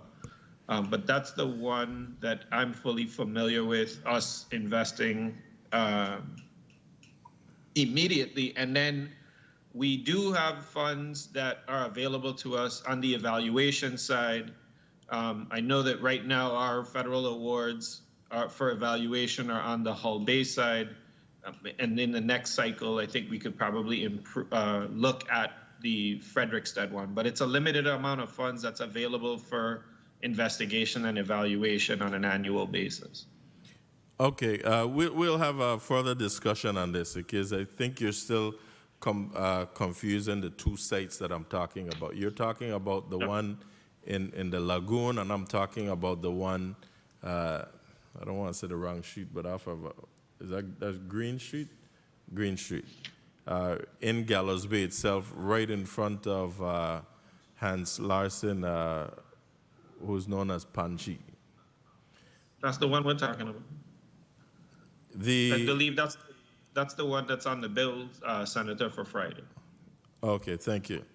And before I recognize the Senate President, the St. Thomas markets, the fish markets, Round the Field and Frenchtown, are there any out on the eastern side? Of the island? No, Senator. And we don't actually qualify the one at Round the Field as a market. It's interesting that you brought up the selling on the side of the road, because under Title 20 of the Virgin Islands Code, Section 497F, that's where the police department makes available parking spaces to commercial fishers, parking areas along the side of the roads where they can, in fact, obtain permission to sell their catch. And specifically named in that act, it's the Rothschild Francis Square, Lionel Roberts Stadium, Frenchtown, and Fort Milner. So the places where you do see the fishers along the side of the roads where that sale is taking place, there was something promulgated by this body to allow for that. But our goal would be to have the proper facilities. We've been told by the fishing community that Fort Milner would be a significant facility if we were to get persons, fishers inside of there, if we could have some land there to get a facility. So that's one of the things that we're looking at, big picture, in terms of how to find and fund a new market on the East End there. All right, thank you. Although those weren't the areas that I'm specifically talking about, but we need to clean up our act throughout the territory, and we'll have a further discussion on that. Senate President Fred Gregory, you're recognized for your few minutes. Thank you, Senator Gittins. Mike? Can you hear me? Thank you, Senator Gittins, for recognizing me. I hope that when I am done, I don't know if Senator Whitaker is there, that we would have exhausted this round, because I see that you have asked all of your questions. Yes, because when I looked up, I didn't see you there. To the Commissioner of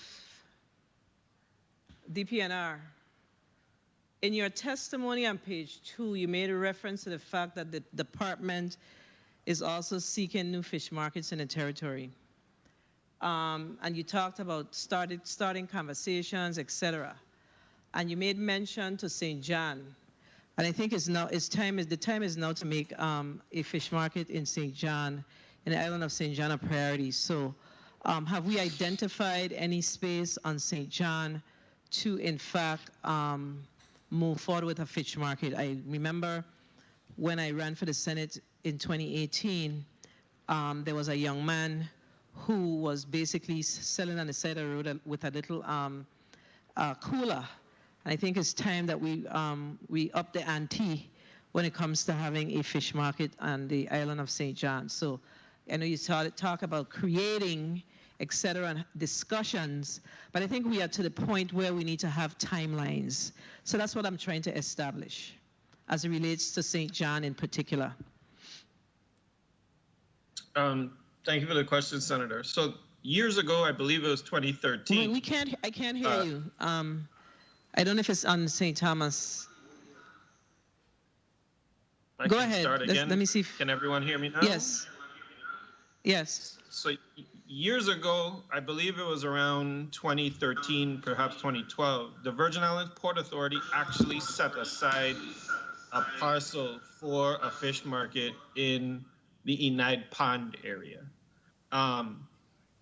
There's been a lot of discussion in terms of the development there, and what takes place is the additional security and wanting to keep that area completely for cargo operations and moving that original thought out of there.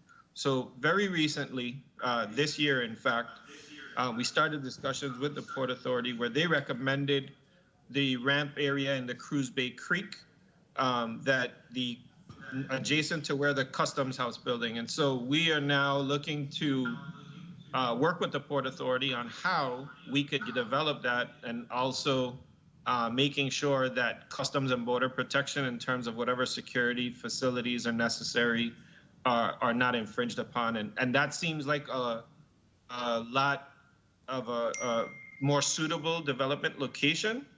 And then I would also add that part of the Summers End Group application in which the legislature passed also included a market for Coral Bay as well. Okay, so what about the funding for such a fish market in St. John? So we would, first idea that we have is to do planning design, which would be available through some USDA rural development opportunities. Right now, these would be what would guide us to what that cost would be. Okay, so, but there is some available resources to possibly fund a portion of it, if not all. Is that what you're saying? Yes, the Okay, USDA opportunity is an annual opportunity. And we could also petition, because it's not a quote unquote government facility, we could actually look for larger sustained funding, let's say with the CDBG, DR or mitigation opportunities, since not all of the dollars in there are obligated according to the plans thus far. Thank you.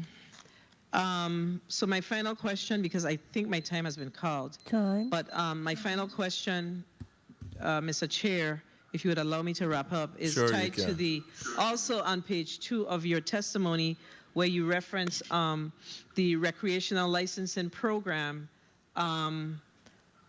Again, we talk about a lot of programs that we are thinking about. What's the status, the true status of that? And do we have some sort of a roadmap as it relates to a timeline as to when this can possibly be implemented in the Virgin Islands? Senator, so I will say this is something that is actively here because I already have the draft regulations that my staff have completed. If you want the detailed version, I can ask Director Angeli to provide that, but this is not something that we are looking to wait years on. This is something that we want to have promulgated because we recognize the extractive nature on the recreational side of things. And in order for us to completely understand our fishery, we have to have the accounting that we do for the commercial industry on the recreational side as well. Okay, so do you have a timeline though? Next year, the end of this year? What are you looking towards? And I'm going to wrap up because I don't want to abuse my time. So I'll let you can respond on the chair's time. Thank you for the time, Mr. Chair. No problem. Mr. Chair, if you wouldn't mind, I can have Director Angeli answer what our estimated timeline is that we're looking forward to, if you so desire. Director? Yes, thank you, Mr. Chair. Our timeline to move the rules and regulations forward would be after review, which they're currently under review by both fisheries advisory committees, to have our department send them to Government House for the proper channels of promulgation this year. The commercial fishing registration and boating registration happen in June and July each year, and we would suppose there would be a similar timeline. So we're currently engaging with outreach companies and with our federal partners to ensure that this is a well-known and well-promulgated and public program that has plenty of room for public engagement and also feedback. Thank you for your response. Colleagues, this will bring our first block to a close. Anyone with a follow-up question? And if not, I'll ask for a closing statement on the Block 1 segment before we go into Block 2. Starting with agriculture. 30 seconds. This is Ms. Collingwood. Just thank you for your support and the direction. The comments that were made were valuable, and we would look to them and move forward. with those things in consideration. Thank you for your support, and we will continue to make great progress. Thank you. DPNR. Thank you, Mr. Chair. And our department is committed to balancing our dual responsibility of being a regulatory agent on the fishery sector, but then also being charged with the promotion of the commercial fishing industry as well. We believe that there are a number of programs that are ongoing that will allow us to do so sustainably. It is our mission right now to figure out how to properly engage new fishers into the industry and secure the longevity of one of our time-honored traditions within the territory. So thank you for the opportunity to present here this afternoon. And we look forward to working with you and members of your committee on the way forward for the department. Thank you. Thank you, Commissioner. And the committee and I look forward to assisting the executive agencies as much as we can so that we can be able to sustain these two important industries in the territory, that of agriculture and the fishing industries. However, we have to do our part in order to step up our game and ensure that when we provide assistance to these industries as well, that we do it in a safe and healthy manner. We cannot continue to have the fish being sold in the manner in which they were. I know you spoke about what's in Title 20, Section 497F. We will revisit that. However, there's some other pop-up areas that just came about since then, and it's becoming the norm, and we cannot afford for that to continue to happen. So we'll work towards that end and provide as much assistance as we can. And whenever the agencies apply for these federal grants, I'm asking you, I'm begging you, I'm imploring that we get these monies spent and not sit on it for 3 years. All right, this concludes the first block today, and block 2 will be going into, I think it's just DPNR. The Department of Finance had some technical, not finance, the Office of Management and Budget had some technical difficulties, and the Department of Finance, we've gone so far into the time that they've sent in something to be read into the record. But before we close out block 1, Madam Clerk, do you have the reminders of the deliverables to this committee, please? Yes, Mr. Chairman. You could remove the mask and you alone over there and be clear. Thank you. Senator Dwayne M. DeGraff asked the Department of Agriculture for a definite timeline information on the development of restrooms in the area of the vegetable market on St. Thomas. Senator Janelle Sarro asked that the Department of Agriculture submit its annual report to the Legislature of the Virgin Islands by January 31st every year as mandated by the Virgin Islands Code. Senator Genevieve Whitaker asked the Commissioner Nelson where the Cannabis Board is with the promulgation of rules for issuance of hemp licensing. Senator Kenneth L. Gittins asked the Department of Agriculture to give the status of the $300,000 grant from the Office of the Interior and what has been ordered with the grant funding. In addition, DPNR has asked for an update for the fisherman who has not received the disaster funding thus far.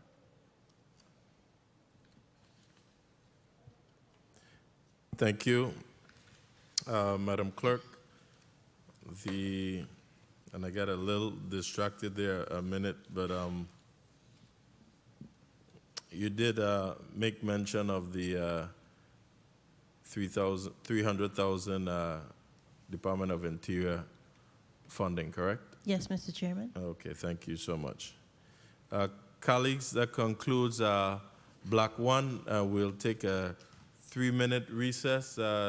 Colleagues on the St. Thomas end, stand by for a call. The committee stands in recess.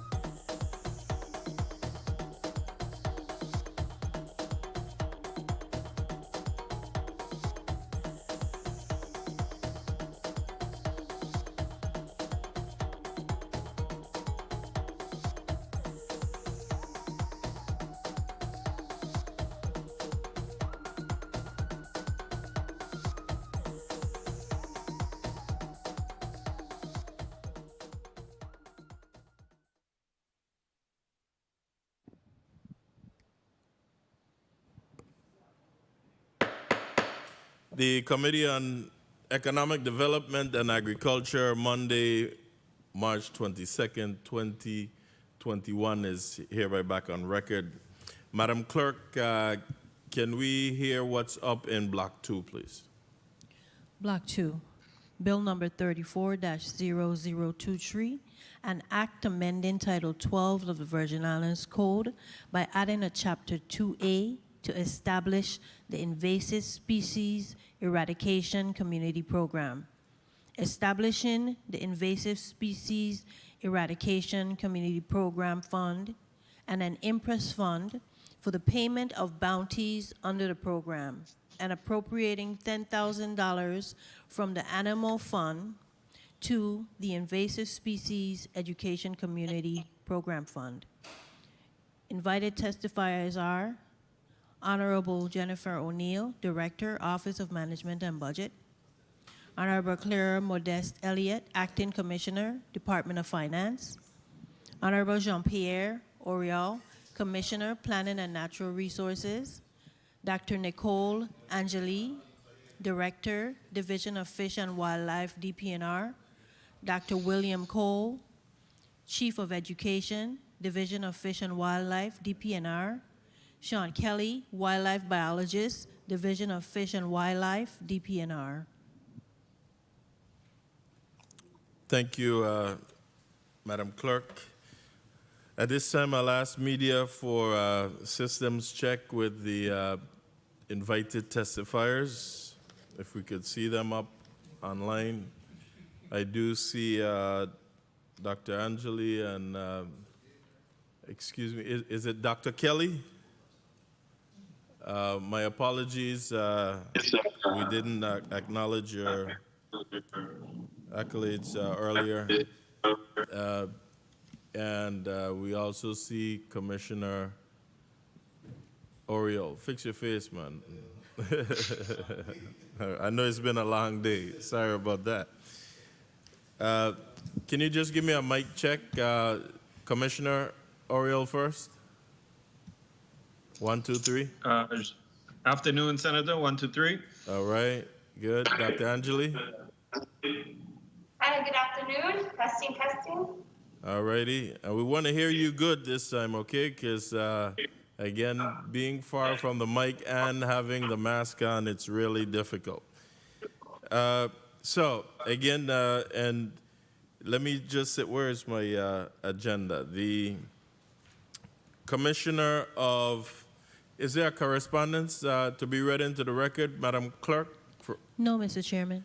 You don't have a correspondence from the Department of Finance, Acting Commissioner?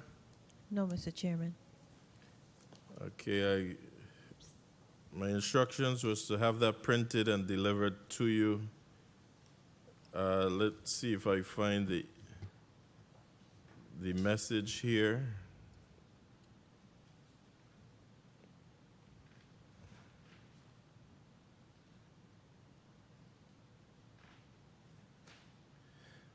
I did receive a message from the Acting Commissioner of Finance, who was trying to wait for us earlier but had another commitment, and also said, good afternoon, Honorable Senator Gittens. Please be advised that although the Department of Finance is not available to attend the hearing virtually due to previously scheduled meetings, I want to provide you with the fund balance for the Animal Fund, which is $67,828.70. Additionally, $10,000 can be transferred to the Invasive Species Fund once created by law and will be managed by the Department of Finance as mandated. Let me know if you require any further information and/or clarification. Thanks for your understanding. Clarina Modeste Elliott, Department of Finance, Acting Commissioner. And also, I did receive a phone call from the Office of Management and Budget, who stated that they were having severe technical difficulties and was unable to log on. However, they too are in support of the measure and have corresponded with each other to know that the fund balance is there and the account that we're looking to use the monies from can be used. All right, colleagues? And before we go, so that speaks to those two agency heads who are excused. And again, we're still battling from last legislature to this one where we apparently have a defiant employee coming before the body. And my colleagues and I will truly like to know before we get into the discussion of the bill, because his presence was critical today in having this discussion. He wasn't here earlier, which we wanted to get some clarifications earlier so that we wouldn't have it during the time of the discussion of the bill. However, I was trying to wait it out and see if he would appear. And still, now here it is. We are at 4:40 p.m. and he has not showed up for work. So, Commissioner, as the agency head, what are the repercussions for an employee not showing up to work without calling in? So, Senator, what we're going to state is that the employee was required to come to this hearing. He was mandated to do so from last week. Reminders were sent to him. So, barring any legitimate documentation to excuse his absence from these hearings, that will be an internal personnel matter that I'll have to deal with because, again, I recognize that the request was specifically to have him also participate, and failure to do so without the requisite explanation is just not going to be tolerated.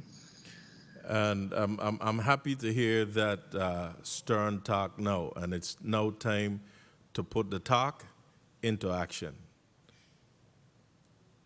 We're officials heading a department, supervising subordinates, and we can't just have people doing what they want to do. Something is going on. We do have a problem with these snakes.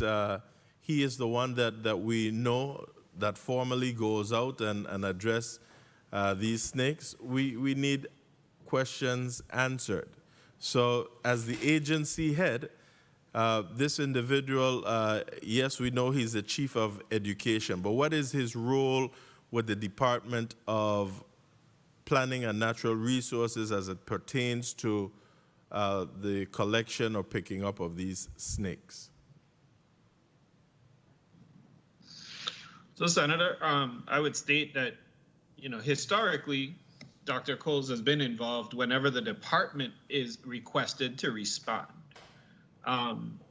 Prior to, I would say, just a few years ago, really about 2 or 3 years ago, Dr. Coles was one of the main individuals within the department to provide that direct response when the department would get called. But we have since staffed up,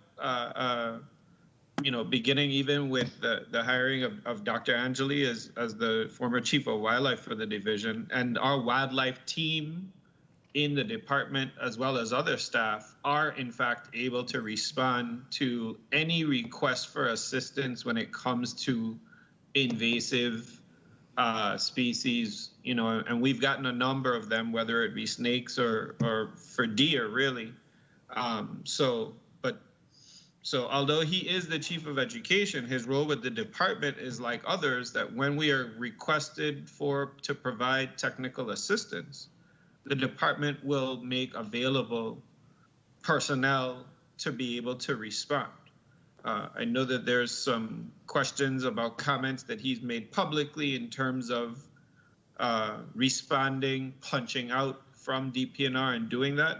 We don't request that.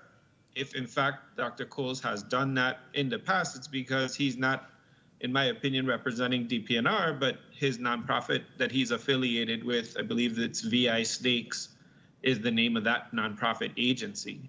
And so There is a response that is requested, whether it's from VI Snakes or to the department for assistance in removal whenever a sighting occurs.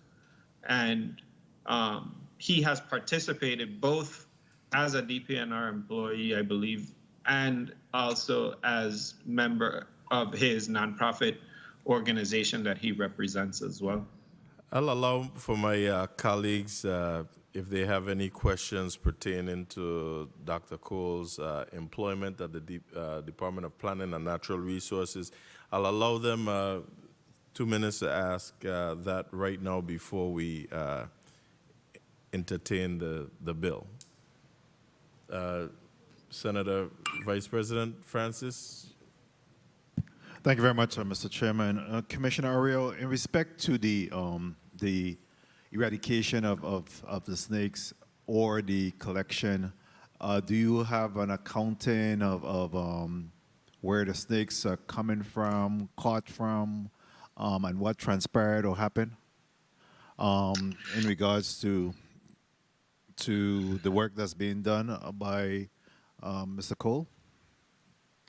So I know that for the department, we do have an invasive species action plan, and that plan requires, when you were responding on behalf of the department, to have that additional data for the department in terms of location, type of species, you know, like we want to gather all of that data to the point where we also are trying to get some scientific information to better inform where, through the invasive species action plan, that we can put certain things into play in order to further our goals of trying to remove as many of the species as possible. Okay. So we do require that. In terms of him responding on behalf of VI Snakes, we have not received something from VI Snakes that would turn in that information to us, not that I'm aware of. I think I've asked that question. I'll let Dr. Angeli follow up. But that's one of the things that we are now trying to balance within the department is, you know, if in fact this isn't a departmental response, then this information, these requirements for reporting, all of that is what we want to collect at the department so that we can further our action plan in trying to create programs that will further reduce the presence of the invasive species. Additionally, before we go to Director Angelique to speak to her involvement, have there been any, of course, you know of the frequency of sightings of snake in the territory and in particular here in St. Croix. Have you issued any memorandum, taken any policy statement in respect to expectations, documentation or the like, which again hold for some accounting of the snakes? Not from a policy standpoint, Senator. Again, I think that what we are trying to do is, because we're the ones that are called from a technical assistance standpoint, like we're gathering that information to better inform. I think as we discuss the bill, you know, you'll see that there's certain things in there that we want in terms of contents, you know, preserving some portion of the species so that, you know, we can have it further studied and try and identify geographic locations or habitats that we need to focus on priority-wise to try and reduce the number. So, but these are things that not for the general public, but now that we're creating an invasive species eradication program that involves the public, then we'll now have to put the participation requirements in there so that they're knowledgeable of also what's important to us in order to make the removal more effective for us to get some greater insight as to where we concentrate certain efforts in. Very well. And my final question in regards to Dr. Cole and his responsibility and accountability. Have you yourself engaged Dr. Cole in any discussion with respect to what he's doing, either his nonprofit organization or his role as a DPNR employee in respect to snakes and the collection or eradication of snakes? not since our first hearing on this last February, where they were, the staff was traveling, and that's the reason why they didn't participate at the hospital that one day. We have had some discussions prior to that, but I would say within the last calendar year, no, Senator. Okay, very well. Thank you very much, Mr. Chairman, for the time. Thank you for your responses, Dr. Commissioner Orio. Thank you. Senator Heiliger, you recognize? And this is just towards the personnel action of the employee before we go to the bill. Good afternoon, everyone. How are you? Please recognize the mic of Senator Alma Francis Heiliger. Commissioner Oriel, good afternoon. How are you? Okay, how are you? I have, good. Quick questions. How much is Mr. Cole's salary? I don't know the exact number. I would say between the mid-60s Well, to his 70,000. immediate supervisor is there, so I'm sure she could tell us. Dr. Angeles, I believe. What's his salary? If you have another question, you could move on to the other one, but I'll make sure that they answer that question, Senator. I'll definitely make sure. I'm trying for clarity-wise. You're sharing he has a nonprofit as well. Outside of working for DPNR, is there specific hours, X amount he has to work, or he's on call 24/7? So for DPNR, there are going to be times where you're going to be outside of the normal 8 to 5, depending on the nature of what it is you're working on. So he's a full-time. So he's a full-time employee, 8 hours. That's correct. Minimum. That's correct. Okay. Is he paid directly from the local government or from federal grants? He's paid by the local government through federal grants. Okay. Today, for example, if his immediate supervisor informed him during his 8 to 5 that he needed to be here at the legislature and he has not shown up, did he turn in anything to your department stating that he would not be in today? No, he has not. Okay. And from what I understand, the legislature has been attempting to get him to come before this body several times. And when he did not show up then, what disciplinary action did your department take when he deliberately did not show up after getting a directive?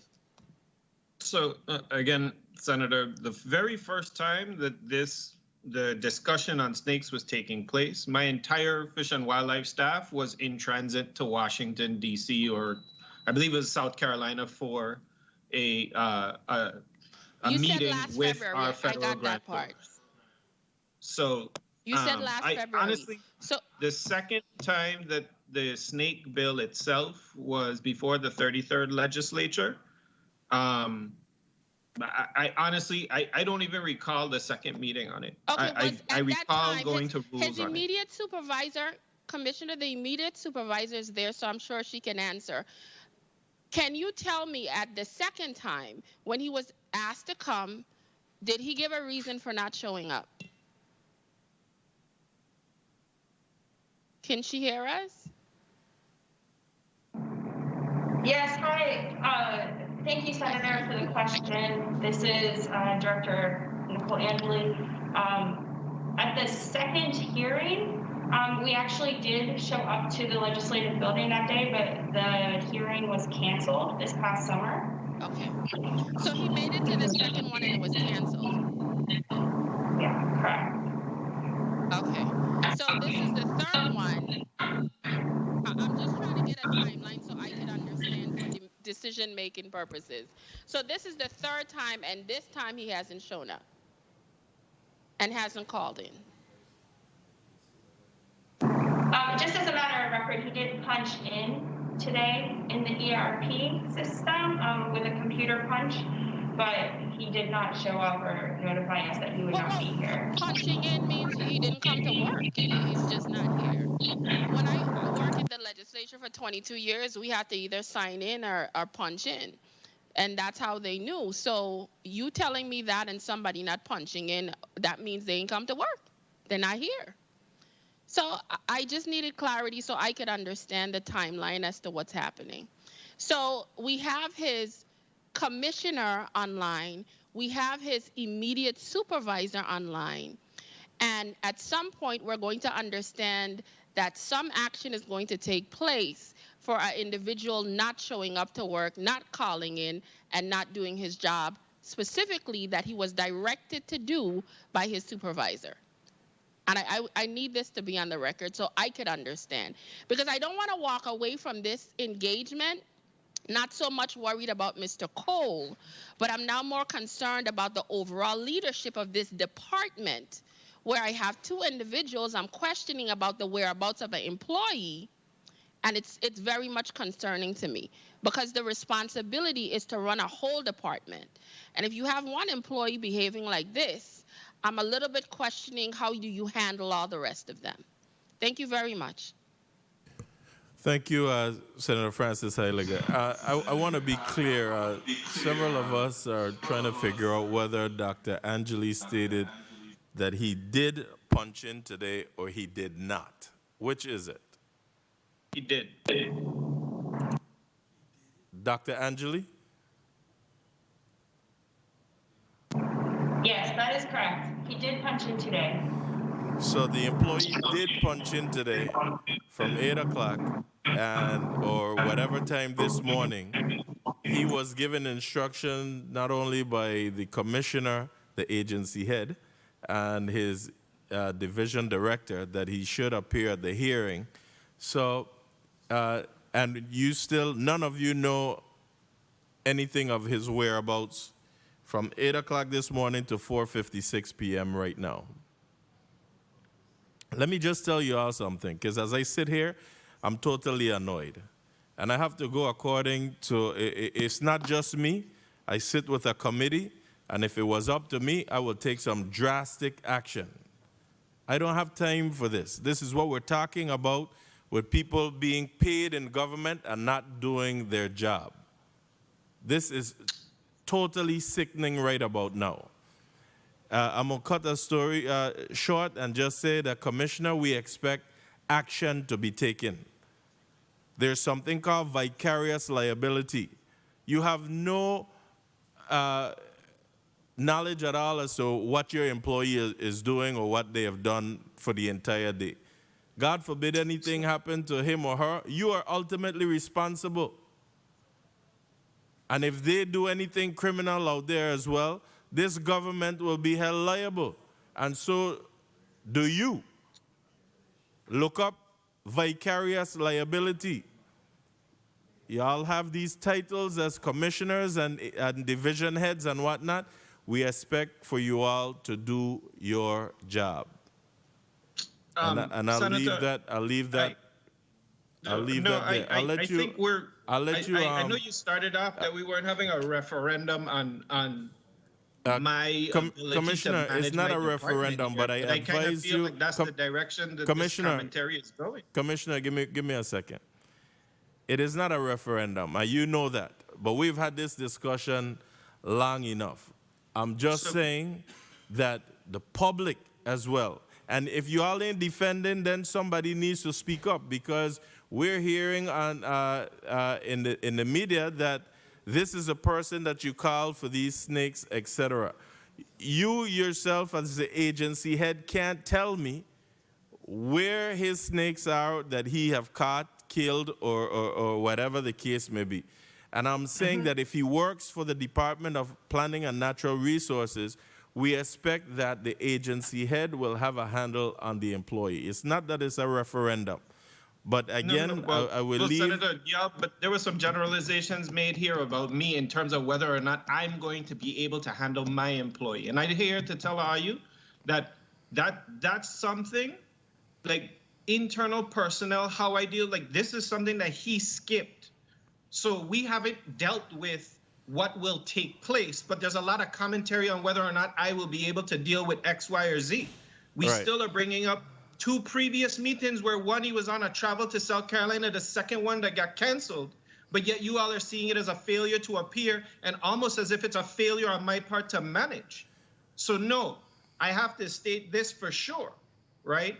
That you all do not know what I'm going to do, because today is actually the first day that he's actually skipped out on purpose, in my opinion, and there will be consequences for that. Well, and I thank you for that, and I understand your frustration, and that's why I authored the letter, the second notice, in the manner in which I authored it to you, to require his presence. So, as for me, I am saying, from now moving forward, yes, I expect now that it's official skip out that we take action on this. I understand, but I don't want this, and this is exactly what I didn't want. I didn't want this to be about him per se, but because everyone knows on St. Croix that when it comes to these snakes, all you're hearing is Dr. Cole, Dr. Cole, Dr. Cole. You don't hear DPNR, you hear Dr. Cole.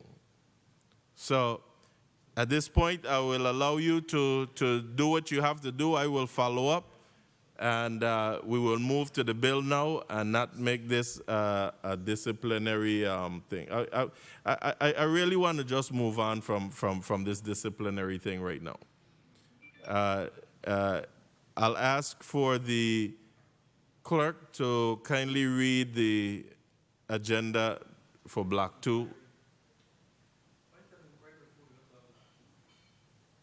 If the inquiry is anywhere surrounding the personnel matter, I am not going to entertain it.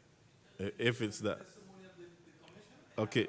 During your time of questioning, I'll allow you to answer that, to ask that.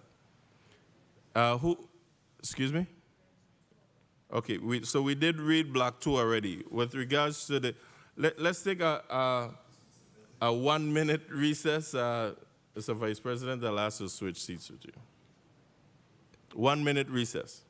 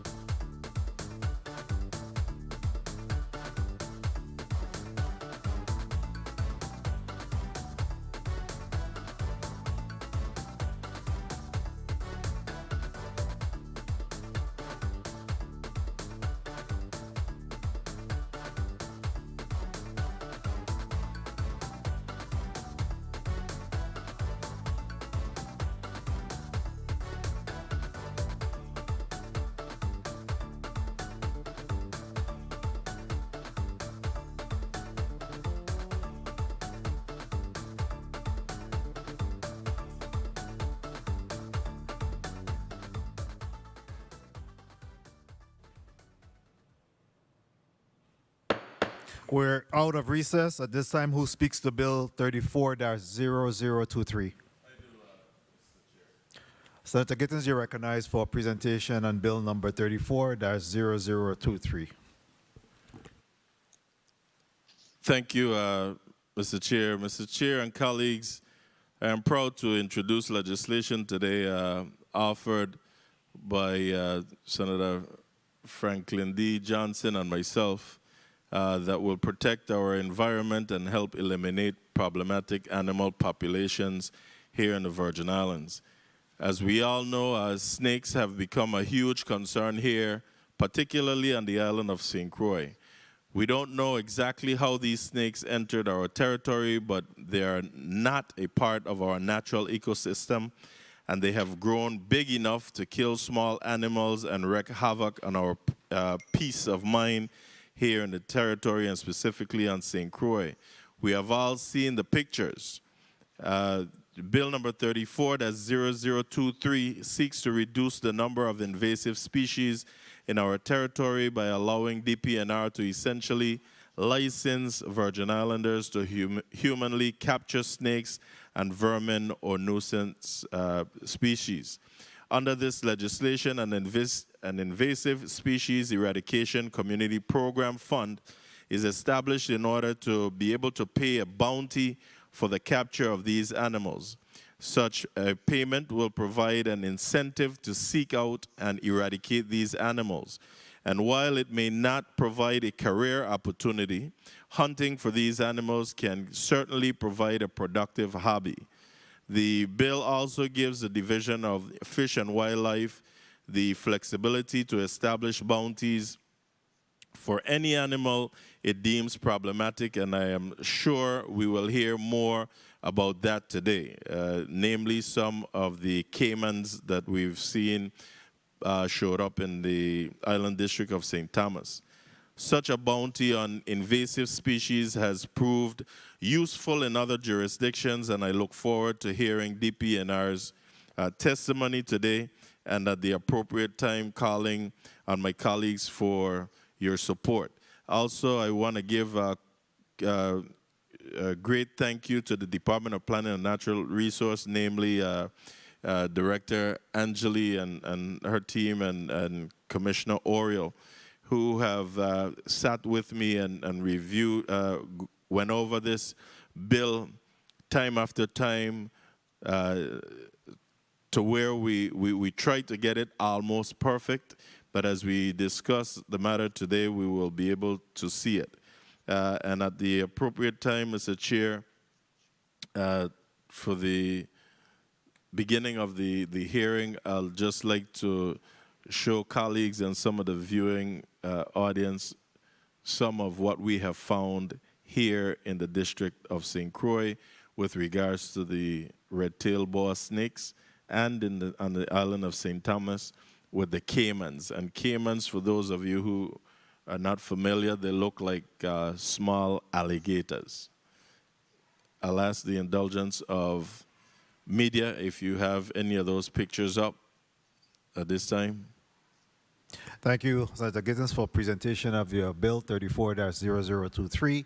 At this time, media, you could go ahead and show the photos.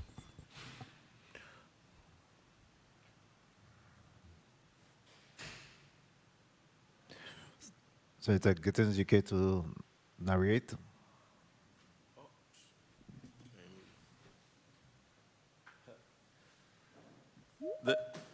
That's a red-tailed boa that's showing this one. And some of these pictures we want to give courtesy to St. Croix Snakes, who had some of these on their Facebook page. This is one found in LaGrange. This is one of the caimans. Dr. Angeli could state the area some of these sightings were. I can't recall the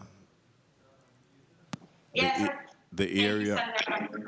Yeah, our team responded to several caiman sightings last year in the District of St. Thomas in the area of Mundal. Keep going, media. From the environment, and they were euthanized with the help of veterinary services at Coral World. This one you could see how they come up. Go back one more time. Just go back a minute. You see how they camouflage in the trees and whatnot. At times you don't even recognize it until you're right up on it.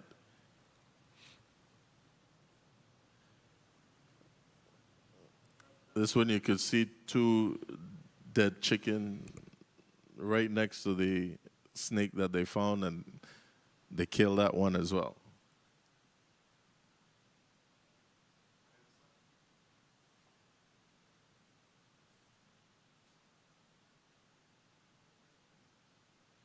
This is another one being camouflaged, and that looks like a mango tree.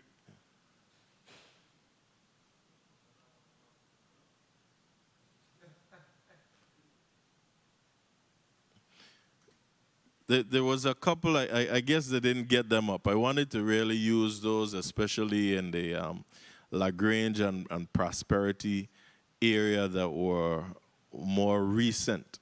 And those of you that's on Facebook, you see the the pictures up all the time. This one, it appears that that's an iguana or something inside the stomach of this snake. This is one where it seems like someone have a container, and he was trying to make his way in. There's some others that we found up in the hills of somewhere in the western area, where they found one going into a chicken coop. There it is. Actually, he made his way into the, or trying to make his way into where the chicken is feeding inside that cage.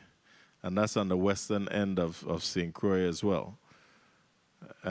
This one was found in a relative of mine's yard, and I'm scared to go back down there now because this is an area where we usually congregate annually, and we play some big domino games and whatnot. And seeing that beast down there, I'm not too enthused of going back down there until we could get this program together.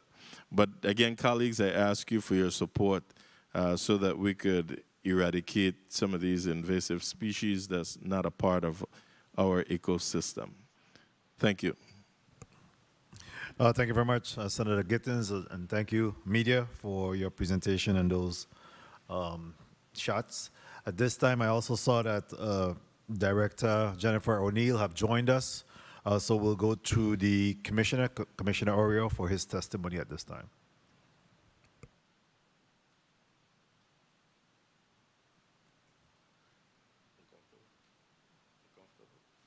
Okay, just pulling it up.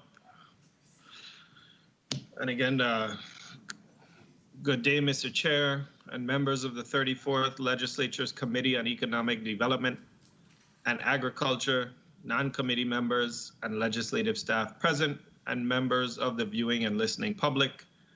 My name is Jean-Pierre Oriol, Commissioner for the Department of Planning and Natural Resources, and I have with me today Dr. Nicole Angeli and Dr. Sean Kelly of my Division of Fish and Wildlife staff.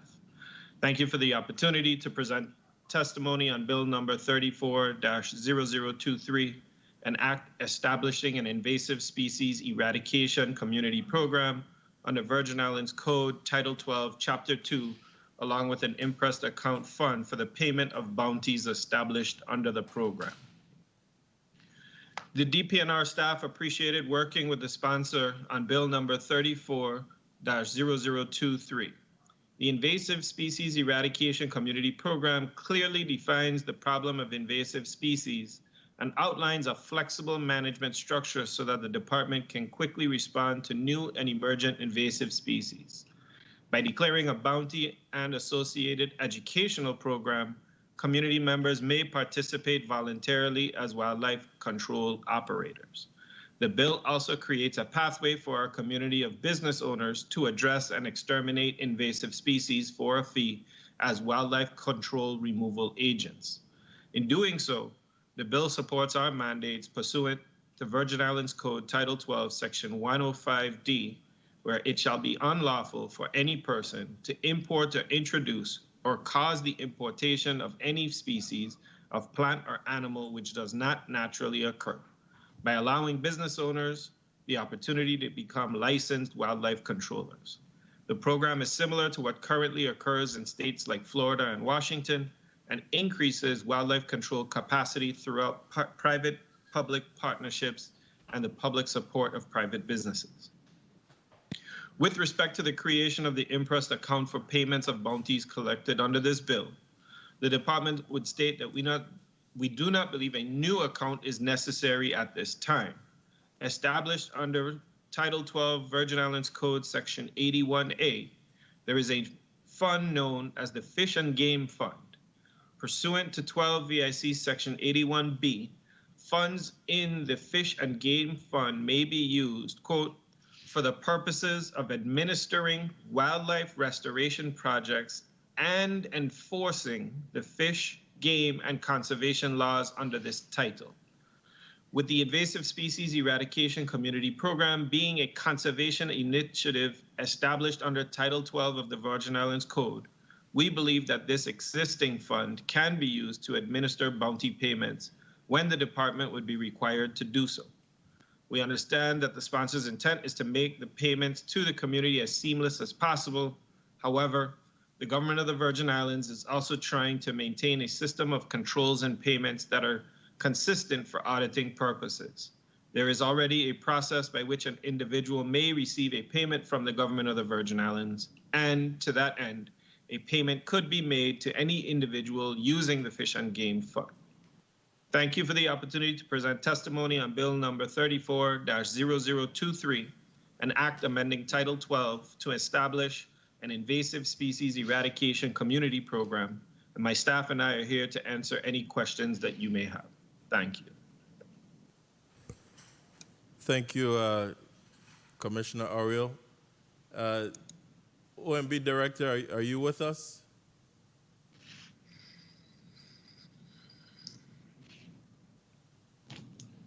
Yes, Senator Gittens, I am. Good afternoon. Hi. Good afternoon.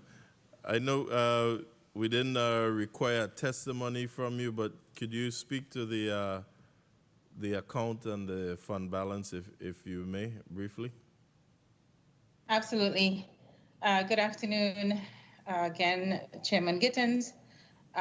Just to speak briefly to the Animal Fund, as of December 31st, 2020, we show an available balance of $67,353.70. So $67,353.70. Thank you. So we do have a proper funding source, and I don't think there's anyone else to provide testimony. Before I open the line of question to colleagues, Commissioner Oriel, you made reference, and that's why I said we worked on an almost perfect bill, because I know that there was something thereafter. You did say you were going to double check to make sure there isn't another account that it could be used. And you're absolutely correct that we're trying to make this an incentive and didn't want to make it anything hard where there's government bureaucracy. And once you begin the community bounty program, that individuals would have a hard time or a long time being paid. So that was the purpose of trying to set up the Empress Fund. And you did state that we believe that this existing fund can be used, which is Title 12 of the Virgin Islands Code, be used to administer bounty payments when the department would be required to do so. So are you indicating that you believe that, excuse me, it will be duplicated if we were to set up the specific Empress Fund for the invasive species bounty program? I think so, Senator. I don't want to say necessarily that it's duplicative. I think the Empress account that you're talking to is specific to this program. But I do know that over the years, one of the goals that we've seen that the central government has tried to do is control the overall amount of different accounts, and making sure that, I would state for audit purposes. Again, I know that the account can be created and it would be specific based on the language for what its use and purpose is. What I wanted to do was state that there is an existing account that could be used rather than now introducing a new account that would still be able to give the same effect, which is payment of these resources. Thank you. And are you able to write a check from that specific account from your office? Not a check, no, not an individual check from this account. So that specific account, you will have to go through the ERP. the usual bureaucracy of and through the ERP system. Correct. Okay, and that's what we're trying to avoid, colleagues. And we have 2 or 3 individuals who at least served as agency heads. That's within this hearing today. You could speak, I'm sure, to these Impress Fund. Again, what we're trying to do is have the incentive there, and we don't want it to be a month, 2 months, or it sit on somebody's desk who is out on vacation and the individuals cannot be paid. This is too simple for that to happen.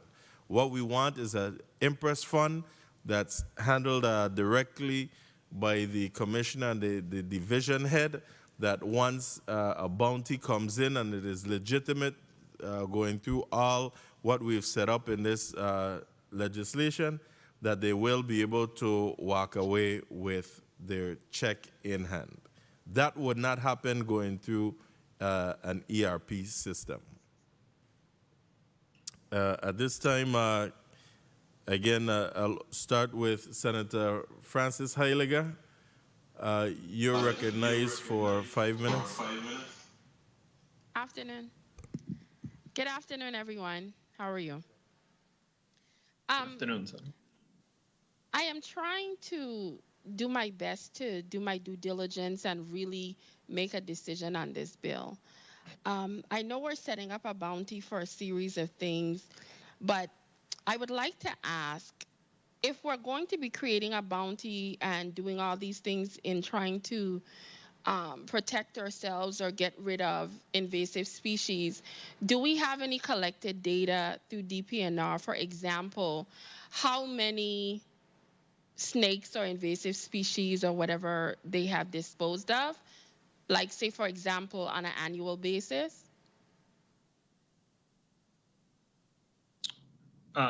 Yes, Senator, we do have data. I'll let Dr. Angeli respond. She can provide you some of the technical things that we look for when we're gathering information and also responding to the technical assistance request. Good afternoon, Dr. Angeli. For example, how many snakes have you guys assisted with disposing of, or the little, what do you call those alligator-looking ones? The caimans. Do you have any data, for example, of how many of these species you guys have taken out of the Virgin Islands, euthanized, et cetera? Yeah, for each incident, and since I've been on board, each incident that occurs with wildlife, whether it be native or non-native, is recorded in a wildlife reporting form that's available as a print copy and electronically to all staff. Those are filed and logged. So that allows us to go back and pull those data and number for any species that you'd be interested in. To date, we've had 3 caimans in St. Thomas. Could you please provide me with that information, because it's pertinent to me trying to make a decision today, okay? There were a couple of other things I wanted to find out. In regards to the bill, there is sections for the requirements. One section has to do with 18 years of age. I know 18 is an adult, and some of these species, some of them might be a little bit dangerous. Do you think that age is a good enough age to start just because it's an adult age? Or do you think we might need to be a little bit older, especially with dealing with some potentially dangerous animals, that a little bit more maturity and wisdom might bring? Anyone? Thought process on the age? Yeah, so the intention of the bill and why there's an educational component is that that age is, first off, an adult, as you stated, but second off, an age where someone would have to go through the educational program, they would take responsibility for their own actions, and we wouldn't issue that educational card until they had successfully completed the certification exam. Okay. So you think 18 is okay? I think it is. I started catching snakes when I was about that age. There's also in here, I want to ask about, there's a section, and I don't know if the sponsors or even from your perspective, there's a section on consent to submit criminal background checks. What was the thought process on that aspect of it? Or So what are your thoughts on it? Yeah, thank you for the question. The American Veterinarian Society, in some cases, states that humane euthanasia may occur with a firearm, with a direct shot to the head. That's standard across some species of domestic animals as well as wildlife. And so if someone was going to use a firearm, as some already permitted collection agents do for the collection of non-Indigenous species, they would have to submit to that background check through the Virgin Islands Police Department. Also with the bill, and based on the data, because I really need that information to assist me. But when I do get it, hopefully, is that something I can get today, since it's readily available to the staff that you guys can pull it up? I can get it to you by 9 o'clock tomorrow morning. We're trying to vote today, so that's kind of a little late. Give me a little bit, yeah. If you give me about 20 minutes, then I can go in and get that report. Okay, that would make me happy. It spoke about the transfer of $10,000 from the Animal Fund for the Invasive Species Education Community Program Fund. I want to know about the funding, and maybe that's why I need to know how many of these things that we're engaging with, because I'm wondering if that's adequate enough money. If it's not adequate enough, do we need to adjust it? So I'm trying to get all of this done, but I need data in order to make a decision. So hopefully if you could get me that within 20 minutes, it'll help me just a little bit more to better understand the numbers in this bill and the necessity of it, and potentially maybe if we need to put more funding, etc., depending on the number that you share with me today, okay? May I make a comment? Yes. Okay, so as it relates to BOAs, no BOAs were reported in 2011. 2 BOAs were reported in 2012, 2 in 2013, 1 in 2014, but by 2016 and 2015, we had captured 27 BOAs in that year. The following year was 15. That's the last time that we have specific data. After that, St. Croix snakes started to become the preferred community option for snake reports. And so those calls in the past year, we've only received 3 calls in the past 12 months for BOAs. Dr. Kelly responded to each of those 3, and the majority of these other calls are going to this other body that's operating. So I'm not sure that the data we provide may be able to answer the question that you want. Okay. Well, so quick question. So far, you said the number has dropped when it comes to dealing with, for example, BOAs. Do you have other information across the board to the various different types of snakes, or is it just limited to data on boa constrictors? We have data on all of the animals across the board. Okay. Well, hopefully you could provide that for me. You said in about 20 minutes? Okay. Yes. Did she say yes? All righty. Thank you. I'll look out for the information. Thank you, Senator Francis Heiliger. Senator DeGraff, you're recognized for your 5 minutes. Thank you, Mr. Chair. Good afternoon, colleagues. Good afternoon, testifiers of your listening and present.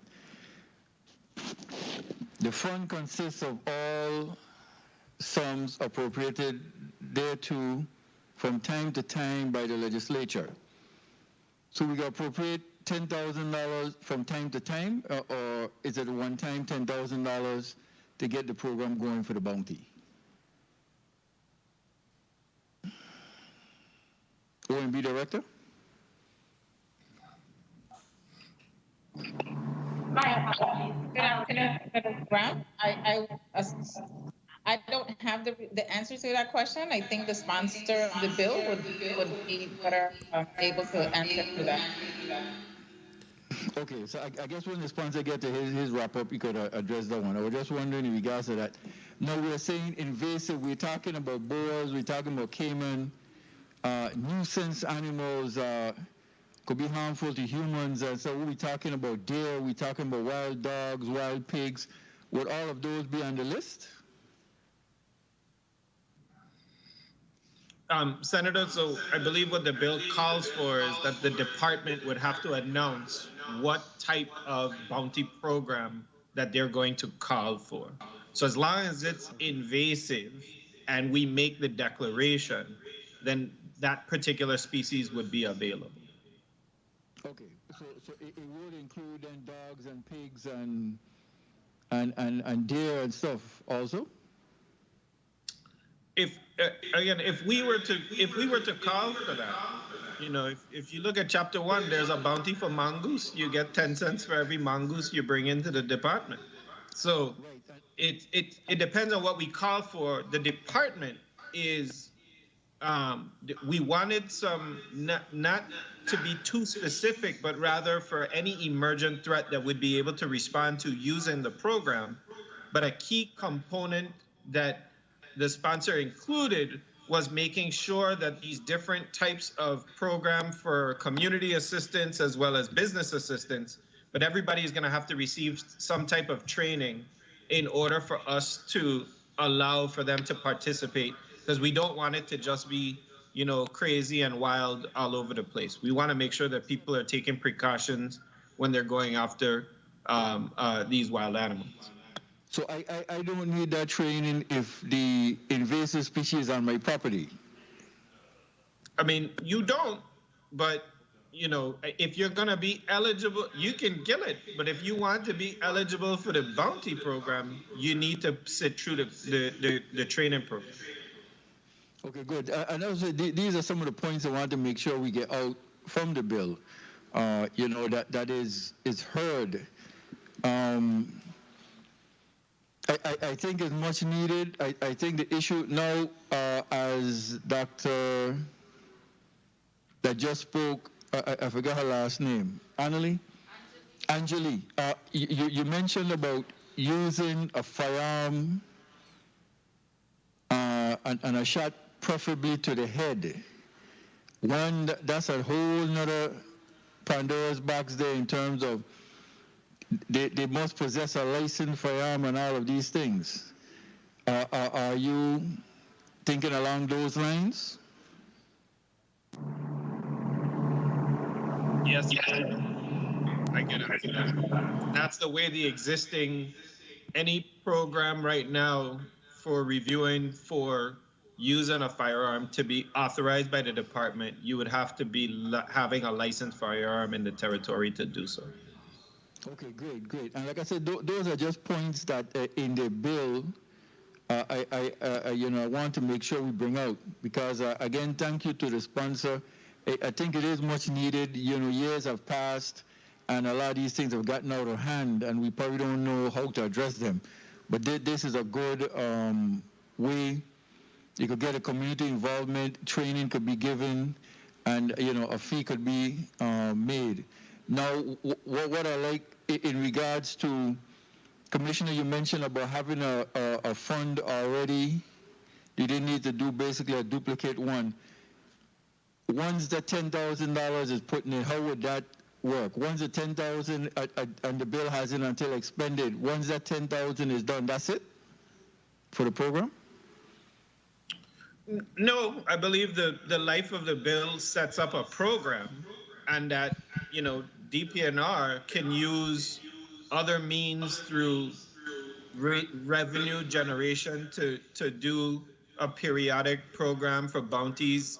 If we feel it's necessary, we can apply for use of federal funds as well, you know, through our wildlife, sport fish and wildlife restoration program from the U.S. Fish and Wildlife Service. So again, the sponsor made excellent effort in terms of keeping it open-ended, and when those funds would be available, we could execute a program. Okay, thank you, Commissioner. Thank you again, Mr. Chair. Thank you, Senator DeGraff. At the end, the volume has been going down and we weren't able to hear. But let me see if I could respond to what you were asking with regards to the fund. Page 4 of the bill under Section 114, Certification Program and Permits and Fees, speaks to the fees that will be collected for permits and the fees that will be collected for the program itself. These some of these funding, the fees will go towards the replenishing of the account. So hopefully it revives itself as it will require an annual renewal for your permit. So with the annual fees, you having to annually redo your permit, hopefully this funding will be able to replenish itself. As for the use of firearm for killing these invasive species, this is not the sole method used. However, it's one of the methods that can be used if you have a licensed firearm. Other than that, all you're required to do is ensure, I think, and Director, Director Nicole Angeli can speak to that later on, that what you need is blunt force trauma to the head to basically ensure death. So you could use a big block, you could use a hammer, or whatever the case may be, but what they want to do is make sure that there's no lingering hurt, I guess, for the invasive species. And the emergent invasive species now is the snakes on St. Croix. However, the bill is inclusive of all invasive species, as we've seen now, caimans, which are the small alligators, coming into the territory, specifically in the St. Thomas, St. John area. So what we did was, rather than just naming this the snake bill, we made sure that we gave it the proper name, utilizing other jurisdiction as an assist. So we're looking at invasive species that's not a part of our ecosystem. Senator, I just lost my. Senator Johnson, you're recognized for your 5 minutes.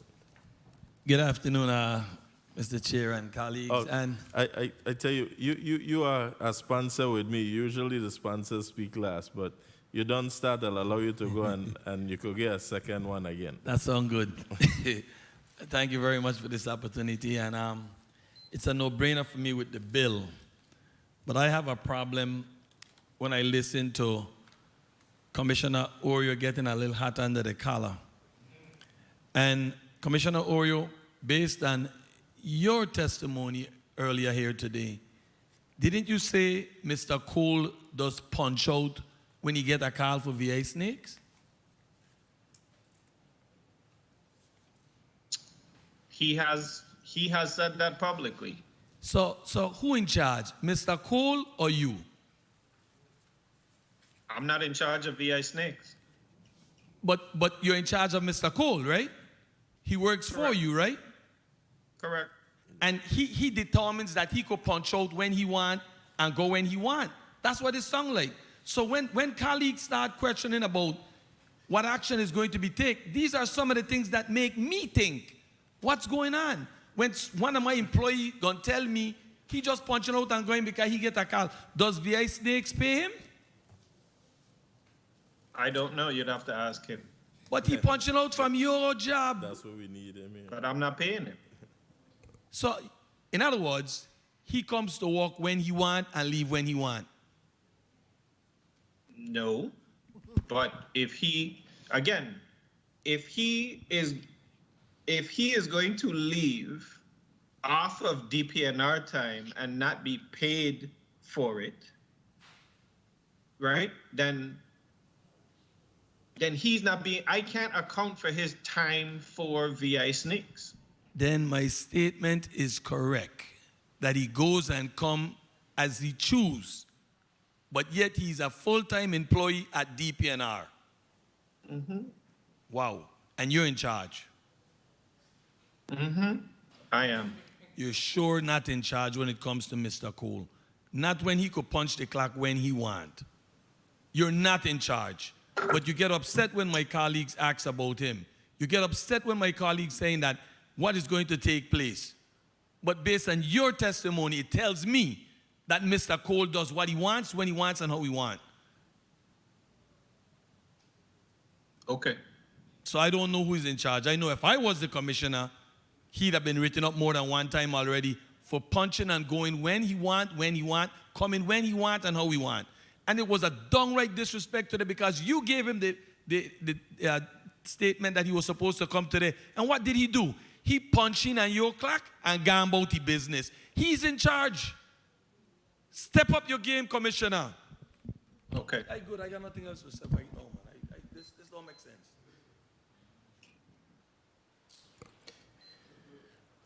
Thank you, Senator Johnson. Senator Francis, you're recognized for your 5 minutes. Thank you very much, Mr. Chair. Good afternoon to everyone, and thank you for your testimony. I wanted to ask, in regards to the funding source, Commissioner, that you intend to use for this purpose, that's is a funding account that is in good standing? The Fish and Game Fund is in good standing. But again, this is my proposal. It's not what the sponsor has intended for the bill. So that Fish and Game Fund, it is in the black, but it is not the primary source at this time. And is that a local funding or federal funding? It's local funding. And it's allowed to commingle with other funding and still be in good standing? Just Yes. trying to So get some clarity. the primary source of funds is the percentage of monies that come from when individuals license their firearms at the VIPD. A portion of that gets deposited into the Fish and Game Fund. It is also where we put our a portion of the anchoring fees from the territory. So, like I said, it is in the black. Very well. And I think what the sponsor was trying to achieve is to be able to have a fund that will create some incentive and be flexible and not to have to go through the bureaucracy in terms of red tape, in terms of waiting for a check to be issued and those type of things. So, Director O'Neill, will this be something that will be considered for an Impress Fund? I know that there is some under the Office of Management and Budget as well as the Commissioner of Finance, there is some scale back in terms of the amount of funding, Impress Fund that could be established within government. Do you see this as one of those areas where an Impress Fund could be established? Thank you for that question, Senator Francis. Actually, I'm unsure at this point whether or not it would qualify. I think it can, but I'm not 100% certain. And the fund that Commissioner Oriole spoke to, the Fish and Game Fund, I'm not sure who controls that, but if you were to use that, it does have enough funding, I should say, in there to use, and that fund actually has monies that come into it significantly more than the other one, the Animal Fund, every year, and it's not used. So, for instance, in fiscal year 2020, that fund, the Fish and Game Fund, saw revenues of $308,081 coming in, and $99,000 was used. So if you want an ongoing source of funding, the fund recommended by Commissioner Oriole may be better than using the Animal Fund. Very well. Very understood. And Commissioner Orio, in regards to safety and security, in terms of a bounty hunter, you do already have within the purview of DPNR rules and regs how that bounty hunter is controlled and regulated, correct? Yes, and what the staff has actually done is if we were to do a bounty program specifically for snakes, for example, we would issue a campaign specifically geared, the education campaign specifically geared towards the handling of the boas themselves. If we were to do a campaign on another species, we would do an education program prior to the establishment in order to train folks to handle that particular species that we're holding the bounty for. And that's the way we envision running this program. And along with your vision, obviously then the bounty hunter will have to be registered and so that they could undergo the training that would be required to make sure that our community is safe and secure in respect to these individuals discharging firearms outside of particular areas. That's correct. And we have very, very specific guidelines when it comes to firearm usage right now. We are only allowing it as a method with the proper acreage, using a design plan. So it's not something that will be common, but rather issued very sparingly depending on the type of species that we're also dealing with. And I'm very much in support of this particular legislation. I just wanted to make sure that the public is understanding exactly what we're trying to achieve here. And my final question, Mr. Chair, is that there will be an expectation that along with the registration of the bounty and the bounty hunter, is that an individual that then, for any reason, a homeowner, for any reason that use a hammer or some blunt force object to actually kill one of those species that may be identified, that in fact they wouldn't be eligible for the bounty. The bounty, you'll have to register and become sanctioned and support of DPNR in order to be considered for that bounty, correct?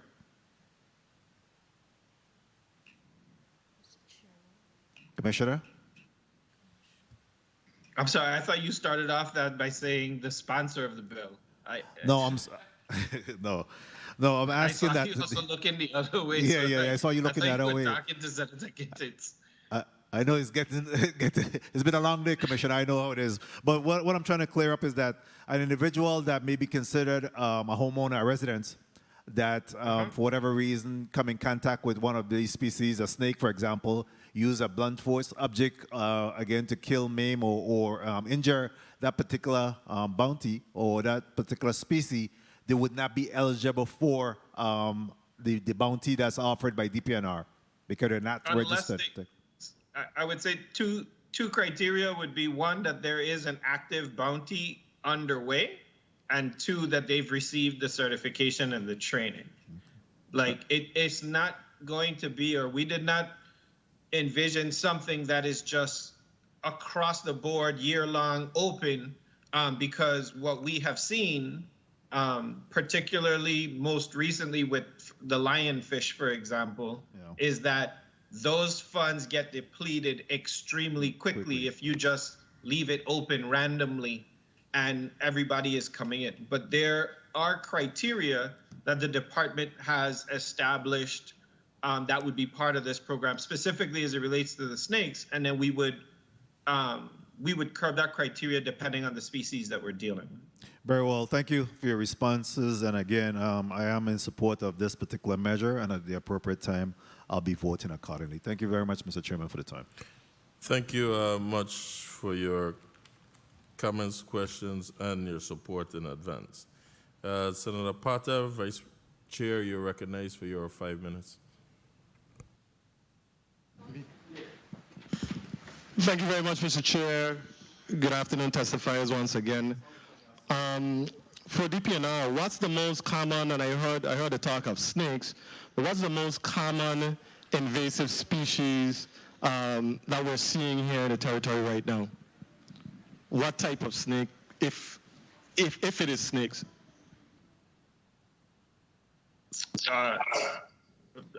I'll let Dr. I mean, if you're talking animal, I'll let Dr. Angeli answer that.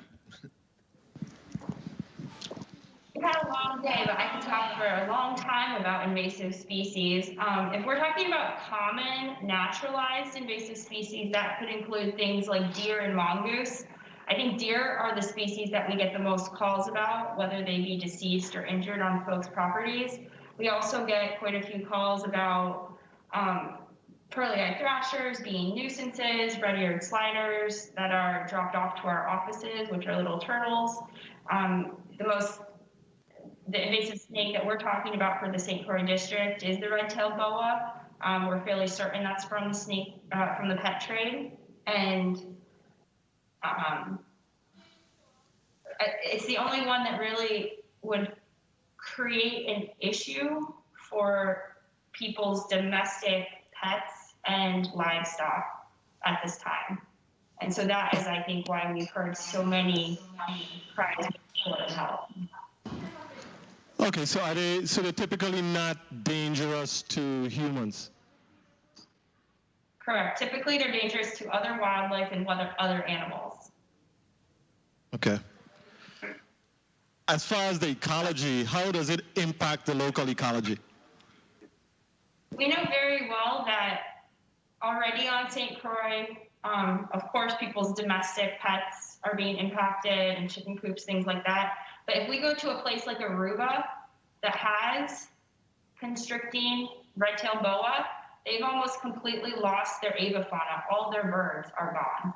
The same thing has happened on islands off of Venezuela, and similar things are happening in the Everglades. When you go to the Everglades, they used to be vibrant, loud, noisy.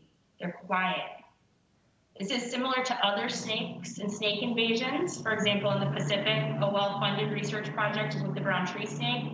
There are no species of native birds that have functionally survived the introduction of that snake. I worry that's where our island would go. There would be no more banana quid. There would be no more thrasher. There would be no more doves. Okay. And how are these species typically introduced to the community? The Caribbean is interesting, being both a receiver and also a provider of invasive species. And it's because of our rich and abundant maritime industry. So oftentimes these invasions happen through containers and deliveries. For example, with a Leucorodactylus species that were brought from Puerto Rico to Hawaii, those types of things. But the pet trade is the primary route of invasion of these animals that are harmful to livestock and human health. Okay. And as far as the bounty, and I have a little concern regarding the age of 21 when we're saying that one of the methods to eradicate these animals will be, a gunshot to the head, particularly since in the community the age to be a licensed to hold a firearm is 21, I believe. Is that of concern to you? That's certainly of concern. We don't want the years old. You can be 18 years old and participate in a bounty. However, the firearm, to obtain a licensed firearm in the territory, you must be age 21. So like the senator, the sponsor had said, this is a bill that's supposed to be flexible for future invasions and future invasive species. We don't use firearms in the Department for Euthanasia of red-tailed boa when we encounter them. We use blunt force trauma so that the brain of the animal is stopped. It's a humane method. And then we make sure that they are completely euthanized. So we don't anticipate allowing that for this specific project. We just wanted to create that flexibility and that knowledge for persons in the community to know in the future if there were other more dangerous types of animals than these wildlife control agents, who were the types of people in the bill that would be business owners and exterminators, would be able, after a thorough vetting process, to engage in that type of practice. Thank you very much for the information. Thank you very much, Mr. Chair.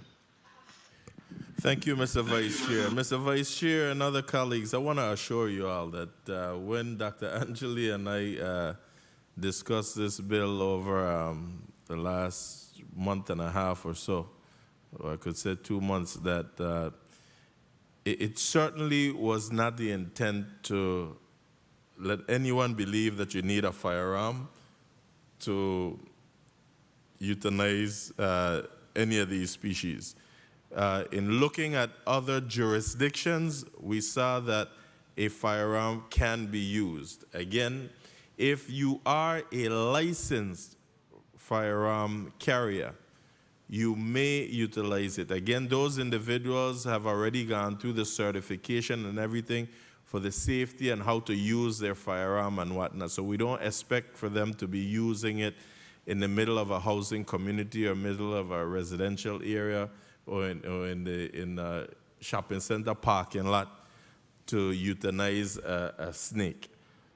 So again, please know that that is just one method that's used, and so let's not harp on the fact of anyone under the age of 21 who is not a licensed firearm carrier in the territory will be utilizing that method.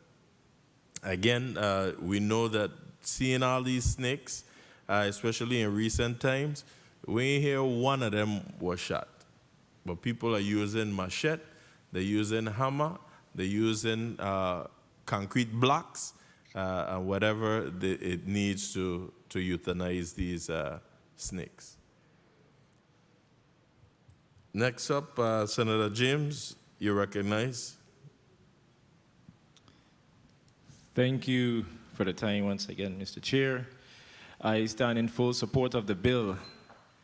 And the reason why I stand in full support of the bill because you got small children. Dr. William Cole should not be holding the territory hostage.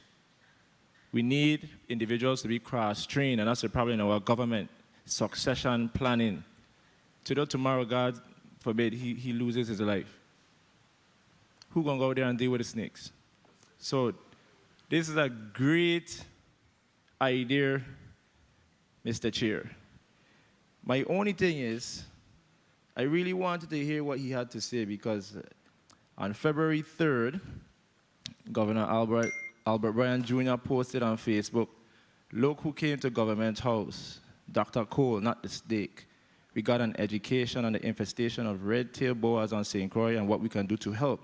So I really wish that we had opportunity to drill down and ask him what were those discussions like, what the governor has in mind when it comes to getting rid of snakes. But good thing the first branch of government did their part. We're not going to wait for the executive branch to dictate what we must do. So once again, kudos to the sponsors of the bill I will be signing on. I supported the first snake bill in the 33rd legislature. I will support the second snake bill. But it's about time. It's about time. The Invasive Species Eradication Community Program. I really wish that an extension of this will be the Department of Education working with some of our students and educating them, not in full detail, but just to get them an idea of what you do when you encounter a snake. You know, we in the Caribbean, we are a little adventurous, and it would be nice that the Department of Education can collaborate when it comes to the Invasive Species Eradication Community Program to enlighten our young men and women how to safely remove themselves from snakes and identify snakes. So hopefully we could do that at a later time, but it's a no-brainer bill. There isn't really much to ask because the main person who handles snake in the territory is not here. And like I said, I stand in support of the bill and I will vote accordingly when it is time. And to Commissioner Oriole, when you get a chance, you look a little tired, you need to go and get a vacation, take some time off. Thank you, Mr. Chair, for the time.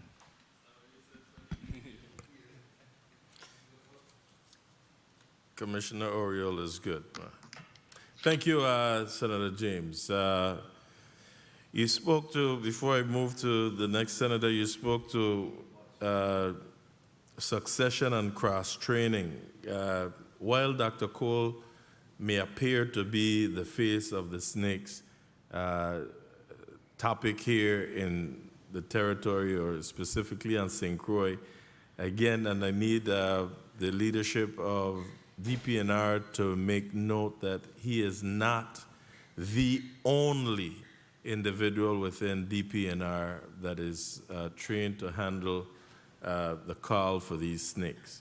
And I think I need at this time for Dr. Angeli to put this on record and let the community know whether or not anyone else can be contacted. Again, I truly believe, I am going to let you all know, I believe that what's taking place is that while he has this nonprofit entity, that he is in possession of a grant from someplace, and it will be illegal if he were to collect on that grant and collect at the same time from the government of the Virgin Islands. That would be illegal. And I do strongly believe that is why he chooses to sign out, which is a smart thing to do. But at the same time, this is where we need the leadership of the agency to put your foot down, that people just can't walk on and off the job as they see fit. But Dr. Angeli, can you just let us know, too, that others are capable of handling these calls? And if there's a sighting, what numbers they can reach the agency? Yes, of course. Since at least February 27th of 2019, I had issued a memo to all staff stating that the division was working towards creating specific policies for protecting wildlife from nuisance species, and that any staff person can go to respond to BOAs to demonstrate that BOA control is a wildlife restoration technique, and it is available upon request from governmental agencies, regulatory authorities, and the general public. So that has been posted in our offices since February of 2019. Any and all of our staff can respond to red tail boas, and we all have on staff. I have, Dr. Kelly has, Mr. Garcia, our environmental specialist, has, and we're very willing to take those calls and to do that work. Because we are a government agency, we only work from 8 to 5 normally. And so it's recommended that if it's outside of regular 8 to 5 government hours, where you would normally call 340-773-1082 to reach us at the Division of Fish and Wildlife, you could always make a call to 911. And you can always let an authority know that you are in need of assistance if you are feeling threatened by any animal, whether it's invasive or otherwise. Thank you for your responses. At some point, we'll be working on legislation with VITEMA to create a non-emergency number. But the only thing I didn't agree with is not to call 911 unless it's unless it's an emergency. 911 is solely for emergencies. But I suggest that the agency also get some, I'm sure that you all have government access cell phones. I'm hopeful that you all will, if you do, put those numbers out so that individuals can be able to contact you on a 24-hour basis. Because the last sighting that I had personally was on a weekend, and it was in the evening hours, and I would not have been able to get anyone in DPNR. I called someone who I know personally that doesn't even work in your division. Okay, and so sorry, just to clarify that, you can additionally use our new e-reporting app, TIP 411, to make that report at any time, and we'll all receive that, and that can be an anonymous tip as well.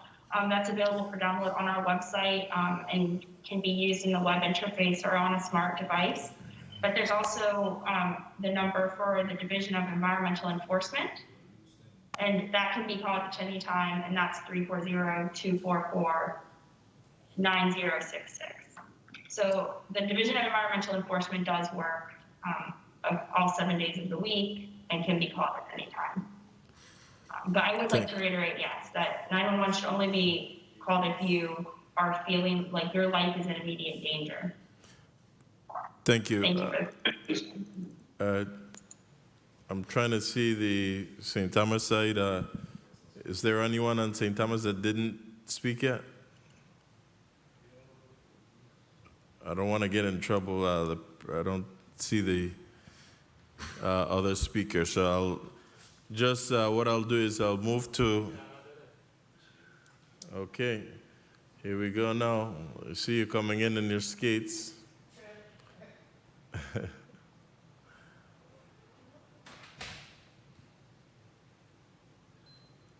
Are you ready? I'll recognize our Senate President. You recognize for your 5 minutes. Thank you, Mr. Chair. I promise not to be long, but I went downstairs to get some additional information as it relates to this bill. So one of the concerns that I had was whether or not, and I'm hearing myself echoing media, whether or not other states required criminal background checks. And I learned that there are other states that do criminal background checks. And there are other states that ask if you've been arrested, they ask certain questions as it relates to your background. So I don't necessarily have a problem with Section 113 because I went through the bill. But then there's another concern that I have, and this is for the bill sponsor, and this is something that we could consider. So the $10,000 from the Animal Fund would go to the newly created Invasive Species Eradication Community Program Fund, which will be disbursed to the Commissioner. Please excuse me, my hair is, I was outside, I'm sorry. The Commissioner of DPNR, he is responsible to control those funds. And the funds will be maintained by periodic appropriations from the legislature. However, I did not see in the legislation where the funds collected specifically for this particular fund or this particular purpose will go into the fund.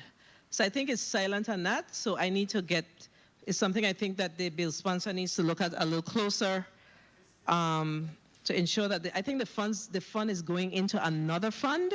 And I guess my basic question, I could ask this to DPNR, what is his perspective in the funds going into the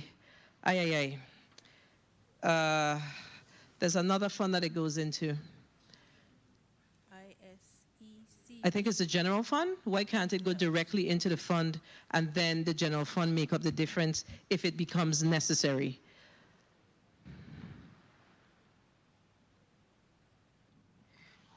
Senator, I believe Commissioner? that question, I believe the question in terms of where any licensing, the licensing would go would be best answered by the bill sponsor. I do believe that any fund that's created or used within the control of DPNR, then anything collected should go into one of the funds that's used exclusively under the control of DPNR for the wildlife control specific purposes.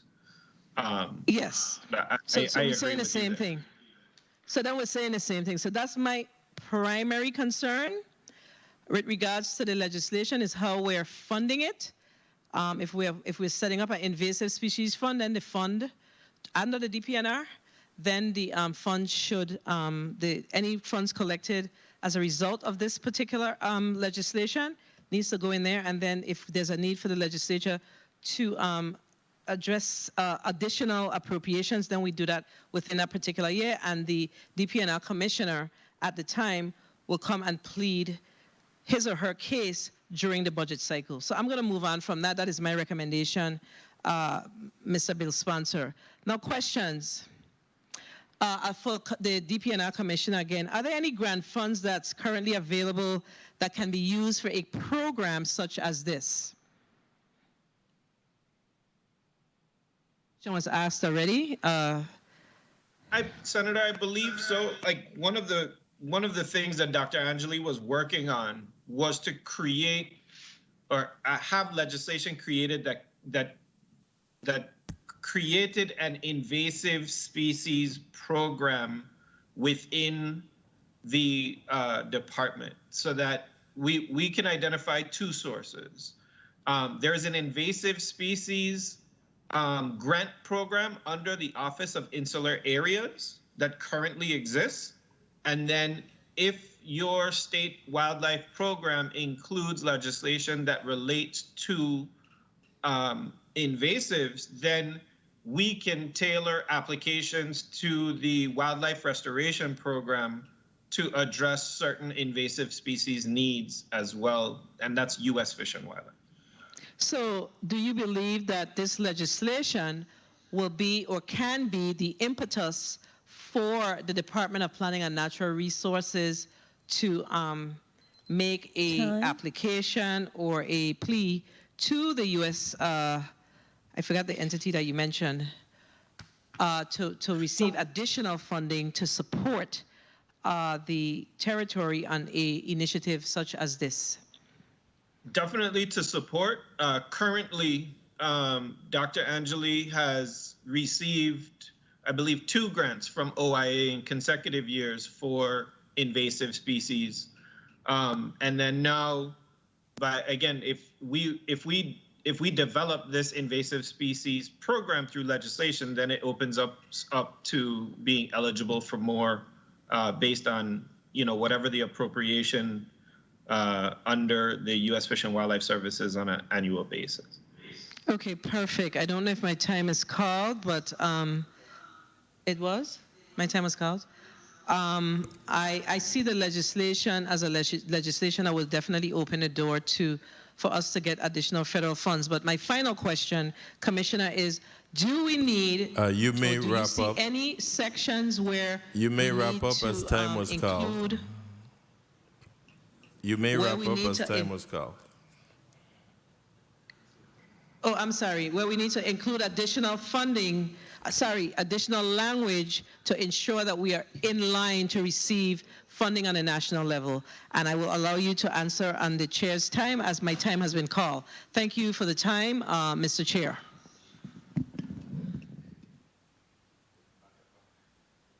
Mr. Chair, I would say I don't believe language addressing the national level would necessarily be in there. I know that a number of the programs, the legislation is written such that the fund can receive, local funds, federal funds, sometimes depending on the nature of what it is, gifts, but that it establishes a varied amount of where funding sources can come from to replenish the different accounts. So.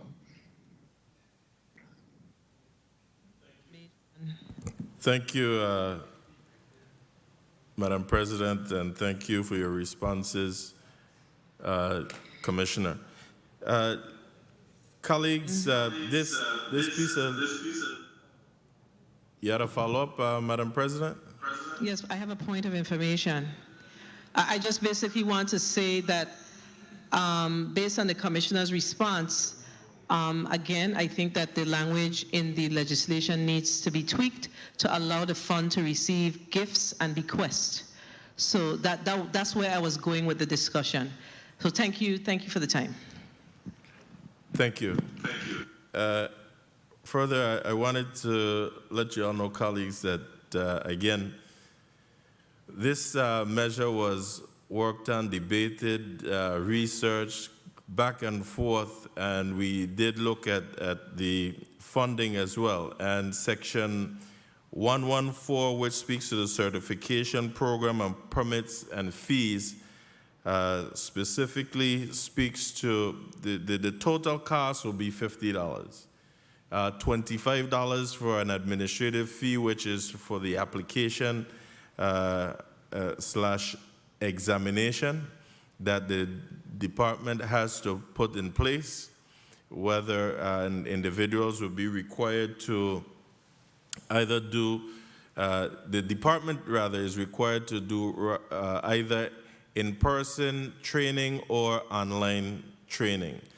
That $25 fee is broken down that $15 of that goes to the animal fund established under Title 19 Virgin Islands Code, Section 2624, I believe it is. And Dr. Angeli, if I'm speaking out of turn, please let me know.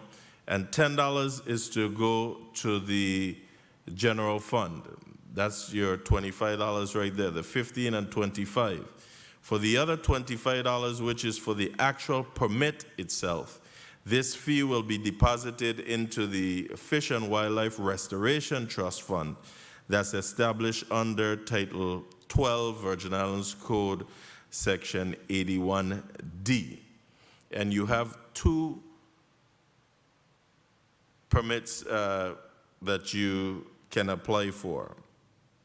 One being for an agent, allow me to find that section, but the agent is one who will not be eligible to collect a bounty because he or she works for a company who already offers their services for a profit.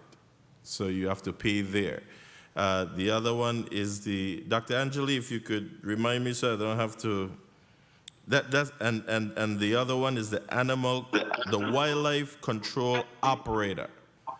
So the wildlife control operator is a civilian or individual that will be eligible to collect a bounty once they go through the certification process. So there's a difference between the wildlife control operator and a wildlife control agent.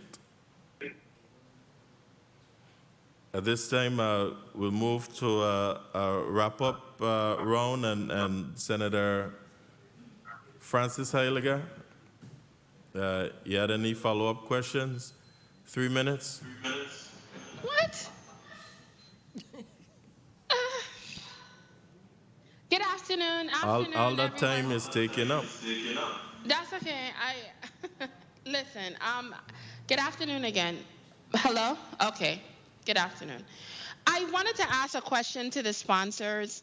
In regards to the requirement of having a driver's license, what is the rationale behind that?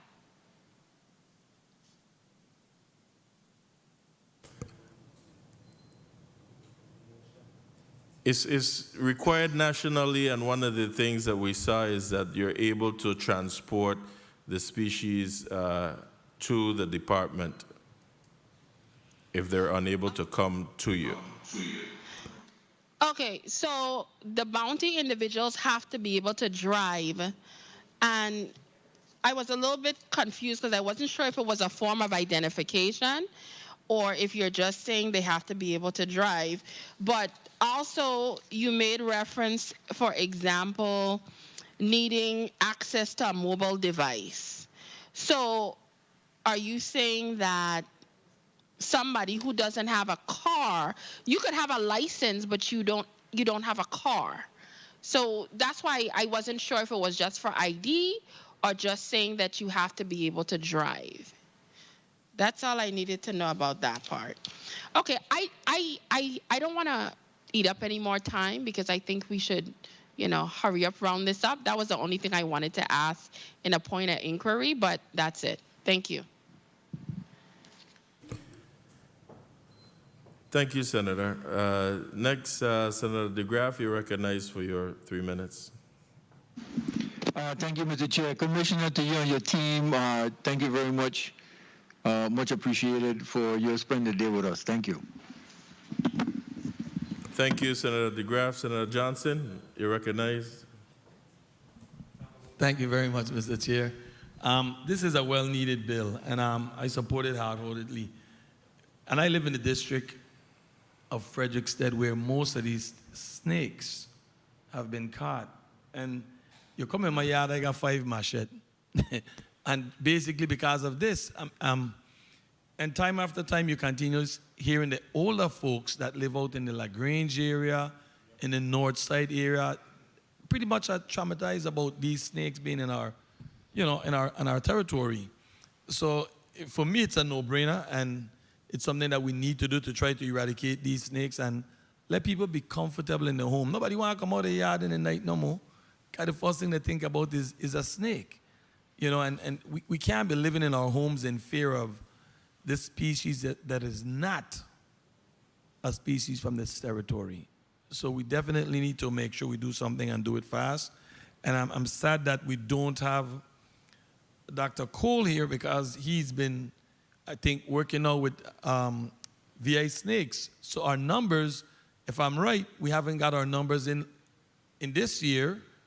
And last year it tailed off not getting that information from VI snakes. So this is something we're going to have to probably work in partnership with them so that our numbers can be recorded properly so we could know what we have been, going up against in the near future. Thank you very much, Mr. Chair, for the time. Thank you, Senator Johnson. Senator Francis, you're recognized for your 3 minutes. Thank you, Mr. Chair. I have nothing further in regards to this measure. I'm resolute and ready to cast my vote at the appropriate time. Thank you for the opportunity. Thanks the testifiers for spending all day with us and certainly responding to the question in regards to these both measures that's before us today. Thank you, Mr. Chair. Thank you, Mr. Vice President. Senator Potter, Vice Chair, you recognize for your 3 minutes. Thank you very much, Mr. Chair. I want to thank DPNR for giving me an education on invasive species. Feel like I was back in the classroom, and I appreciate it. Does Fish and Wildlife have any role to play with regards to invasive plants, or is this just limited to wildlife, to animals?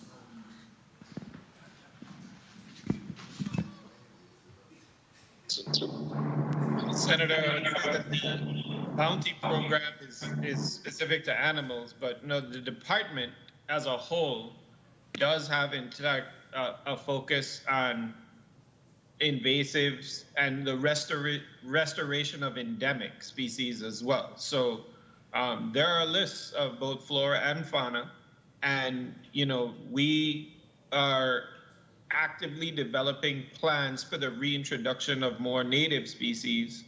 But it's primarily on the plant side as well. It just takes a lot of effort in terms of clearing out the competition for those endemic species to sort of set themselves into the ecosystem. Those, them Cassia bush and everything like that, they really outcompete them very, very quickly. But as a whole, we are focused on pushing the endemic species across the territory. Thank you very much for that. Thank you for the time, Mr. Chair. And thank you for your question. And that question was a good one. I was just telling our colleagues on this end, it's such a difference. On St. Croix, we got the Cassia treat. In St. Thomas, there's something called catch and keep. I haven't seen a catch and keep on St. Croix, but that catch and keep is something else. So that's a discussion for another time. Thank you, Senator Potter. Senator Fred Gregory, you're recognized for your 3 minutes. Thank you again, Mr. Chair. So I want to go back to the allocation of the fees. And again, the employee, I ain't gonna call his name get called a lot today, who was supposed to be here, he is not here. So it's I am trying to establish, and I guess his supervisor probably have the information, but I'm trying to figure out how much money we possibly believe from an estimate that we will generate to this fund. And I asked the question because under Section 114, the certification program and permit fees speaks specifically to breaking down some $25, $15 going to the animal fund, and then another 10, I think 10 going to, to the general fund. So I'm trying to establish exactly, what is it that we believe that we will be generating from this? Because I stay steadfast on my position that if we are establishing a fund and if we want this program to be successful, I believe that the funds should go into the Invasive Species Eradication Community Fund or program or whatever it is it's called. And I'm saying that because I've seen time and time again where we've moved legislation over the years and the funds that's set aside in the Department of Finance, they become defunct. There are no funds going into them, and then it creates a problem with the program. Senators are well-intended, but funds are not being generated directly to the fund to support this, this interesting and well-needed legislation. So that's my only pet peeve around, or my concern rather, around the legislation as it relates to ensuring that we are able to provide the appropriate funding, because as it is, you're only collecting $25 and we don't know, we don't have any data supporting, what is it that we see that we will be able to generate on an annual basis. So if we're setting up a fund in finance, the fund needs to be set up in earnest, and we should be in a position to provide or be in a position where the funds will be generated and placed in that account, and we're not requiring or leaning on a future legislature down the road, years down the road, to fund it, where they may not even know that there's a requirement to fund this.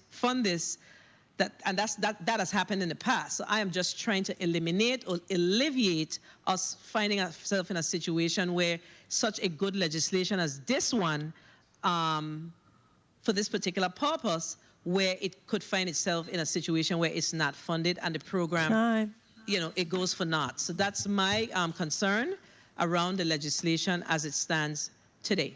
I think it needs, the funding portion needs to be amended. Thank you, Mr. Chair. Thank you, Madam President. Colleagues, and I'll state and then I'll entertain a motion. This bounty is nowhere intended to be a business for the government of the Virgin Islands. Its intended purpose is the bounty itself is intended to be an incentive to eradicate, to get individuals to come and be educated on how to eradicate these invasive species that's now all of a sudden trying to live amongst us, that has no business here. They already dealt through, and I just gave back the act there. We already acted in the 33rd legislature to address the importation of the invasive species. Now we're here because we do see a problem with them being here. Again, and because people aren't being held fully accountable, we don't have everything. However, thank God for social media that we know that we do have a problem, especially here on St. Croix with these snakes. Colleagues, I truly ask that you support the measure and we get past this. Again, this measure is no way set to be a business of collecting any big monies for the government of the Virgin Islands. Motion, Senator Francis, you're recognized.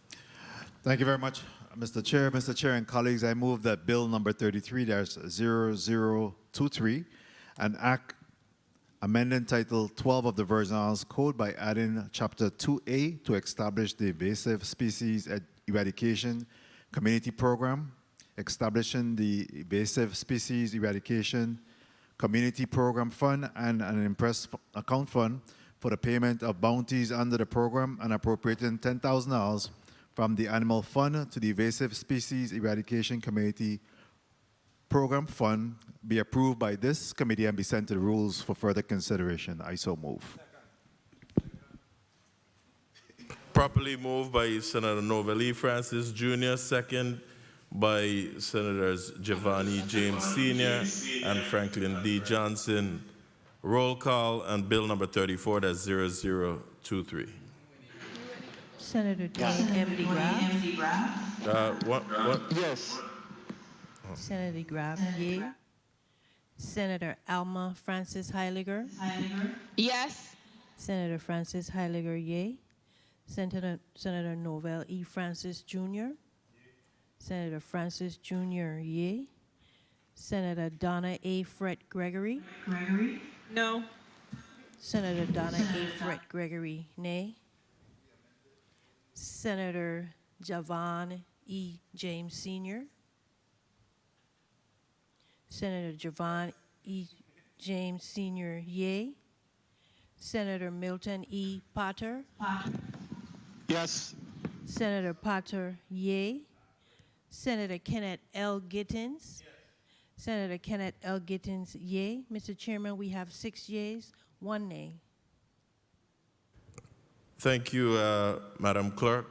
Bill number 34, that's 0023. An act amending Title 12 of the Virgin Islands Code by adding a Chapter 2A to establish the Invasive Species Eradication Community Program, establishing the Invasive Species Eradication Community Program Fund and an Impress Account Fund for the payment of bounties under the program, and appropriating $10,000 from the Animal Fund to the Invasive Species Eradication Community Program and Fund. Community Program Fund was voted upon favorably in this committee and will be forwarded to the Rules and Judiciary Committee for further consideration. Thank you all for your participation and your vote, whether you voted in support of or in opposition of. The measure will move forward. I thank you, Commissioner Oriel, and your team for being here all day with us, literally, and I trust that anything else that was discussed will be handled by your agency. I thank you, and the committee also looks forward to collaborating with the agency to clean up some other areas of the code that speaks to specifically to the department, especially in the mooring, the boating industry, and again back to the fish and wildlife. Dr. Angeli, we will continue to work together. We'll be in touch so that we can address the other areas that we spoke about. I want to say thank you again to colleagues. Thank you, staff.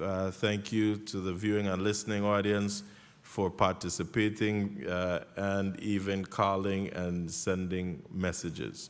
The Committee on Economic Development and Agriculture for Monday, March 22nd, 2021 is hereby adjourned.